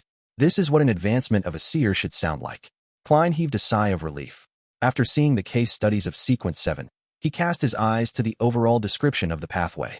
This sequence pathway was first established by the Solomon Empire's Zeratul family. During the conflicts of the Fourth Epoch, the family was not fully destroyed. The family's name was occasionally heard in the history of the Fifth Epoch. It is suspected to be connected to the ancient organization, the Secret Order. Zeratul? Upon seeing this name, Klein's eyes constricted. He had just seen this name appear in the remnant diary pages of Emperor Roselle yesterday afternoon. Roselle's acting came from a reminder by the mysterious figure known as Zeratul. Because of that mysterious Zeratul, Emperor Roselle regretted not choosing Seer. Therefore, I was indirectly influenced, turning me into a Seer. It makes acting return to the embrace of the Seer. It feels like it was all predestined. Klein knitted his brows and felt that things were somewhat different. Just from the logical chain, he did not feel that there was anything wrong in any aspect. However, in the domain of mysticism, predestiny often manifested things and involved new problems. In addition, transmigration is quite a baffling matter. It's just confusing. And the guy I've possessed tried to commit suicide because of the lost notebook of the Secret Order. Klein thought for quite a while and had many guesses, but lacked the information needed to prove them. Phew. After repeatedly reading the information, he finally suppressed his ideas and read the other records. He first found the Sailor's sequence and discovered that it indeed belonged to the Lord of Storms. For an old opponent that they haven't faced for perhaps more than 2,000 to 3,000 years, the Nighthawks' internal records were rather detailed. Sequence 8, Folk of Rage. Ancient name, Guardian of the Windstorm. The corresponding Beyonder can release several strikes that exceed ordinary thresholds when enraged. Their strength and speed are greatly enhanced. Facing them is like facing a storm. Sequence 7, Seafarer. Ancient name, Windstorm Priest. The corresponding Beyonder is also a scholar of astronomy and geography. They have an intuitive grasp of magnetic fields, ocean currents, wind direction, and clouds. A boat with a seafarer will never get lost at sea. They are even more beloved by the oceans and gain enhancements in every aspect at sea. They are friends of water. They can act freely underwater for more than half an hour. They can cast a limited number of water-related spells. Some are a result of their own capabilities, and some are a bestowment from the Lord of Storms. For example, a Sequence 7 Seafarer is very powerful. Klein nodded while in deep thought. He suspected that the Hanged Man was a guardian of the windstorm, if not a seafarer. From how he has recently advanced, it was more likely he was the latter. This also indicated in a way that the Hanged Man was either a member of the mandated Punisher or a pirate who had been secretly absorbed by the Church of the Lord of Storms. Impressive. Impressive. Klein flipped back a few pages and found the advancement of Spectator. He discovered that the description was identical to what the Hanged Man had said. Sequence 9 Spectator was like a seer. They lacked direct combat means and could only observe a target to obtain information, gleaning the true thoughts of the target. By doing so, they could provide subtle influences and guidance to cause situations to develop in a way they wish. Sequence 8 Telepathic was the advancement of Spectator. Their observation was not only limited to superficial details, but deeper into one's aura, ether body, or other mysterious domains. The combination of the two allowed a telepathic to precisely understand a person's thoughts as though they could read their minds. In front of them, it was difficult to have any secrets. Sequence 7 Psychiatrist, which was also known as Psyche-Analyst, had further enhancements above the Sequence 8 foundations. They could begin directly influencing a target. For instance, they could treat a target's maniacal problems, or alternatively, cause them to turn maniacal and lose their reason. A Beyonder that is very difficult to be noticed. After reading the description, Klein made a reasoned judgment. After understanding the relevant information concerning the gathering members, he flipped to the Church of the God of Steam and Machinery. This was because Emperor Roselle had chosen their Savant sequence. Sequence 9, Savant. The corresponding Beyonder believes that knowledge is power. They have a rough understanding of the supernatural, but are more knowledgeable about aqua regia, nitroglycerin, and complicated bolts and gears. They seem to know everything. It is no wonder that the Emperor Roselle said that this potion suited him perfectly, allowing for him to press his advantage to the fullest. Klein understood completely as he shifted his eyes down. After several case studies, the corresponding Sequence 8 finally appeared in Klein's vision. Archaeologist. They possess a good deal of knowledge about history and outdoor survival, as well as forbidden knowledge about ruins. They have a strong enough body and ability to face everything. Sequence 7, Appraiser. They can intuitively understand the powers and problems of most extraordinary items and can use them while keeping danger at its lowest. As Klein's security clearance was insufficient, he only had access to sequence pathways up to 7. It left him a little frustrated, but there was no other way around it. He only wished that Backlund would quickly send over the sealed artifact 2-049 to determine if Ray Bieber was a descendant of the Antigonus family. That way, he would have a chance of becoming a formal member and obtain a higher security clearance. Collecting himself, Klein read the material seriously from cover to cover. He knew that the sequences following Corpse Collector were Gravedigger and Spirit Medium. He also knew that there was no information about the Sequence 8 of the Mystery Prior Path. Not only was there no name for the potion, but even the description had been left blank. There was a name for Sequence 7 of that path. Warlock. Sounds impressive. Klein slowly flipped the page and saw Apprentice and Marauder, which Emperor Roselle had lingering thoughts for. Their records only reached Sequence 8 and nothing more. Sequence 9, Apprentice. Their abilities are rather strange. It can only be confirmed that this is the originating pathway of a mage. They are rarely trapped and very difficult to be stopped. They often are able to escape and pass through obstacles every time. Sequence 8, Trickmaster. They wield all kinds of strange but impotent spells. Sequence 9, Marauder. Difficult to separate these Beyonders from ordinary bandits or thieves. Perhaps the means available to them are more impressive, but their goal of stealing riches is not for enjoyment or survival. It's more like answering a calling. Sequence 8, Sequencers. We have also discovered traces of Beyonders in fraud investigations. They gain enjoyment from swindling. Gain enjoyment from swindling. This is acting in a different form, isn't it? If I had the choice, I might have chosen apprentice. Klein silently said to himself. Suddenly, he discovered the corresponding sequence potion of the culprit of the alfalfa tragedy, Tris, Instigator. Chapter 66, Demoness Sect. Sequence 8, Instigator. They are adept at triggering the evil desires deep in people's hearts, causing contradictions and inciting conflict, thus resulting in bloody massacres. The description isn't detailed enough. From the looks of it, the Nighthawks do not understand the capabilities of this potion well enough, but it does match the characteristics of the alfalfa tragedy. Klein cast his gaze up and read the corresponding Sequence 9 for Instigator. Sequence 9, Assassin, can transform their bodies in a short period of time and become light as a feather. They can also utilize vision equal to that of an eagle. Every assassin is adept at hiding in the shadows. They have dexterous steps and have the ability to release all their strength in one blow. After reading the description, Klein was left completely confused. Assassin. The advancement from assassin is Instigator? This advancement is just as odd as how a seer advances to a class that is good at fighting with artifice. Some sequence pathways advance in a very ordinary fashion, such as Spectator. Yet, there are sequence pathways that seem to violate intuition and logic? Well, that might not be completely true. Perhaps I just haven't discovered some of the hidden common points. For instance, assassins and instigators can both bring catastrophe to others, but I can't figure out the advancement of Seer. Hey, could it be of the Gandalf one lineage? After adding some supportive magic, the other attribute points are dumped into strength and techniques? As Klein lampooned in a speechless manner, he silently shook his head. He flipped to the section about the secret organization, the Theosophy Order that involved instigators. Theosophy Order, a secret organization that appeared in the 5th epoch, which is the early era of the current epoch. They believe that the mind is fundamental to a person, while the physical flesh is a cage that restrains the mind. The reason why humans do evil is a result of the physical body's influence. One has to use their spirituality to obtain knowledge, allowing the mind to gradually extricate from the body. Then, through the trials of the stars, they will eventually be separated from the material world, returning to the purest and truest self, obtaining eternal redemption. Therefore, many extremist members of the Theosophy Order will make destroying the bodies of others their goal, which has led to many bloody massacres.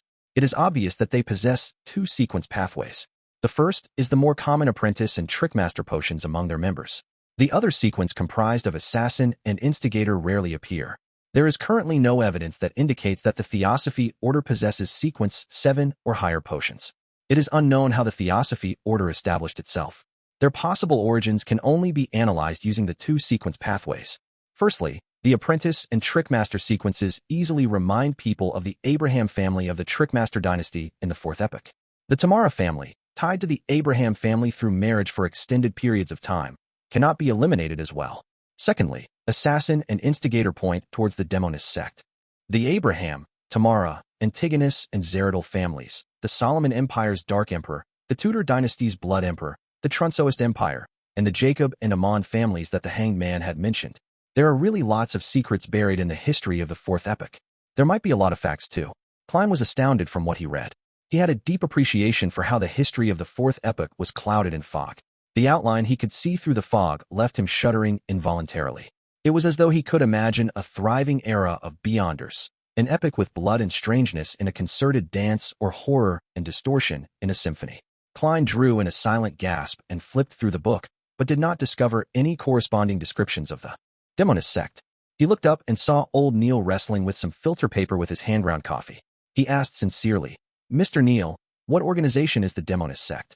I can't find any introduction about them in the documents." Old Neil was in no hurry to respond. After wrestling with his coffee, he chuckled and said, "Your security clearance isn't high enough. Even with Dunn's permission, you would not be able to read the relevant information. It can also be said that a lot of the information is only available in the Holy Cathedral and isn't stored behind Tingen City's Cheney's Gate. Perhaps wait till the day you become a captain of the Nighthawks. You would be sent to the Holy Cathedral for training and would then be able to access them. I do not understand much about the Demoness sect. All I know is that they worship the primordial Demoness. They believe that this secret existence is the true inheritor of the Creator. She was born out of the chaos and was the earliest to be born from the Creator's body. She is also the ultimate ender that ends everything. Their sequence pathways are related to this because to obtain the favor of the primordial Demoness and to approach this secret existence, the upper echelons are all female. This is also why they are called the Demoness sect. Anything else is not something a formal member like me will know. I've heard that the Demonesses make it their mission to spread catastrophes. Spread catastrophes. This does match the hidden commonality of assassin and instigator. But this Mr. Triss' future seems bleak. The subsequent potions seem to be more suited for females. Klein nodded slightly before he continued reading the information. After he finished reading, he realized that the secret organizations were a lot more than he imagined. But on second thought, he found it very ordinary. After all, this world had so many years of history underlying it. There was once an era when Beyonder powers were extremely active. According to the provided information, Klein categorized the secret organizations into three based on era. First were the ancient organizations born in the Fourth Epoch. They included but were not limited to the Moses Ascetic Order, Secret Order, and the Blood Sanctify Sect, which were followers of the devil. However, the information only mentioned the Demoness sect. The second was the secret organizations early in the Fifth Epoch, the present epoch. For instance, the Theosophy Order or the death-worshipping Numinous Episcopate. There is also the Life School of Thought, which employs a master-disciple heritage, and the Rose School of Thought known among Beyonders for its bloody sacrifices. The third category were new organizations that appeared in the recent century or two. They include the Aurora Order, the Iron and Blood Cross Order, the Element Dawn, and the Psychology Alchemists, which Klein learned about much earlier. Apart from them, there were other organizations that did not do anything major. Benson and Melissa must have never imagined that the world is so dangerous. It's not only limited to wars. Klein shook his head with a wry smile. He stacked the classified documents neatly before pushing it to old Neil. Meanwhile, he added silently in his heart, "Please don't let my tarot club be on the list." Old Neil never suspected that a leader of a secret organization was sitting opposite to him. He chuckled and took the documents and headed to Cheney's gate. Klein sat there and wondered if he should divine the location of Instigator Triss. But he abandoned the thought after less than 20 seconds. After all, he only had a vague idea of Triss' appearance and did not know if the name was genuine. If he could figure out his location with that, he would not be a seer, but a prophet. By the time old Neil returned, Klein had straightened his thought processes and continued his revision of mysticism studies to grasp even more forms of ritualistic magic. He spent the day studying and revising. He did not participate in the joint operation needed for capturing Instigator Triss.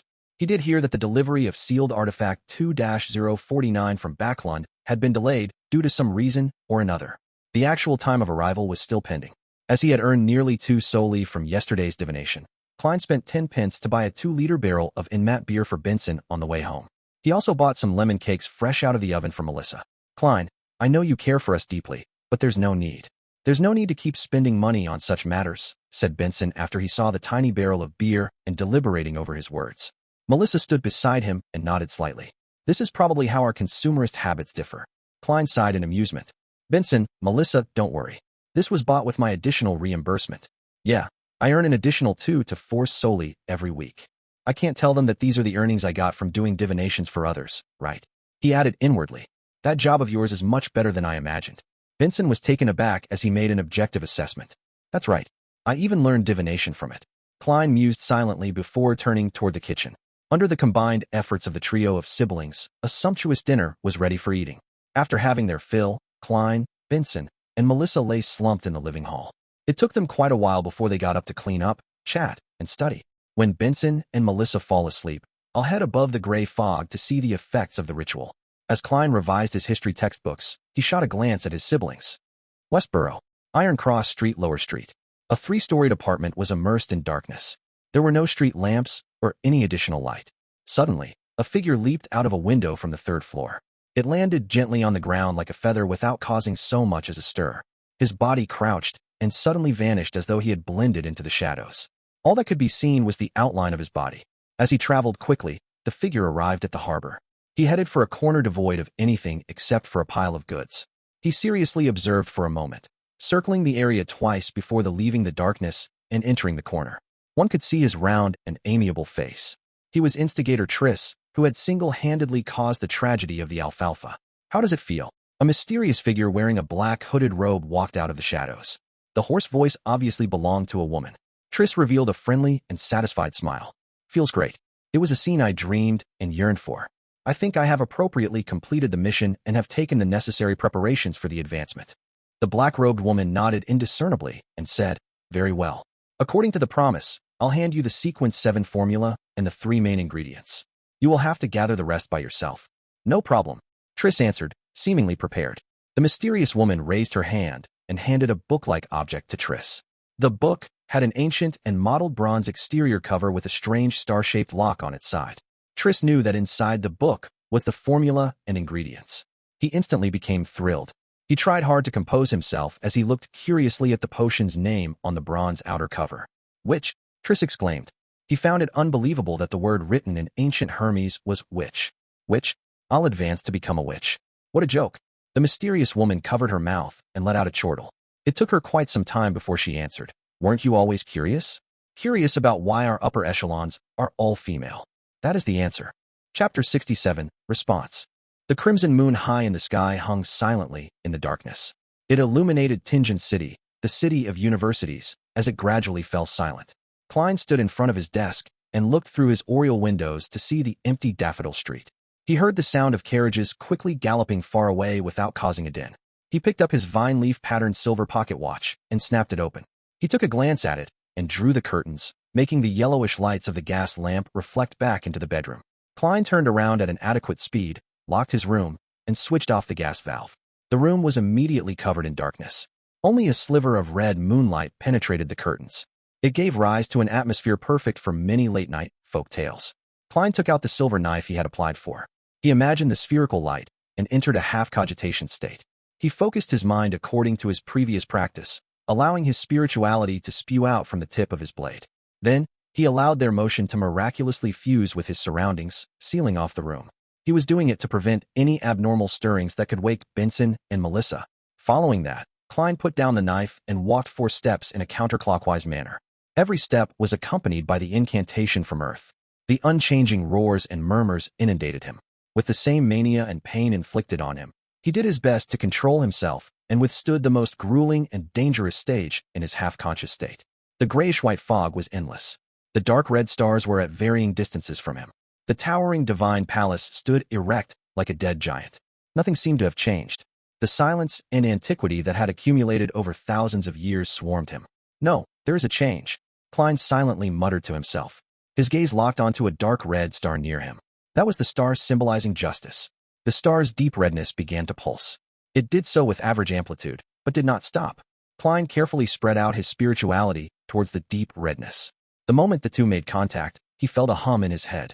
He saw a blurry and distorted scene and heard the illusory but stacked voice of prayers. "The fool that doesn't belong to this era. You are the mysterious ruler above the gray fog. You are the king of yellow and black who wields good luck. I pray for your help. I pray for your loving grace. I pray for you to give me a good dream. I pray for you to give me a good dream. I pray for you to give me a good dream." The female voice resounded constantly in an intermittent fashion. Klein's psyche turned more irritable and chaotic. It was akin to listening to someone upstairs pounding on the floor when he had just fallen asleep. He repressed his emotions and used cogitation to calm the urge. He carefully discerned the blurry scene that appeared before him. It was a girl dressed in white robes. She had a head of beautiful golden hair. She was standing before 4 flickering flames, her head lowered as she kept chanting. From the distorted image, Klein barely recognized her to be Miss Justice. At this point, he confirmed that the ritual incantation he had created could precisely point towards the gray fog, towards him. This gave him a huge sense of achievement, going from nothing to having something. "I won't praise myself for being awesome." Klein's mood turned for the better. He felt that the pleading voice that echoed in his ears like a buzzing fly was now acceptable. With a thought, he attempted to create a response in his mind, transferring it through the intricate connection to the dark red star. "I'm aware." The gray layer emanated before him. A distorted and blurry figure stood in the deepest depths. The spot where his eyes ought to be swirled with deep redness as his voice resounded repeatedly in the vast and empty world. "I'm aware. I'm aware. I'm aware." Audrey Hall was jolted awake suddenly. She sat up with her blanket wrapped around her as her mind was fully occupied with the scenes she saw in her dream. She knew very well that she had dreamed of the fool, the mysterious being that lived above the fog. "Is this a response to my morning prayers?" Audrey, who quickly entered her spectator state, calmed down and analyzed. Although she did not understand why the fool did not respond on the spot, and only did so at night, she was still shocked that the ritualistic magic was effective with the few lines of incantation.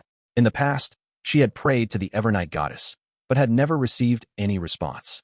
Even if Mr. Fool was not a god, he is likely not far from being one. Audrey slowly inhaled before slowly exhaling. Since he was a powerful existence that she had no means of resisting, she quickly threw aside her worries. She began considering what to do next. First, I have to completely digest the Spectator potion. My acting is still pretty good. Second, I have to seek out the psychology alchemists. Third, I should try to obtain the telepathist potion formula from Mr. Fool or clues regarding the psychology alchemists elsewhere. However, every godlike existence should have a complete sequence pathway that belongs to them.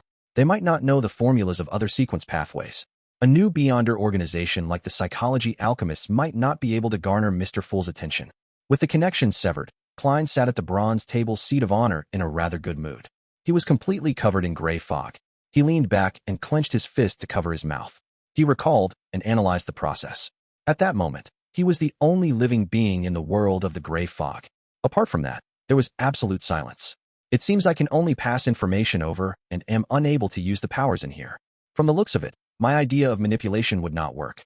Klein kept prodding his mouth as he silently made a conclusion. He had originally planned on attempting to bind his body with the world of the gray fog in the same manner if the incantation and ritual proved effective. As such, he could then leverage all the power of this mysterious space. If that happened, he could pray to himself, and through such a manipulative manner, he could go around the limitations, the mysteries, and the danger, allowing him to fully use the gray fog world. For example, he could first conduct a ritual and pray to himself for spells. Following that, he could come above the gray fog and answer his own request and bestow it. From the looks of it, I was being too idealistic.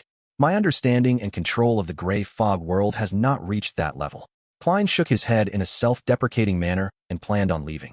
At that moment, he saw the dark red star that represented the hanged man begin to pulse.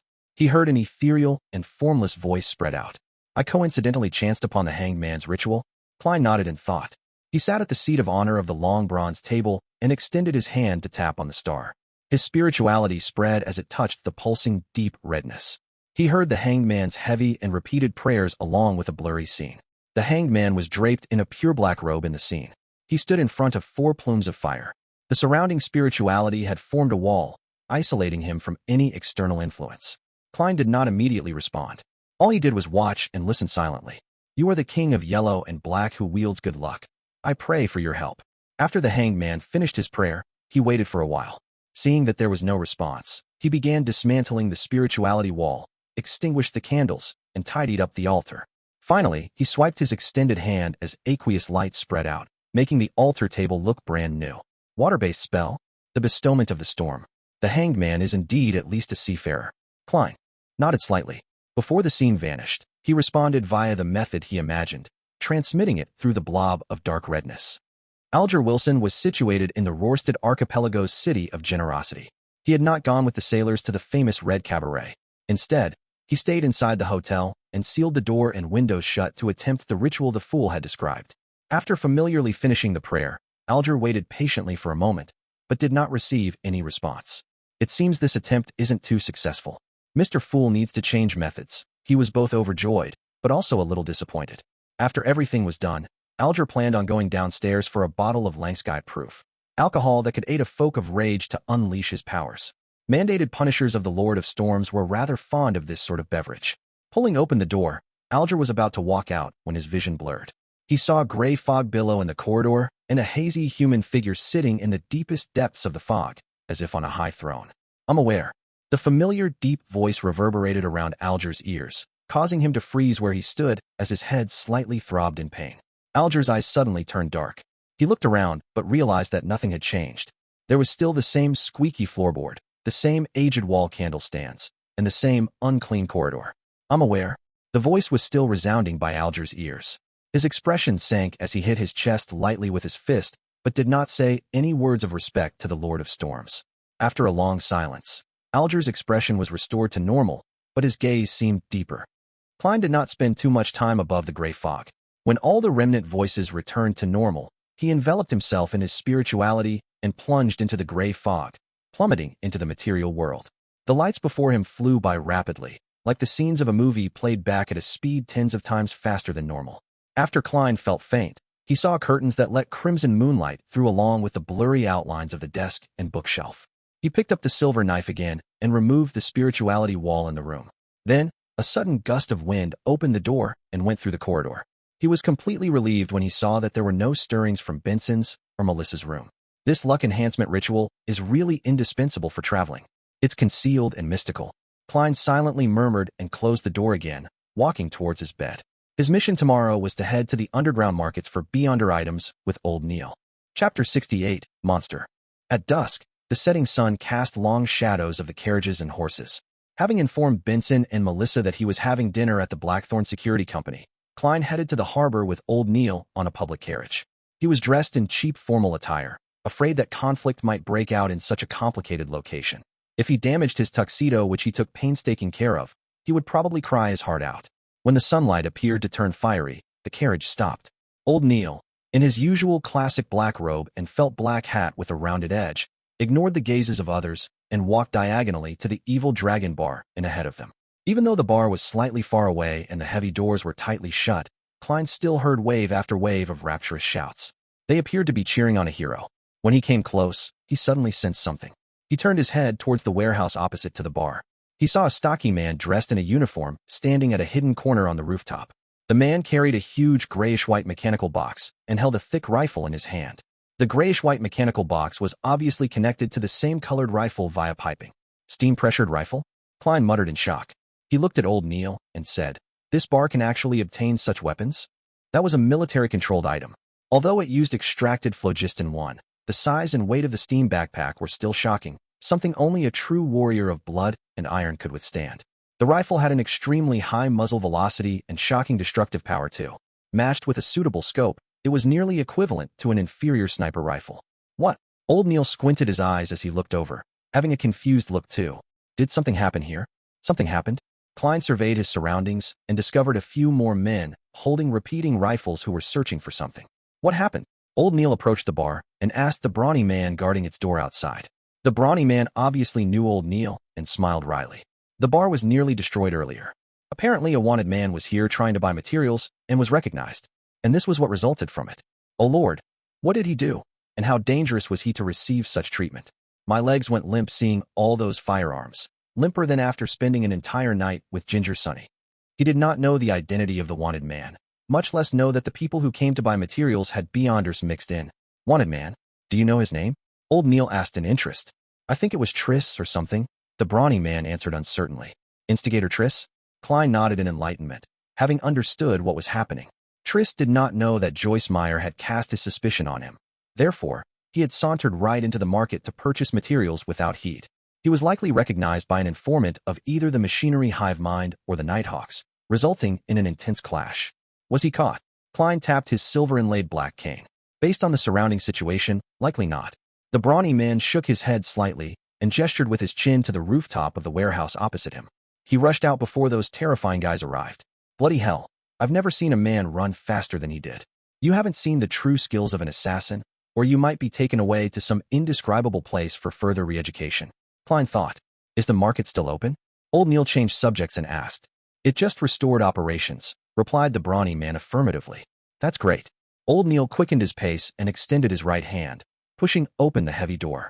Klein followed closely in tow and walked in. He nearly fainted at the stuffiness and smell of alcohol that inundated him. In the middle of Evil Dragon Bar was a boxing ring. Two half-naked men were in an intense brawl, and surrounding them were dozens of customers shouting and cheering on the side they supported with no lack of vulgarities.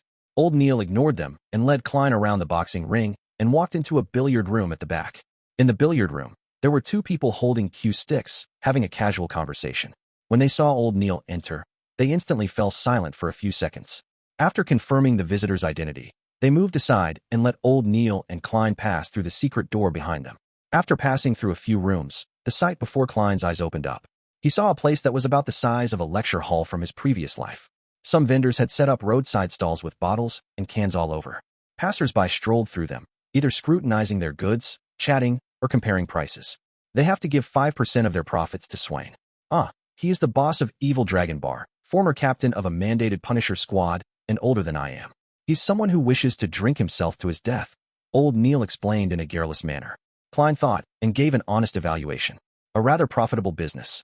After all, his only expense was providing the venue and protection. If any item catches your fancy but you lack the money, you can borrow from Swain. But of course, he charges a very high interest. Old Neil trailed off as he gnashed his teeth. As expected, it's like running a casino. They would provide usuries. Klein held his walking stick and looked around as he asked curiously, Mr. Swain is a seafarer? The captain of a mandated Punisher squad was likely a Sequence 7. No, he is only a folk of rage. Tingen is not a coastal city, so the Church of the Goddess is much more powerful than Lord of Storms here. Old Neil scoffed. Actually, Swain had the chance of becoming a seafarer, but was afraid that he would lose control, so he chose to give up. Just as Klein was about to ask if the boss of the bar had any experience of nearly losing control, he suddenly felt a strange phenomenon happen on his left. There appeared to be something hidden there, muttering and recounting. Klein turned his head and saw a pale young man. He was wearing an old linen shirt and blue jeans that the working class normally wore. His eyes looked demoralized with a hint of craziness, and he was constantly mumbling. His spiritual perception is very high, or perhaps distorted? Klein creased his eyebrows and muttered. It was the young man's spiritual perception that triggered his own spiritual perception. Generally speaking, spiritual perception sensing something causes some interaction. It was nearly impossible to conceal it from others, but others referred to spirit mediums who had cast their abilities, as well as powerful figures with similar special traits. A beyonder like Klein would actually find it hard to detect, only detecting if one's spiritual perception reached a certain heightened level or an abnormal distortion happened. They made eye contact, and the pale young man with messy black hair walked towards him with an expression looking as though he was half sleepwalking and half insane. He stopped before Klein and stared at him. Suddenly, he guffawed. Ha! It's the smell of death. Before he was done talking, he suddenly screamed tragically. His eyes shut tightly as liquid with the color of blood flowed out. Darn it. The young man covered his eyes and hugged his head. He struggled on the ground and only calmed down after a while. He then lay there panting. During the entire process, not a single customer or stall vendor looked over. Klein pressed down his half-top hat and looked at old Neil. Klein's mouth was hanging open in shock, using his actions to demonstrate his shock and to request for advice. Don't mind him. He's Adamasol, an orphan, nicknamed Monster. He was born with high spiritual perception, and he has always been able to see things that he shouldn't, hear voices that he shouldn't. Hence, he is always raving and often getting hurt. Old Neil shook his head as he explained. He could tell that my body was once dead. Klein knitted his eyebrows and lowered his voice as he asked in doubt. Haven't the Nighthawks, mandated Punishers, or the machinery hive mind ever thought of taking him in? No, we do not have the sequence potion that suits him, said old Neil with a sigh. Right? He was born with the starting point of half a sequence. Klein asked again curiously, what sequence pathway suits him? The sequence 9 that suits him is called Monster. His nickname came from there. It's a pity that only the life school of thought has control over the sequence pathways beginning. Old Neil replied softly. He tried to keep the conversation between him and Klein from the people around them to avoid leaking information to mysticism aficionados. Life school of thought.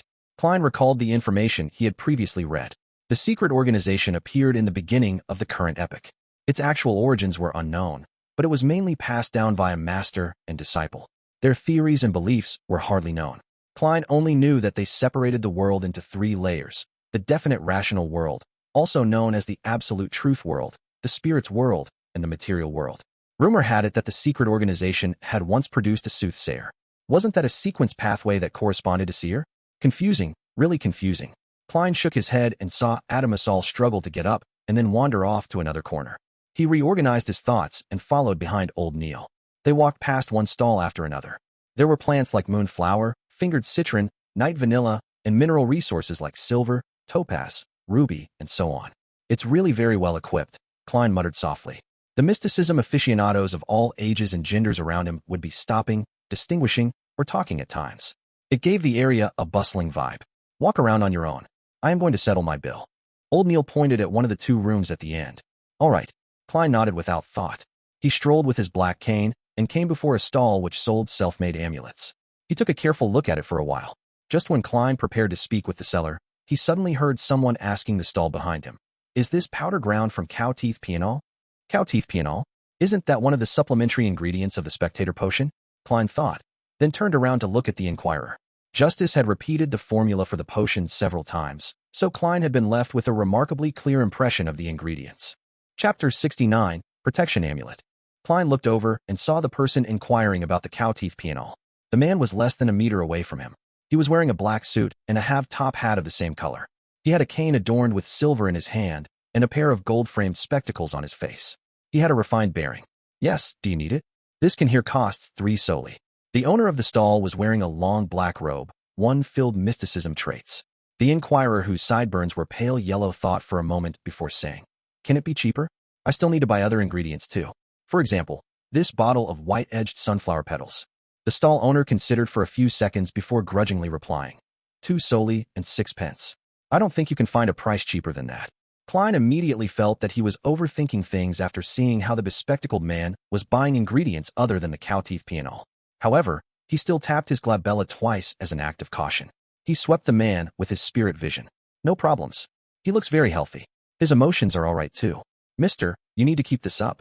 Klein retracted his gaze, turned around, and looked at the stall selling homemade amulets once again. The amulets were placed neatly before him.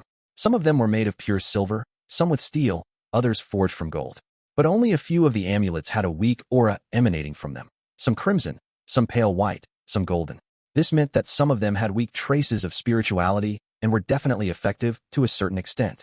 Klein looked at the amulets carefully and confirmed that the stall owner making the amulets had some foundation in mysticism. The stall owner did not make any mistakes matching the different energy sources to the different incantations. He was also extremely accurate at choosing the materials that corresponded to the different energy sources. Of course, a mere mysticism aficionado would definitely make some mistakes. Klein noticed that the stall owner did not fully understand the incantations. One could not create an incantation simply by translating the content of the prayer into Hermes. The incantations had to follow a certain format that followed unique rules. The other problem was that the stall owner had made mistakes of varying degrees when he was choosing a suitable symbol for the energy sources. That explained why there were only 2 or 3 amulets releasing the faint light out of the dozens that were laid before him. As for how much of an effect the 2 to 3 amulets would have, Klein could only say that it was better than nothing. An amulet that was truly equipped with obvious effects needed the craftsman to release his spirituality from a blade while carving the incantations and symbols.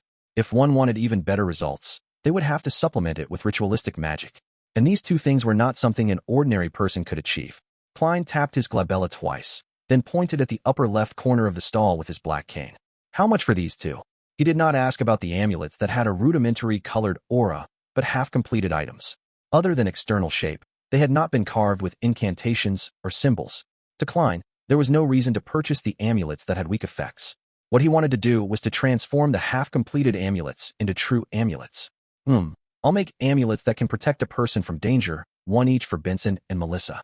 As for my own, I can ask the Nighthawks to supply me with the ingredients. Man, I must have been influenced by old Neil. I don't feel any guilt when doing something like that. Klein's mind wandered as he watched the stall owner pick up the half-completed silver amulets. The first silver amulet was elongated and had a cavity in the middle. Around it were patterns of angel-like feathers. The craftsmanship was intricate and was very beautiful. The other was simple, almost completely devoid of any additional decorations or carvings. It had a vertical line representing the night and a circle representing the crimson moon. Klein, who paid much attention to appearances, took a liking to them immediately. This is 6 soldi, the middle-aged stall owner said, pointing to the intricate amulet. He was a man of few words. After pausing for a while, he rubbed the simpler piece and said, "This is 5 soldi 3 pence. That's too expensive. They are still far from being an amulet." Klein had slowly been influenced by Benson and Melissa, so he had begun cultivating the habit of haggling. After a battle of words, he bought the 2 silver accessories at 5 soldi 6 pence and 4 soldi 9 pence respectively. Yeah, they can only be considered silver accessories for the time being. Klein had that in mind. The 10 soldi 3 pence was deducted from the reimbursement he received for his Divination Club membership. Klein received the 2 silver accessories and placed them into his pocket. He was about to head to another stall when he heard a gentle voice. "Sir, why are you not buying a completed amulet?" Klein turned his head over and found a teenage girl asking him the question. She was about 15 years of age and wore a lacy yellow dress while holding onto a veiled hat with a ribbon. "It's because I intend to make my own amulets. As you know, that is the wish of every aficionado of mysticism." Klein minced his words and answered. He did not wish to make the stall owner think that he was trying to snatch his business, even though he had considered using his skill to earn a quick buck. The teenage girl had naturally curly brown hair, and her face was adorable due to her baby fat. She looked at Klein with her light blue eyes and asked sincerely, "Can I seek your advice on choosing an amulet?" "Well, I was introduced here by a friend. I've been here several times and have a deep interest in mysticism, but I still do not know too much about it, and she, my friend, is going to turn 16 soon. I wish to select an amulet as a gift to her. I didn't bring her along as I wanted to be a surprise. I had previously sought her advice, but I cannot remember a lot of the critical points." Klein gave a gentlemanly smile. "What kind of protection amulets are you looking for? Something to avert disasters? Something to avoid illnesses? Something that gives fortune?" Different requirements would require different energy sources, which means that they must point to different gods. Different gods would have different corresponding constellations, and the different constellations would mean that different materials have to be used. For example, the incantation for averting disasters would belong to the Empress of Disaster and Horror, who is the Evernight goddess. As mysticism aficionados, we all know that the symbol of the Evernight goddess is the moon.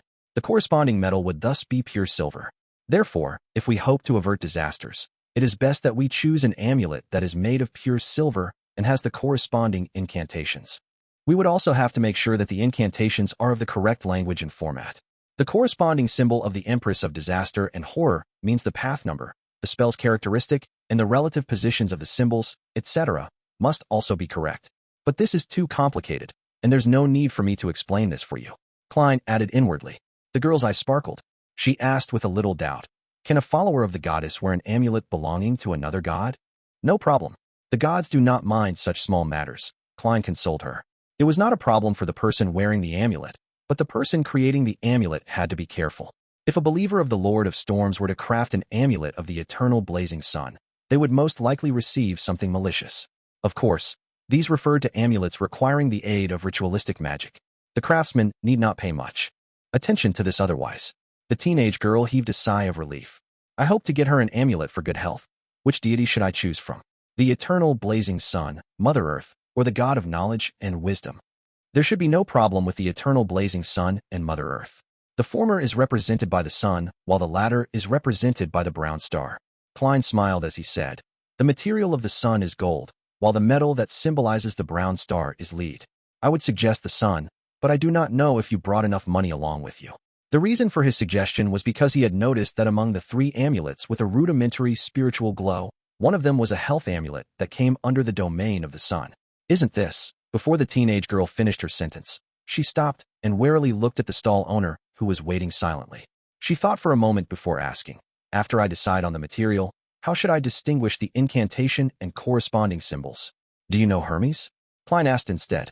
I just started learning it, the teenage girl replied, a little embarrassed. Then let me choose it for you. Klein pointed at the health amulet made of gold and said, this one has no problems, be it in the incantations or the representing symbol. The teenage girl lifted the edges of her dress and squatted in front of the amulet. She picked up the health amulet with designs of the sun's rays around its edges. She felt as though the amulet was nourishing her, making her feel completely relaxed. Thank you, thank you. She stood up and curtsied in gratitude. Klein laughed and said, I'll leave the rest to you and the stall owner. I have other things to tend to. He looked at the stall owner as he spoke and noticed that the man had a weird look in his eyes, as if deciding if he had to give a cut of the profit to Klein. With a smile, Klein did not bother with the matter anymore. He continued touring the underground market, but he didn't notice any true extraordinary materials. At this point, old Neil had already paid off his debt. He was holding a dark-colored wooden box in his hands. He pointed to the other room behind and said after he noticed Klein's look of doubt, go there if you wish to buy or sell extraordinary materials. After all, no one wishes to let others know what extraordinary items they are purchasing. I understand. Klein nodded as though in thought. There was no need for him to go there for the time being. He headed toward the exit of the underground market together with old Neil. How much for these elf flowers? A query suddenly entered Klein's ears. Elf flowers. That's also an ingredient for the Spectator potion. Klein thought as he glanced sideways. He once again saw the refined, bespectacled man. What's the matter? Old Neil asked curiously. Nothing much. Klein retracted his gaze. Although he was a quasi-member of the Nighthawks, he did not feel that all Beyonders had to be absorbed by the churches or locked up. He believed that it had to depend on the situation. Spectators definitely posed little danger to society or the kingdom, and the chances of losing control as a Sequence 9 were very slim. After leaving Evil Dragon Bar, Klein and Old Neil took a public carriage and left the harbor. They then split ways at the North Borough and headed back to their respective homes. The public transport steered into Daffodil Street and stopped by the side of the road. Klein was about to get off the carriage when he suddenly saw a young lady wearing a grayish-white dress about to board the carriage. This lady had smooth black hair, her face a little round. She had thin eyes and unassuming features. But paired together, she gave off the feeling that she was sweet and gentle. Klein noticed her not because of her beauty, but because he discovered that her body was shuddering slightly. It was an unnatural shudder. Miss, are you? All right, Klein asked in concern. The young lady shook her head abruptly. No, I am just too tired. The people behind Klein were urging for him to get off, so Klein could only leave the carriage. When he found his footing, he paid attention to the situation from before again. He pinched his glabella twice, planning to determine if the lady was indeed all right. He had the intention of sending her to the hospital if she had a serious illness that was going to act up soon. Activating his spirit vision, the colors of the auras started to surface. Klein turned around and prepared to look at the sweet and gentle young lady. Chapter 72-049's arrival. Clip-clop, clip-clop. The horses widened their paces as the wheels began rolling in tow. Despite activating his spirit vision and turning around, hoping to observe the refined and sweet lady, Klein did not have his wishes fulfilled. All his eyes reflected were brown figures moving past him. Meanwhile, the passengers from the stop had already boarded the carriage. The carriage door was closed tightly as it gradually departed. Within the carriage, 20 to 30 people stood closely to each other, their energy fields overlapping and shielding each other. Hence, it was an explosion of colors in Klein's vision, making it difficult for him to differentiate. He shook his head quietly and raised his finger to tap his glabella to deactivate his spirit vision. To him, it was simply help he could provide if he happened to chance upon it. However, if he were to miss it, and the situation was not especially clear, there was no point taking it to heart and delaying his own matters. While bathing in the crimson moonlight, Klein strolled back home on the still bustling Daffodil Street. He returned to see Melissa sitting beside the dining table. She was busy doing her homework under a bright gas lamp. She bit at the fountain pen and frowned, appearing deep in thought. "Where's Benson?" Klein asked casually. Melissa looked up. She blanked out for a few seconds before saying, "He said he went around a few boroughs today and was covered in sweat. He's taking a nice relaxing bath." "All right." Klein chuckled. Suddenly, he realized that she was wearing a dress he had never seen before. It was entirely beige in color. It had fashionable engagiantes. The collar and edges of her top had thin frills. Apart from that, it was a rather simple design, the type one wore as daily casual clothing. It fully accentuated the youth of a 16 or 17-year-old. "New dress?" Klein asked with a smile. It was a purchase that he and Benson had insisted upon. Melissa answered in the affirmative tersely. "I just took it back from Mrs. Roselle. I was thinking that since I had to wash it later, I might as well try it on first." Klein was rather puzzled when he heard that. "Mrs. Roselle? Wasn't she our former neighbor?" Melissa nodded and explained in all seriousness. "Mrs. Roselle is actually a seamstress, but she was quite unlucky. She had no choice but to sew and mend clothes for others at home. She leads a pretty tough life. I knew that she had pretty good skill, and the price she quoted is cheaper than at a women's clothing store. Furthermore, it's very well tailored to my figure, so I ordered a new skirt from her. It only cost 9 soldi and 5 pence, and took only a few days. A dress of a similar style would cost 3/2 of a pound at Harrods department store. What a frugal girl. Sis, I know that at least half the reason is due to your pity of Mrs. Roselle." Klein did not reproach Melissa for deciding things for herself. Instead, he said with a smile, "When did you go to Harrods?" "That was at House Street, near the Divination Club. It was somewhere where the middle class shopped." Melissa was momentarily at a loss for words. It took her a long while before she said, "It was Selina and Elizabeth. They insisted I accompany them. Actually, I actually prefer gears more. I like places with steam and machinery. Yeah, it's quite, nice for a girl to occasionally shop at a department store." Klein laughed as he comforted his sister. After some idle talk, he briskly walked to the second floor, hoping to wash away the repulsive mixed smells from the bar. Just as he was about to return to his bedroom to get a change of clothes, he suddenly heard sounds coming from the bathroom close to the balcony. A few seconds later, Benson stepped out while drying his gradually receding hairline. "How was it? Did you compliment Melissa's new dress?" He shot a glance at Klein and asked with a smile. "I guess I forgot. All I did was ask where it was done." Klein thought for a moment as he said. Benson immediately chortled and shook his head. How unbecoming of an elder brother. When Melissa received the dress, she couldn't bear putting it down. After rushing to cook and wash the dishes, she immediately wore the dress and has refused to take it off ever since. Wasn't she planning on changing after showering? She can wash and starch the clothes while doing so. Klein subconsciously refuted with the explanation that Melissa had given. "Tisk," Benson sighed. "It's been scorching the past few days. She was busy in the kitchen for a long time, so I believe she would feel much better doing her homework after a shower." "That's right." Klein was suddenly enlightened as he gave his brother a knowing smile. "So that's what kind of person you are, Melissa. There's nothing wrong with a girl caring for her appearance. There's no need to find excuses." The corners of his mouth curved up as he shook his head gently before walking into his bedroom. While he was showering, Klein faintly heard knocking downstairs. He immediately wondered, doesn't the worker who's in charge of collecting coins for the gas meter come only once every 2 weeks? Could it be Mrs. Shoud from next door? That can't be. It's said that this lady strictly abides by the etiquette of middle-class society. She would not visit at an inappropriate time. In his puzzlement, Klein wiped dry his body. Wearing old but comfortable shirt and trousers, he came down the stairs. He surveyed the area but did not notice any strangers. he asked. Was someone at the door just now? Benson, who was reading the newspapers casually, said with a smile. It was Bitch Mountbatten, one of the policemen in charge of Iron Cross Street. He asked if we met an 18 or 19-year-old boy who has a rotund face. Heh, he even gave us a sketch to identify. Unfortunately, neither one of us have seen him, or we would have received a reward. What about you? Nope. Klein had a general idea what was happening. Instigator Triss had successfully escaped the evil dragon bar at the harbor. He had escaped somewhere close to Iron Cross Street and Daffodil Street. Therefore, the police were making visits from door to door. And to go this far made it clear that the operation of nabbing the Instigator had completely failed. Klein did not bother himself with the situation. He had yet to begin combat training. He only had basic mastery of shooting, so to consider dealing with a natural assassin was simply using his life as a joke. He did not sleep well that night. He kept worrying that the Instigator would infiltrate their house to hide, causing another massacre. Thankfully, Daffodil Street was quiet the entire night, with the morning sun rays dispersing all the fog. The relaxed Klein changed into formal attire, wore his top hat, held his cane, and went all the way to Zutland Street. He greeted Roseanne at the reception hall. Good morning, Klein, replied Roseanne happily. She suppressed her voice and said, I heard the huge operation last night failed? The operation to nab Instigator Triss? Klein asked in curiosity. Yeah. Roseanne nodded heavily. She shot a glance at the partition and said, apparently an informant of the mandated punishers discovered the Instigator at the harbor. They were planning on waiting for additional Beyonders and another special operations squad from the police to arrive before beginning the operation to do the deed instantly, without alarming the commoners. Unfortunately, that Instigator was extremely sharp. He charged out of the encirclement when he noticed something amiss, successfully escaping as a result. At such times, they need a Beyonder with tracking abilities, such as me. Klein made a joke. There was no lack of trackers back then. Dunsmith's voice suddenly sounded. Roseanne turned her head abruptly and saw the captain wearing his black windbreaker. He was glaring right at her with his deep pair of gray eyes while leaning against the partition's frame. She hurriedly raised her hands to cover her mouth. Then, she shook her head incessantly, expressing her futile innocence.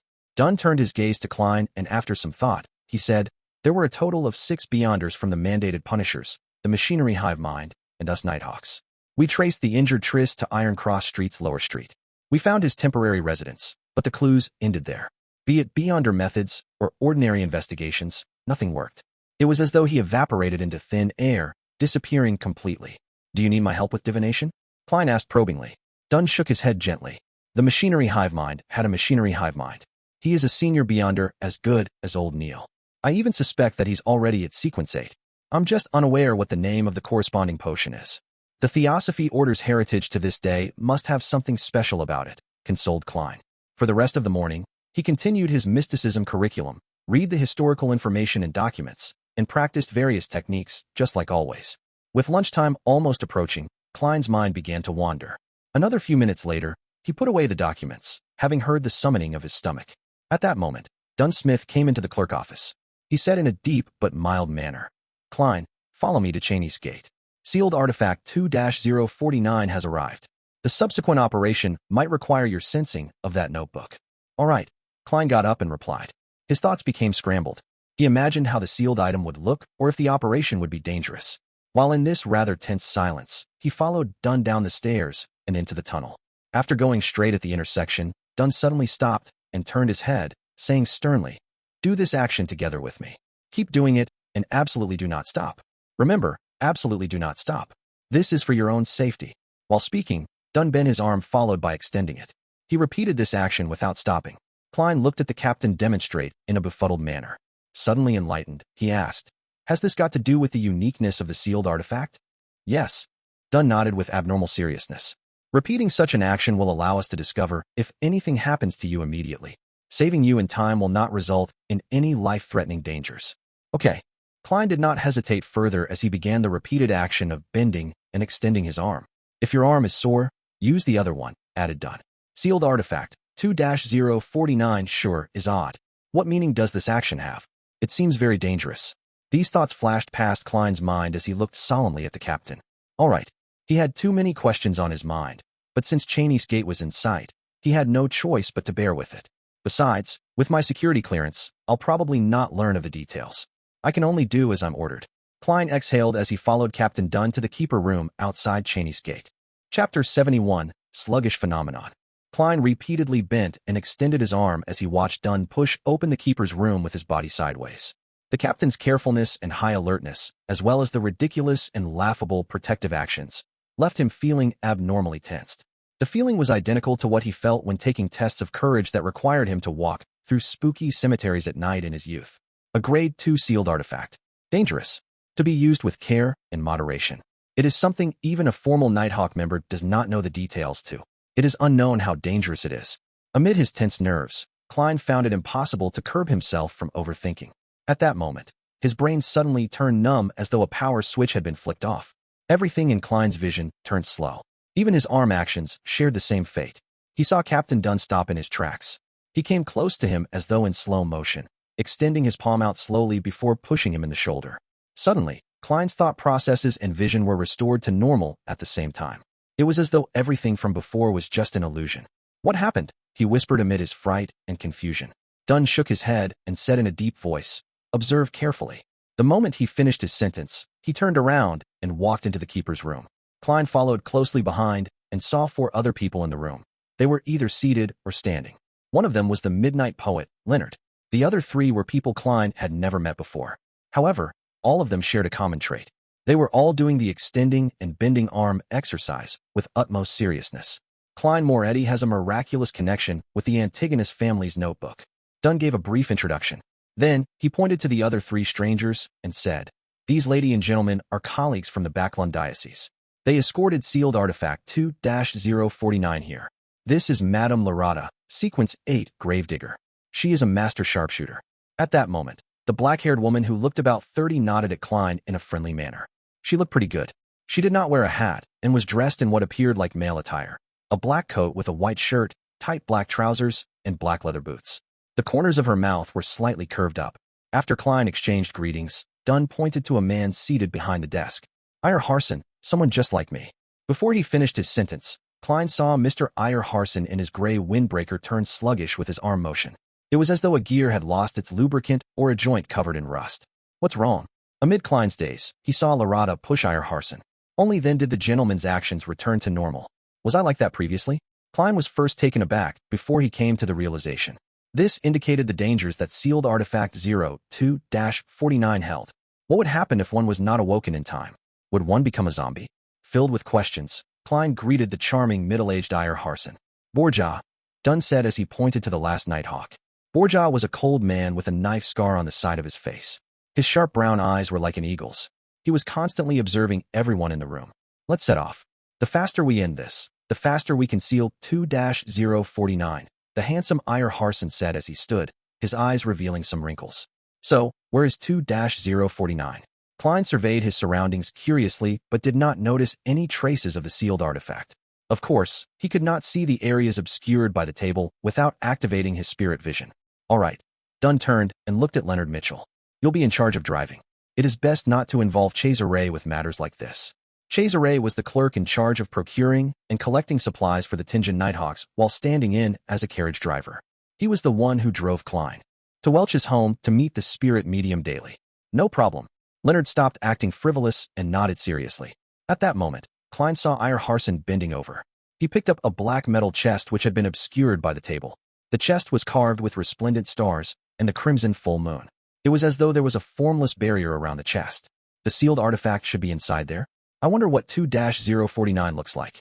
Klein observed the chest curiously. Thump, thump, thump. Violent knocking sounds suddenly erupted from the black chest. Even the surface of the chest bulged time and time again.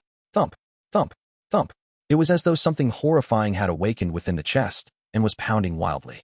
The sound of the knocking was beaten into the hearts of everyone present. "It's alive?" Just as Klein had a thought, he saw Captain Dunn's arm exercises turning sluggish, as if his joints were layered with glue. Borja, the Nighthawk from Backlund, pushed Dunn's shoulder, allowing him to recover. "It's like doing the robot dance when one is affected by 2-049. If all of us are under its influence, wouldn't we be some awkward dance squad?" Luckily, 2-049 seems capable of only influencing one person at a time. Klein lampooned to relax his tense nerves. He did not dare halt his arm exercises. He followed Dunn's lead and left his cane behind. He then followed behind the 5 Nighthawks through the tunnel and up the stairs to the second floor of the Blackthorn Security Company. Leonard had gone ahead and notified everyone in the front of the buildings, so Roselle and the rest had all made their way to the third level. These incidents rarely involved them, but they were not completely alien to them. Another Nighthawk, Kinley, had replaced Dunn in his watch over Cheney's gate. Klein heaved a sigh of relief when he reached the carriage. He looked suspiciously out the window and said, "Won't 2-049 affect the ordinary people on the streets?" From their journey underground to the carriage, sealed artifact 2-049 had already caused 6 sluggish incidents, 2 of which were targeted at him. He had been jolted awake by Captain Dunn and Leonard Mitchell respectively. The rate of the sluggish effect was rather alarming. No worries, 2-049 will target humanoid creatures within 5 meters of it first. The closer you are to it, the easier it is for you to be chosen. As long as there are 3 people surrounding it, people who happen to be around when the carriage steers past will not be affected, the beautiful, black-haired Lady Lorada explained with a lazy tone. What a weird sealed artifact, Klein thought as he continued his arm exercises. Dunn and the rest of the Nighthawks did not speak on the journey to Ray Bieber's house. They were paying close attention to each other's condition. Only Lorada wore a nonchalant look. At times, she took in the sights of Tingin's not-so-clean streets, and at other times, she praised Backlund's underground water system. Soon after, the familiar building finally entered Klein's line of sight. The group of 6 made their way to the third level while observing each other. The door to Ray Bieber's house was labeled with the Tingen Police Department's symbol, indicating that entry was forbidden to unauthorized personnel. As Dunn did his stretching exercises, he took out a key. He opened the newly changed lock, then turned around, allowing Ire Harson, who was carrying the black chest, to enter first. Thump, thump, thump, thump. The sealed artifact in the black chest knocked violently once again, even more violent than before. This made Ire Harson's arm waver from side to side uncontrollably. It even made Klein suspect that the chest would be pounded open in time. Thump, thump, thump. Klein quickly noticed that Captain Dunn's movements were becoming sluggish. He was about to wake him up when a buzz sounded in his brain. His brain became numb. The scenes before his eyes played as though they were in slow motion. Didn't they say that it only affects one person at a time? Klein's thoughts quickly became sluggish. At this moment, the prepared Lorada and Borja woke each of them up respectively by pushing them. Having his thought processes and vision restored, Klein looked around with lingering fear. He nearly blurted out, "Didn't you say that 2-049 can only affect one person at a time?" Thankfully, I did not stop my stretches. When sealed artifact 2-049 enters its berserk mode, it can affect up to 2 people at once. We can confirm that Ray Bieber is indeed a descendant of the Antigonus family, Ire Harson said with a mechanical tone. Lorada let out a faint laugh. She looked at Klein and said, 2-049 becomes very agitated when it meets a descendant of the Antigonus family, even if only their scent remains. Its abilities would also increase considerably. I believe you would be able to understand its feelings. Well, I don't. Klein asked curiously. So, is it a living creature? Lorada smiled but did not reply him directly. You'll know in a while. As long as Ray Bieber hasn't escaped Tingen, 2-049 will lead us to him. Klein could only put his other questions on hold as he walked around the room with the Nighthawks. Amid the loud and violent thumping from the chest, they locked the door, walked down the stairs, and returned to the carriage. Ire Harson looked out the window several times and confirmed that there were no pedestrians within a 5-meter radius of them. He then placed the black chest on the ground and twisted the mechanical switch to release its spiritual restraints. The violent thumping stopped suddenly, slipping the entire carriage into silence. Not even the breaths of the Nighthawks could be heard. Klein held his breath as the black chest opened slowly. A sharp creak that hurt his ears could be heard. Creak. The chest fell as a slender brown arm extended out of the chest. It was about the length of a child's finger. 2 arms pressed forward one after another as an object about the size a normal human being's palm appeared bit by bit in front of Klein and company. It had clear elbow, finger, and knee joints. Covered in an oil-stained brown cloth, its face was painted with the colors of a clown, red and yellow.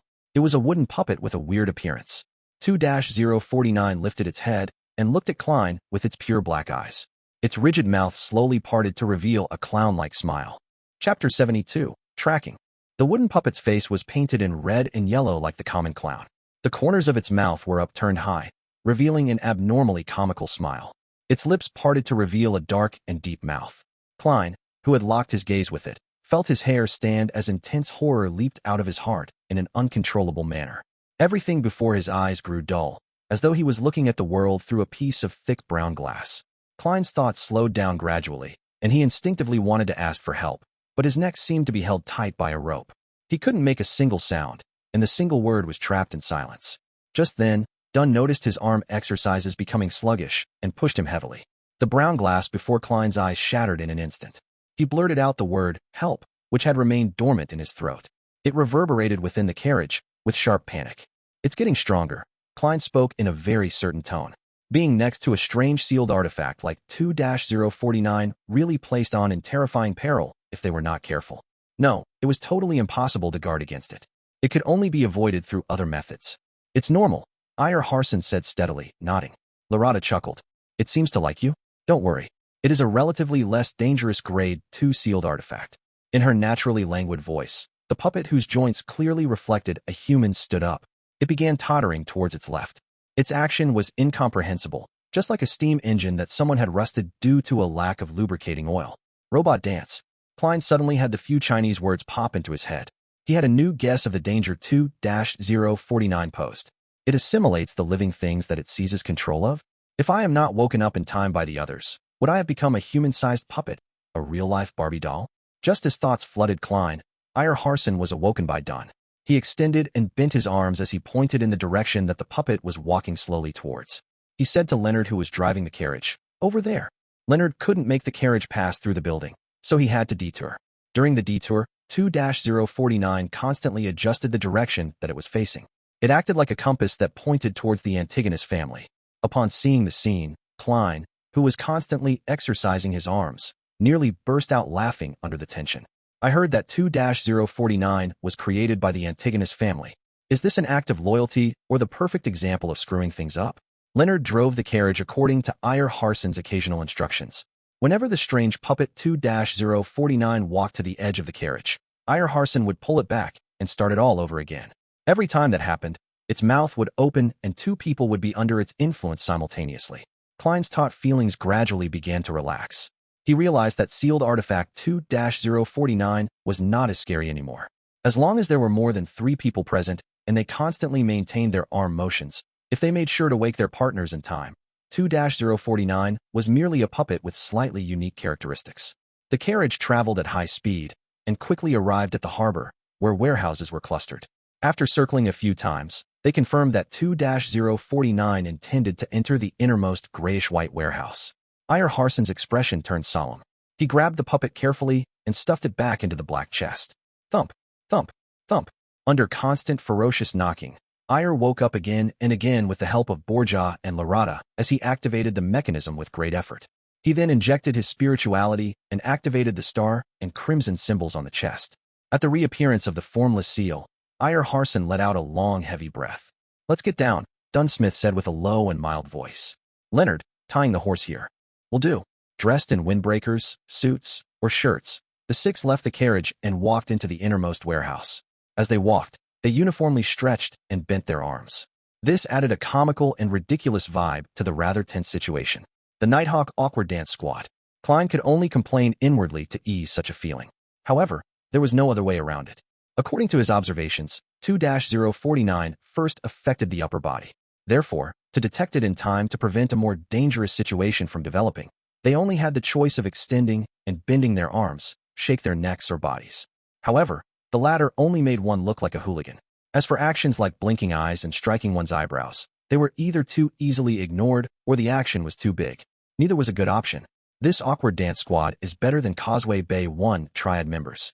Klein sighed in resignation and followed Captain Dunsmith and company. As they approached the warehouse's door, the deeper his anxiety and worry became. No one knew what kind of effect the notebook had on Ray Bieber. If something dire happened, Klein did not dare pin his hopes on transmigrating again. Furthermore, he discovered that he could still be injured and bleed while chopping ingredients for dinner. The speed at which he recovered was normal too. He wasn't some kind of monster that was impervious to combat or death. As they walked, Dunn suddenly lowered his non-moving hand and made a pressing gesture to beckon everyone to stop 10 meters away from the warehouse's door. Klein, divine if there is any danger in the warehouse. It'd be better if you could tell the level of danger, Dunn said as he turned his head to Klein. His gray eyes looked deep as usual. There was no fear. Klein gave an unnoticeable nod and stopped the hand exercise. He extended his right hand to his left cuff and removed the silver chain that had a hanging piece of topaz. As he was still moving his arms, Dunn realized his sluggish actions in time and woke him up with a nudge. Klein held the silver chain with his left hand and allowed the topaz to hang down naturally. Simultaneously, he moved his right arm, but with a much smaller range of motion. When the topaz stabilized, he half closed his eyes, outlined the spherical light, and entered cogitation. He then mumbled, "There's danger in the warehouse. There's danger in the warehouse." After 7 times, he opened his eyes and saw the hanging topaz slowly going in clockwise circles. It turned faster and faster, and in the end, Klein felt like it was pulling his left hand. "There's danger, great danger," Klein replied honestly. Clockwise meant affirmation to the chanted statement, while counterclockwise meant denial. To other Beyonders, even a mystery prior, using spirit dowsing could only determine if there was danger, but it was unable to obtain information regarding the level of danger. However, Klein discovered that when he used spirit dowsing, the pendulum would spin at different speeds, revealing the degree of the answer. Although it was not very accurate and extremely vague, it allowed one to have a rough assessment of the actual situation. As expected of a Seer potion, Klein was rather happy with the outcome. Just as he was about to put away the topaz pendulum, Leonard Mitchell, who had maintained his silence, suddenly spoke. "Divine if there is danger around us also." Dunn nodded in agreement. "Yes, I am worried that the secret order will not give up and that it has placed Ray Bieber's house under constant surveillance. They could have followed us here and could cause trouble at a critical moment." Klein took a deep breath and entered a calm, ethereal state once again. When the silver chain turned stable once again, he recited in his heart, "There is danger surrounding us. There is danger surrounding us." After repeating the statement, Klein opened his eyes and looked at the silver chain. In his dark brown eyes, the topaz pendulum first moved counterclockwise with difficulty. Then, it suddenly paused and started moving clockwise. "There is danger surrounding us." Klein felt a tug on his heartstrings as he spoke carefully. Furthermore, someone had tried to intercept his divination, but had lost to him in the invisible fight. Just as he spoke, an orange-yellow fireball the size of a fist flew towards them. It came crashing towards the middle of the group with its blazing speed. Dunn Smith, who had already drawn his long-barreled revolver before Klein did his divination, immediately raised his hand, aimed, and pulled the trigger. Bang! The fireball didn't seem to be affected by the gunshot, but continued its original trajectory, as though it was forcing everyone to scatter from dodging. Klein originally thought nothing of the troublemaker who was following them. After all, there were 6 Beyonders present. They were not even short of Sequence 8 and Sequence 7 experts. It was a lineup that was practically unstoppable in a small city like Tingen. But when the fireball smashed down, he came to a sudden realization. To them, the most dangerous enemy was not the tracker nor the troublemaker. It wasn't even Ray Bieber who was in the warehouse in an unknown state, but the sealed artifact 2-049. Once they dispersed and the battle began, they wouldn't be able to wake each other in time. Then, they would turn into real-life puppets one after another. As these chaotic thoughts bombarded him, Klein was pulled by Leonard aside to dodge the fireball.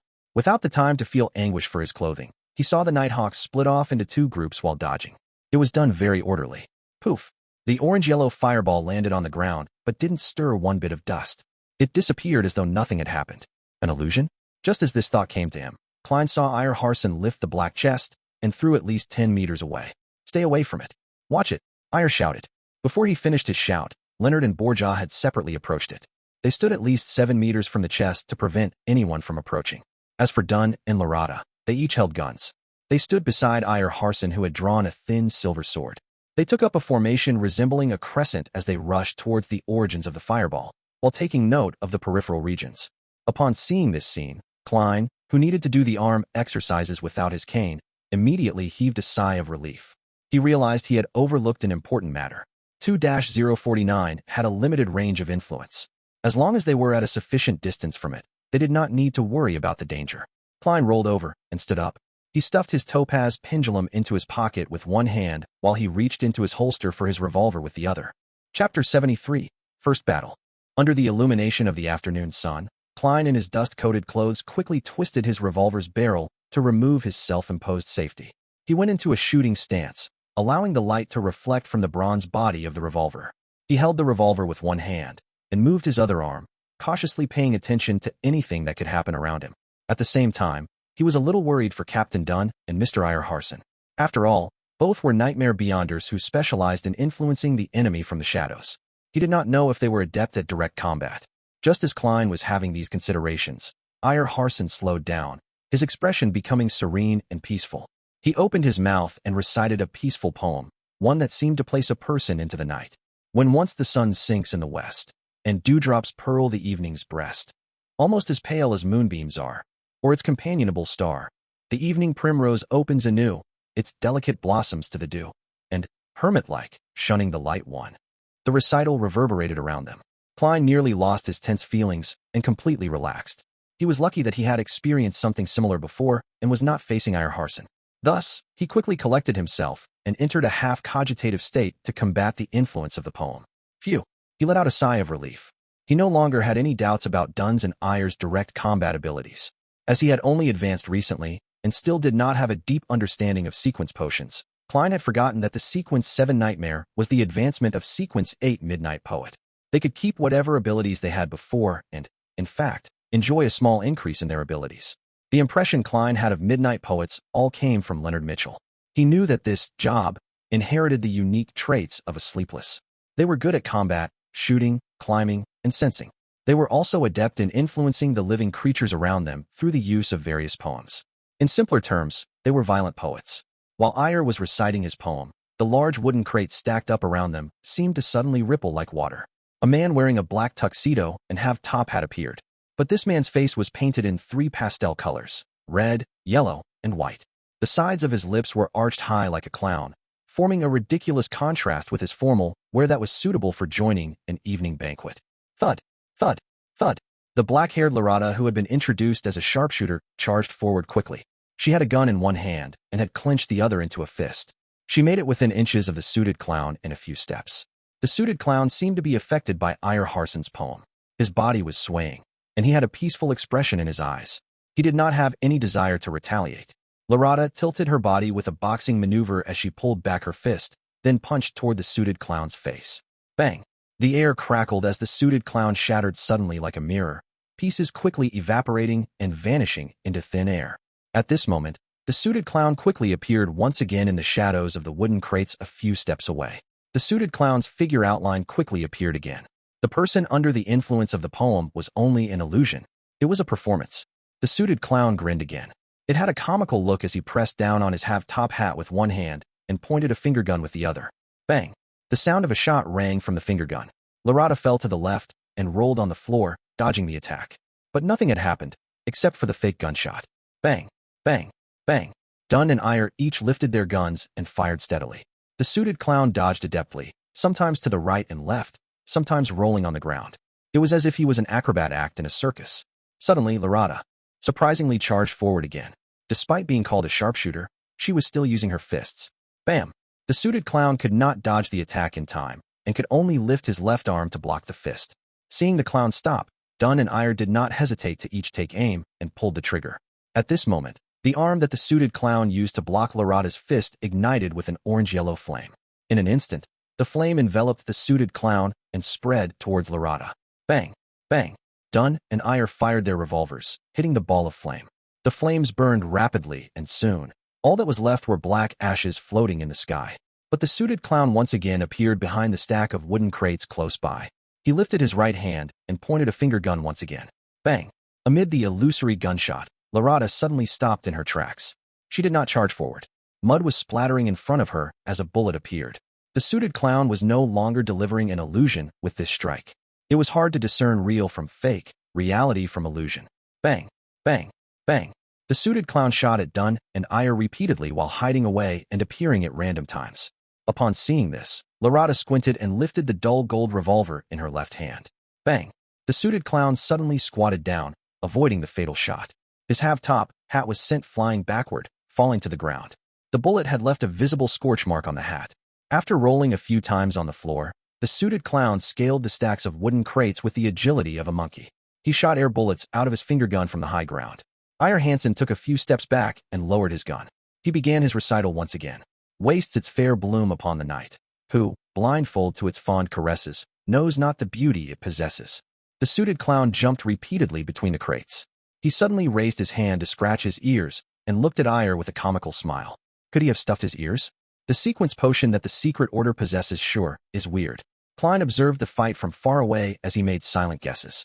Just as his thoughts flashed through him, he suddenly saw a figure appear at the top of a warehouse beside him. Furthermore, it was running straight inside where Ray Bieber was hiding. That figure was dressed in a grayish-white uniform, one which workers at the docks wore. His face also appeared to be painted red, yellow, and white. The suited clown is responsible for distracting Captain and the rest while the other person retrieved the diary? Klein instinctively raised his right hand and shot at the figure on the roof. He had just taken aim when the figure suddenly squatted, switching from running to rolling on the ground. Bang! Klein did not stop pulling the trigger. He saw the figure suddenly pause, blood blooming in a spurt. The figure looked at him in shock. While bearing the pain, he continued charging into the warehouse. That felt like a lucky shot. Klein twitched his lips and pulled the trigger once again. This time, the bullet hit the wooden roof beside the figure. Bang! Bang! Bang! Leonard and Borgia also shot, but did not hit the figure. Klein wanted to criticize how terrible their shooting skills were as compared to his when he suddenly stopped pulling the trigger. That's right. Why must we stop him? Didn't I divine that there is grave danger in the warehouse just now? Wouldn't it be great if we let that guy be the vanguard and step on the landmine for us? Leonard and that Mr. Borgia must have had the same idea. With this thought, Klein lifted the barrel of his revolver and shot at the sky. Bang! Bang! Bang! As the gunshots rang, the figure managed to reach the innermost region of the warehouse unobstructed. He lunged downwards, slamming into the roof as he fell down with the collapsing roof. Immediately following the commotion, the black-haired Lorada's eyes suddenly turned black. Her left hand began making a strange pulling action. The suited clown's jumping action suddenly came to a pause as his ankle seemed to be grasped tightly by an invisible hand. Dunn did not shoot immediately and instead pointed his revolver downward. He opened his mouth and by simply using his spirituality to resonate the air around him, he produced a strange, faint, and ethereal voice without the use of his throat. Thus it blooms on while night is by. When day looks out with open eye, bashed at the gaze it cannot shun, it faints and withers and is gone. The suited clown suddenly became limp, as if he had lost the desire to live. Iyer Harson lifted his handgun and took aim, his finger pulling the trigger immediately. In that split second, there was an abnormal and tragic wail that came from the warehouse. Ah! The cry contained immense fear as though he had encountered an unimaginably terrifying matter. The hair on Klein's body stood on end. The tragic cries came to a sudden stop as silence was restored in the deepest parts of the warehouse. It was a skin-crawling silence. Bang! Affected by the cry, Iyer only managed to shoot the suited clown in the belly. HAA! HAA! HAA! The silence was once again broken from the deepest depths of the warehouse. What should have been soft panting sounded. It reached a crescendo that tightened everyone's nerves. Thump! Thump! Thump! Thump! Thump! Thump! Inside the black chest, 2-049 had reached a frenzied state. Chapter 74, Ray Bieber. Ha! Ha! Ha! Thump! Thump! Thump! The loud panting and the intense knocking alternated first before they resounded together. It made Klein and company extremely nervous, as though they were hearing some evil murmur. Taking advantage of the moment Iyer, Dunn and Lorada had their attention redirected, the suited clown suddenly pulled out a long piece of paper from his pocket. Ha! He threw it with his right hand as the slip of paper ignited into a black fiery whip. Then, he lashed it towards the side of his ankle. A fleeting but tragic scream sounded as the suited clown escaped the invisible shackles and did a backflip. Bang! Bang! Bang! Dunn, Iyer, and Lorada shot, but their bullets only ended up hitting the wooden crates. The suited clown did not stay any longer as he pressed down on his wound with his right hand while escaping in a direction opposite the warehouse. He was so fast that in the blink of an eye, all that was left was a hint of his back. And before he vanished, his right hand which pressed down on his abdomen moved towards his left arm. The wound on his stomach had already vanished, looking completely fine. The location on his left arm which he touched with his right hand suddenly became badly mangled, and a silver bullet appeared in the torn flesh. Dunn and the rest didn't chase after him because the panting from the innermost warehouse was so loud that it was making them nervous and insecure. Bang! The door of the innermost warehouse suddenly exploded and flew in all directions. Then, something wrapped with a torn cloth flew out and landed not far from Klein. When Klein cast his gaze over, he realized that it was an arm. Its bloody flesh had been chewed on, and its white bones were cracked in an irregular fashion as they jutted out pa. Pa! Pa! One item after another flew out. First it was a spray of blood, followed by a dilated eye and an ear which had been ripped out brutally. Finally, half a beating heart and intestines filled with yellowish-brown objects came out. If Klein had not seen the more gruesome giant cadaver at Ray Bieber's place, he would have probably vomited there and then. His nerves were on the brink of a breakdown. After a great deal of effort to hold back his urge to shoot into the pitch-black entrance, he ejected the empty shells from his revolver and reloaded with new demon-hunting bullets. Bang! Dunn drew close as he stably shot into the warehouse. However, his bullet was like a shot into the sea. There was no audible response. Ha! Ha! Ha! The loud panting sped up as grayish-white colors filled the open door. With another two loud shots, Iyer Harson's and Borgia's bullets tore through the whiteness, but failed to prevent the color from spilling outwards. It did not leave any wounds or cause liquid to seep out. Klein held his breath and kept himself from shooting blindly. He watched as the whiteness slowly revealed a complete outline. It was a humanoid creature more than 2 meters tall. Its limb joints were all unnaturally twisted. It was as though they had been snapped by someone forcefully. White bones poked out from under its skin as the entire grayish-white surface was filled with gullies, like a human brain that had been stripped from its shell. The monster had grayish-white, rotting, sticky liquid flowing all over it. Its head looked relatively normal, with deep wrinkles and pale skin. As it opened and closed its mouth, Klein could see a porcelain false tooth that looked close to falling out, a few strands of bloody saliva, and bone and flesh that had been minced. Was Ray Bieber still even King human? Klein drew a silent gasp as he felt his heart pound rapidly. Bang! Leonard's demon-hunting bullet hit Ray Bieber's forehead and tore right through it, leaving behind a deep hole. Grayish-white liquid flowed out and dripped onto the ground. The liquid wriggled and turned into fat cream-colored maggots. But the monster appeared completely unaffected. It was neither fast nor slow when it pounced at Borgia, who was closest to it. Its actual target appeared to be the black chest that contained sealed artifact 2-049. Loss of control of Beyonder powers, Dunn shouted in a deep voice. Lorata, it looks like a dead soul, so quickly look for its weakness. All right. Lorata did not speak further as she raised her hands to press down on her eyes. Her pupils turned gray then colorless, as though she had entered the world of spirits and a kingdom of dead souls. She looked down at the enemy from a higher vantage point as she searched for a node. Klein saw that a normal gunshot was ineffective, so he did not bother wasting more of his bullets. He lifted his hand to tap at his glabella to activate his spirit vision. He planned on helping Gravedigger Lorata. From his vision, Monster Bieber only had one kind of spiritual glow left. It was purely grayish-white, a whiteness filled with craziness. Apart from that, Klein saw nothing else. At that moment, Iyer Harson and Leonard Mitchell sang simultaneously. Oh, the thread of horror, the hope of crimson cries. One thing at least is certain, that this life flies. One thing is certain, and the rest is lies. The flower that once has bloomed forever dies. The power that allowed one to enter a peaceful slumber emanated. The twisted grayish-white monster gradually slowed down as though it could not fight against the charm of the poem. Then, it opened its mouth and let out a shrill cry that ordinary people were deaf to. Ah! Bang! Klein felt a sharp pain in his head as he automatically exited his spirit vision state. He felt warm liquid flowing out of his nose, and when he subconsciously wiped it with his hand, he discovered the back of his hand covered in blood. Iyer and Leonard fell back to the ground at the same time. They had blood stains lining the corners of their lips, noses, and eyes. Borgia, Dunn, and Lorata each took a step or two back, the color in their face draining. That monster only screamed once, but it appeared to exceed what the 6 Beyonders could withstand. They instantly turned extremely weak. Bam! It closed in on Borgia and suddenly swung its twisted joint. Bang! Bang! Bang! Bang! Borgia and Dunn shot twice each, but they didn't cause any damage to Monster Bieber. Bang! A blow sent Borgia flying out as his long-barreled revolver fell to the ground. He tried to stand up a few times, but failed to do so. The corner of Monster Bieber's mouth had stringy liquid oozing out as it leaped towards the black chest. Bang!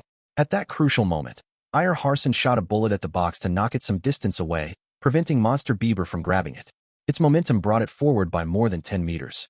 The black chest cracked, and as the thumping within turned more intense, it grew more obvious. Found it. The black-haired Lorata finally spoke. I need you to control it for at least 3 seconds. All right. Dunn didn't delay any further. He extended his hand to tap his glabella and closed his eyes. He seemed to fall asleep as shapeless waves slowly rippled out one after another. In that instant, Monster Bieber paused and the craziness in its eyes quickly receded. Its thin, transparent eyelids began to close uncontrollably as well. Dunn's body started quivering, and something popped up under his clothing and wriggled on the spot. It was as though he hid slippery, scaleless snakes within. Lorata rushed over and with a roll, arrived under Monster Bieber. She supported herself with one hand while raising a clenched fist, bombarding Monster Bieber's crotch like artillery. Poof! She ignored the corrosive pain but supported herself against the ground and directed more strength once again. She went higher a little as her fist drilled deeper in. Rip! Lorata pulled out her forearm as she dragged out an intestine filled with brownish-yellow blood stains. In the intestine, there was an ancient notebook. Ah! Monster Bieber let out a blood-curdling scream, and his body suddenly lit up as though it was melting. Get down! Just as Iyer Harson's hurried shout ended, Klein saw Monster Bieber suddenly swell up. Boom! Amid a loud explosion, the distant Klein was tossed into the air by the shockwave and landed heavily. He struggled to stand against a swirling headache, and he saw monster Bieber turn into a pile of disgusting, rotting flesh. Then he saw Dunn and Lorata, who were a dozen meters away, looking like they had been knocked out. Iyer Harson, Borja, and Leonard Mitchell were on the ground too, some groaning in pain, some struggling to stand up, but failing. Klein was just about to relax when he suddenly saw a familiar object about 2 or 3 meters away from him. The black chest had stopped rolling, and cracked surface was facing the sky. A skinny brown arm extended out. Sealed artifact. 2-049. F***K.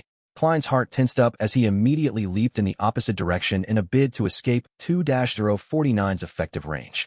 The blast from before had thrown the black chest near him, and at that moment, Klein's head suddenly buzzed as his thoughts turned sluggish. Chapter 75, Saving Himself. Oh no, I've been controlled by the puppet. Captain and company are either unconscious or have yet to recover. They can't even get up. They will not be able to wake me up in time. No, I have to save myself. Everything before Klein's eyes was happening in slow motion. All his joints and his brain seemed to have been coated with an ever-thickening layer of glue. He had no interest in becoming a human version puppet, so he seized the opportunity of not being fully controlled by trying his best to seek a way to save himself. I definitely can't hit myself. There must be an external force. External force. I'll give it a try. There's no time for hesitation. Without the luxury of time to think through things, Klein came to an idea in less than 3 seconds. He moved his rusty knee joint and took a counterclockwise step. At the same time, he did not try to escape the invisible rope that hung around his throat. All he did was recite inwardly, "Blessings stem from the immortal Lord of heaven and earth." He wanted to use the mysterious world above the gray fog to awaken him and escape sealed artifact 2-049's assimilation. Creak, creak, creak. Klein's knees and ankles let out an involved, ear-piercing sound. With a slow, contorted step, he took another step counterclockwise. "Blessings stem from the sky, Lord of heaven and earth." Klein's thoughts turned increasingly sluggish as he felt as though he was a computer that had all sorts of bloatware and every antivirus software installed.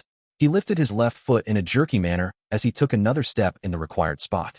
"Blessings stem from the exalted arch." Klein's thought processes turned more and more rigid and sluggish. He took the final step purely out of instinct. At that point, he knew he was almost fully under the puppet's control. Even if Iyer Harson could get up in time to save him, he would probably be unable to be awakened. But his strong desire to live made him chant the final line of the incantation. "Blessings stem from the celestial worthy." Just as he finished his incantation, the extremely chaotic and hysterical shouts and murmurs sounded. They quickly took over every corner of Klein's sluggish thoughts, shattering them in the process and reducing them to thoughts he had no control over. Klein's brain became a boiling pot of potpourri as his stiff body turned light while his spirituality lifted. Endless grayish-white fog and the dark red stars of varying distances appeared once again before his eyes. It was vast, mysterious, vague, and blurry. Klein's confused mind quickly settled down as he finally regained his ability to think, only to see the magnificent palace. "Phew. Thankfully, it worked," he whispered with a lingering fear.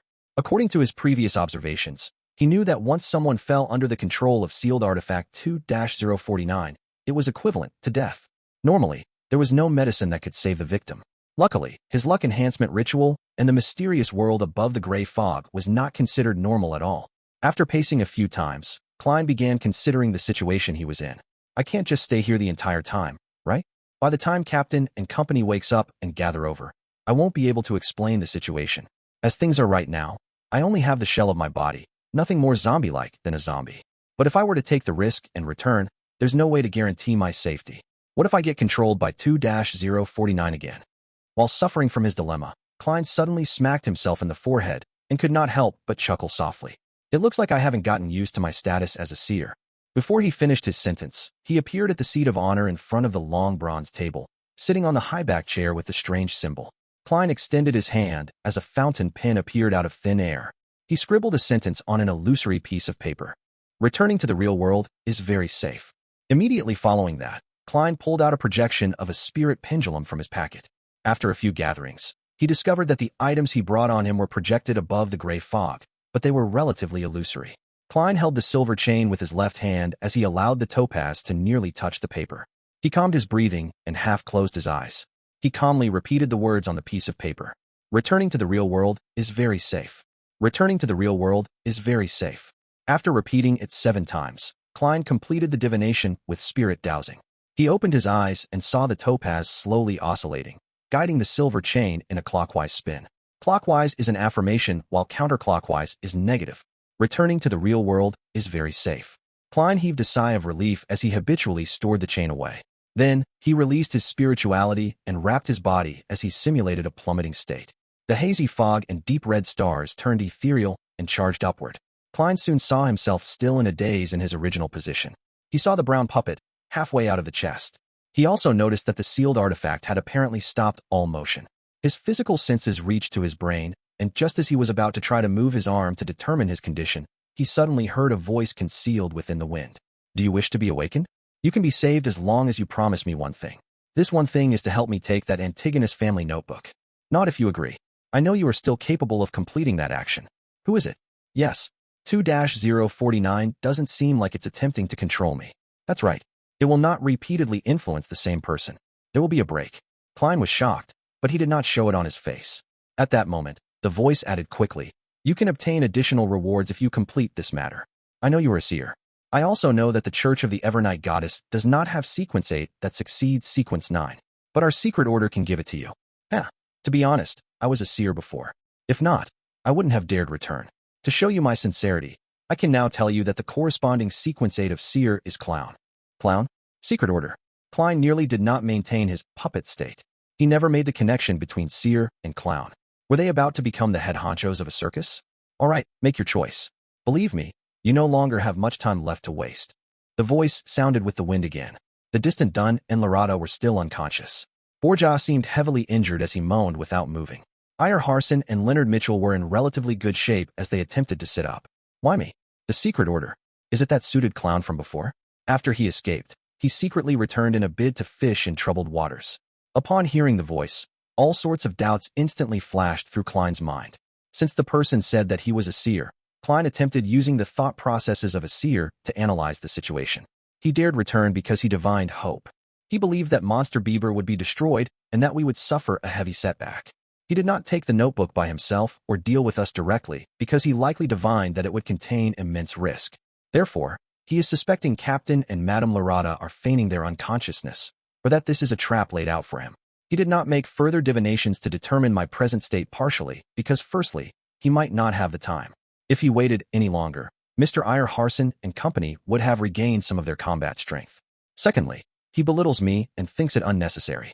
He understands a seer very well and is confident that I'm unable to escape the puppet's control. He is using me as cannon fodder to probe for any traps. From another angle, this also means that the luck enhancement ritual does not cause any abnormal appearances. With his brain no longer sluggish, Klein felt that his line of reasoning was clear. He was quite confident of the thoughts and goals of the suited clown. As for the clown's promise, he believed not one bit of it. Cannon fodder did not have any human rights. As the thoughts flashed through his head, Klein controlled his neck and difficulty nodded. As he did this action, he confirmed that he had escaped the control of sealed artifact 2-049. Just after he nodded, a transparent curtain stirred 2 to 3 meters to his side. It revealed the suited clown who had his face painted with a clown's pastel colors. It was none other than the secret order member who had fled previously. At that moment, as Klein had previously turned around in an attempt to leap out of 2-049's effective range, his back was facing the black chest and the puppet. The suited clown was in front of him to his side. First, it was to stay away from the sealed artifact, and second, to avoid his revolver's barrel. It was clear that he was very careful. The suited clown pulled out a long paper slip from his pocket and shook it vigorously until it turned straight, like a wooden pole. He held the wooden pole, and at a distance of 2 to 3 meters, he gave Klein's shoulder a prod in an attempt to wake him. This fellow knows 2-049 very well. He knows that if the scent of an Antigonus family descendant is present, the puppet would go ballistic and control 2 at a time. He also knows that throwing a rock doesn't seem effective. At the very least, I've seen Captain and company attempt similar means. Although Klein did not know why 2-049 had stopped assimilating him again, he did not dare stay within 5 meters of it any longer. Therefore, he waited as he held his breath. Just as the wooden pole was about to touch his shoulder, Klein suddenly raised his left hand and grabbed the edge of the pole and yanked it backwards. The suited clown was caught by surprise as his body was pulled forward. He staggered a few steps forward as the gap between him and Klein contracted once again. He was now less than 2 meters away. At the same time, The prepared Klein squeezed his right finger on the revolver's trigger. Bang, bang. He shot twice, but did not aim at the suited clown. Instead, he had aimed behind him, shooting to the side of sealed artifact 2-049.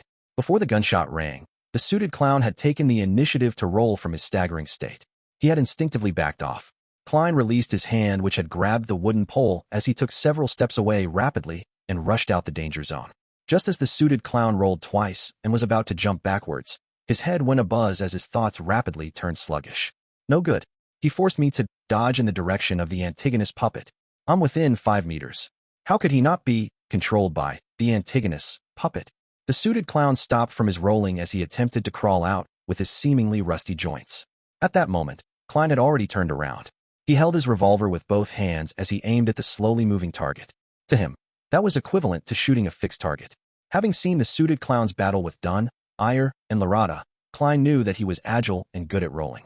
Therefore, even when they were just a meter or two apart, he had carefully given up on shooting directly.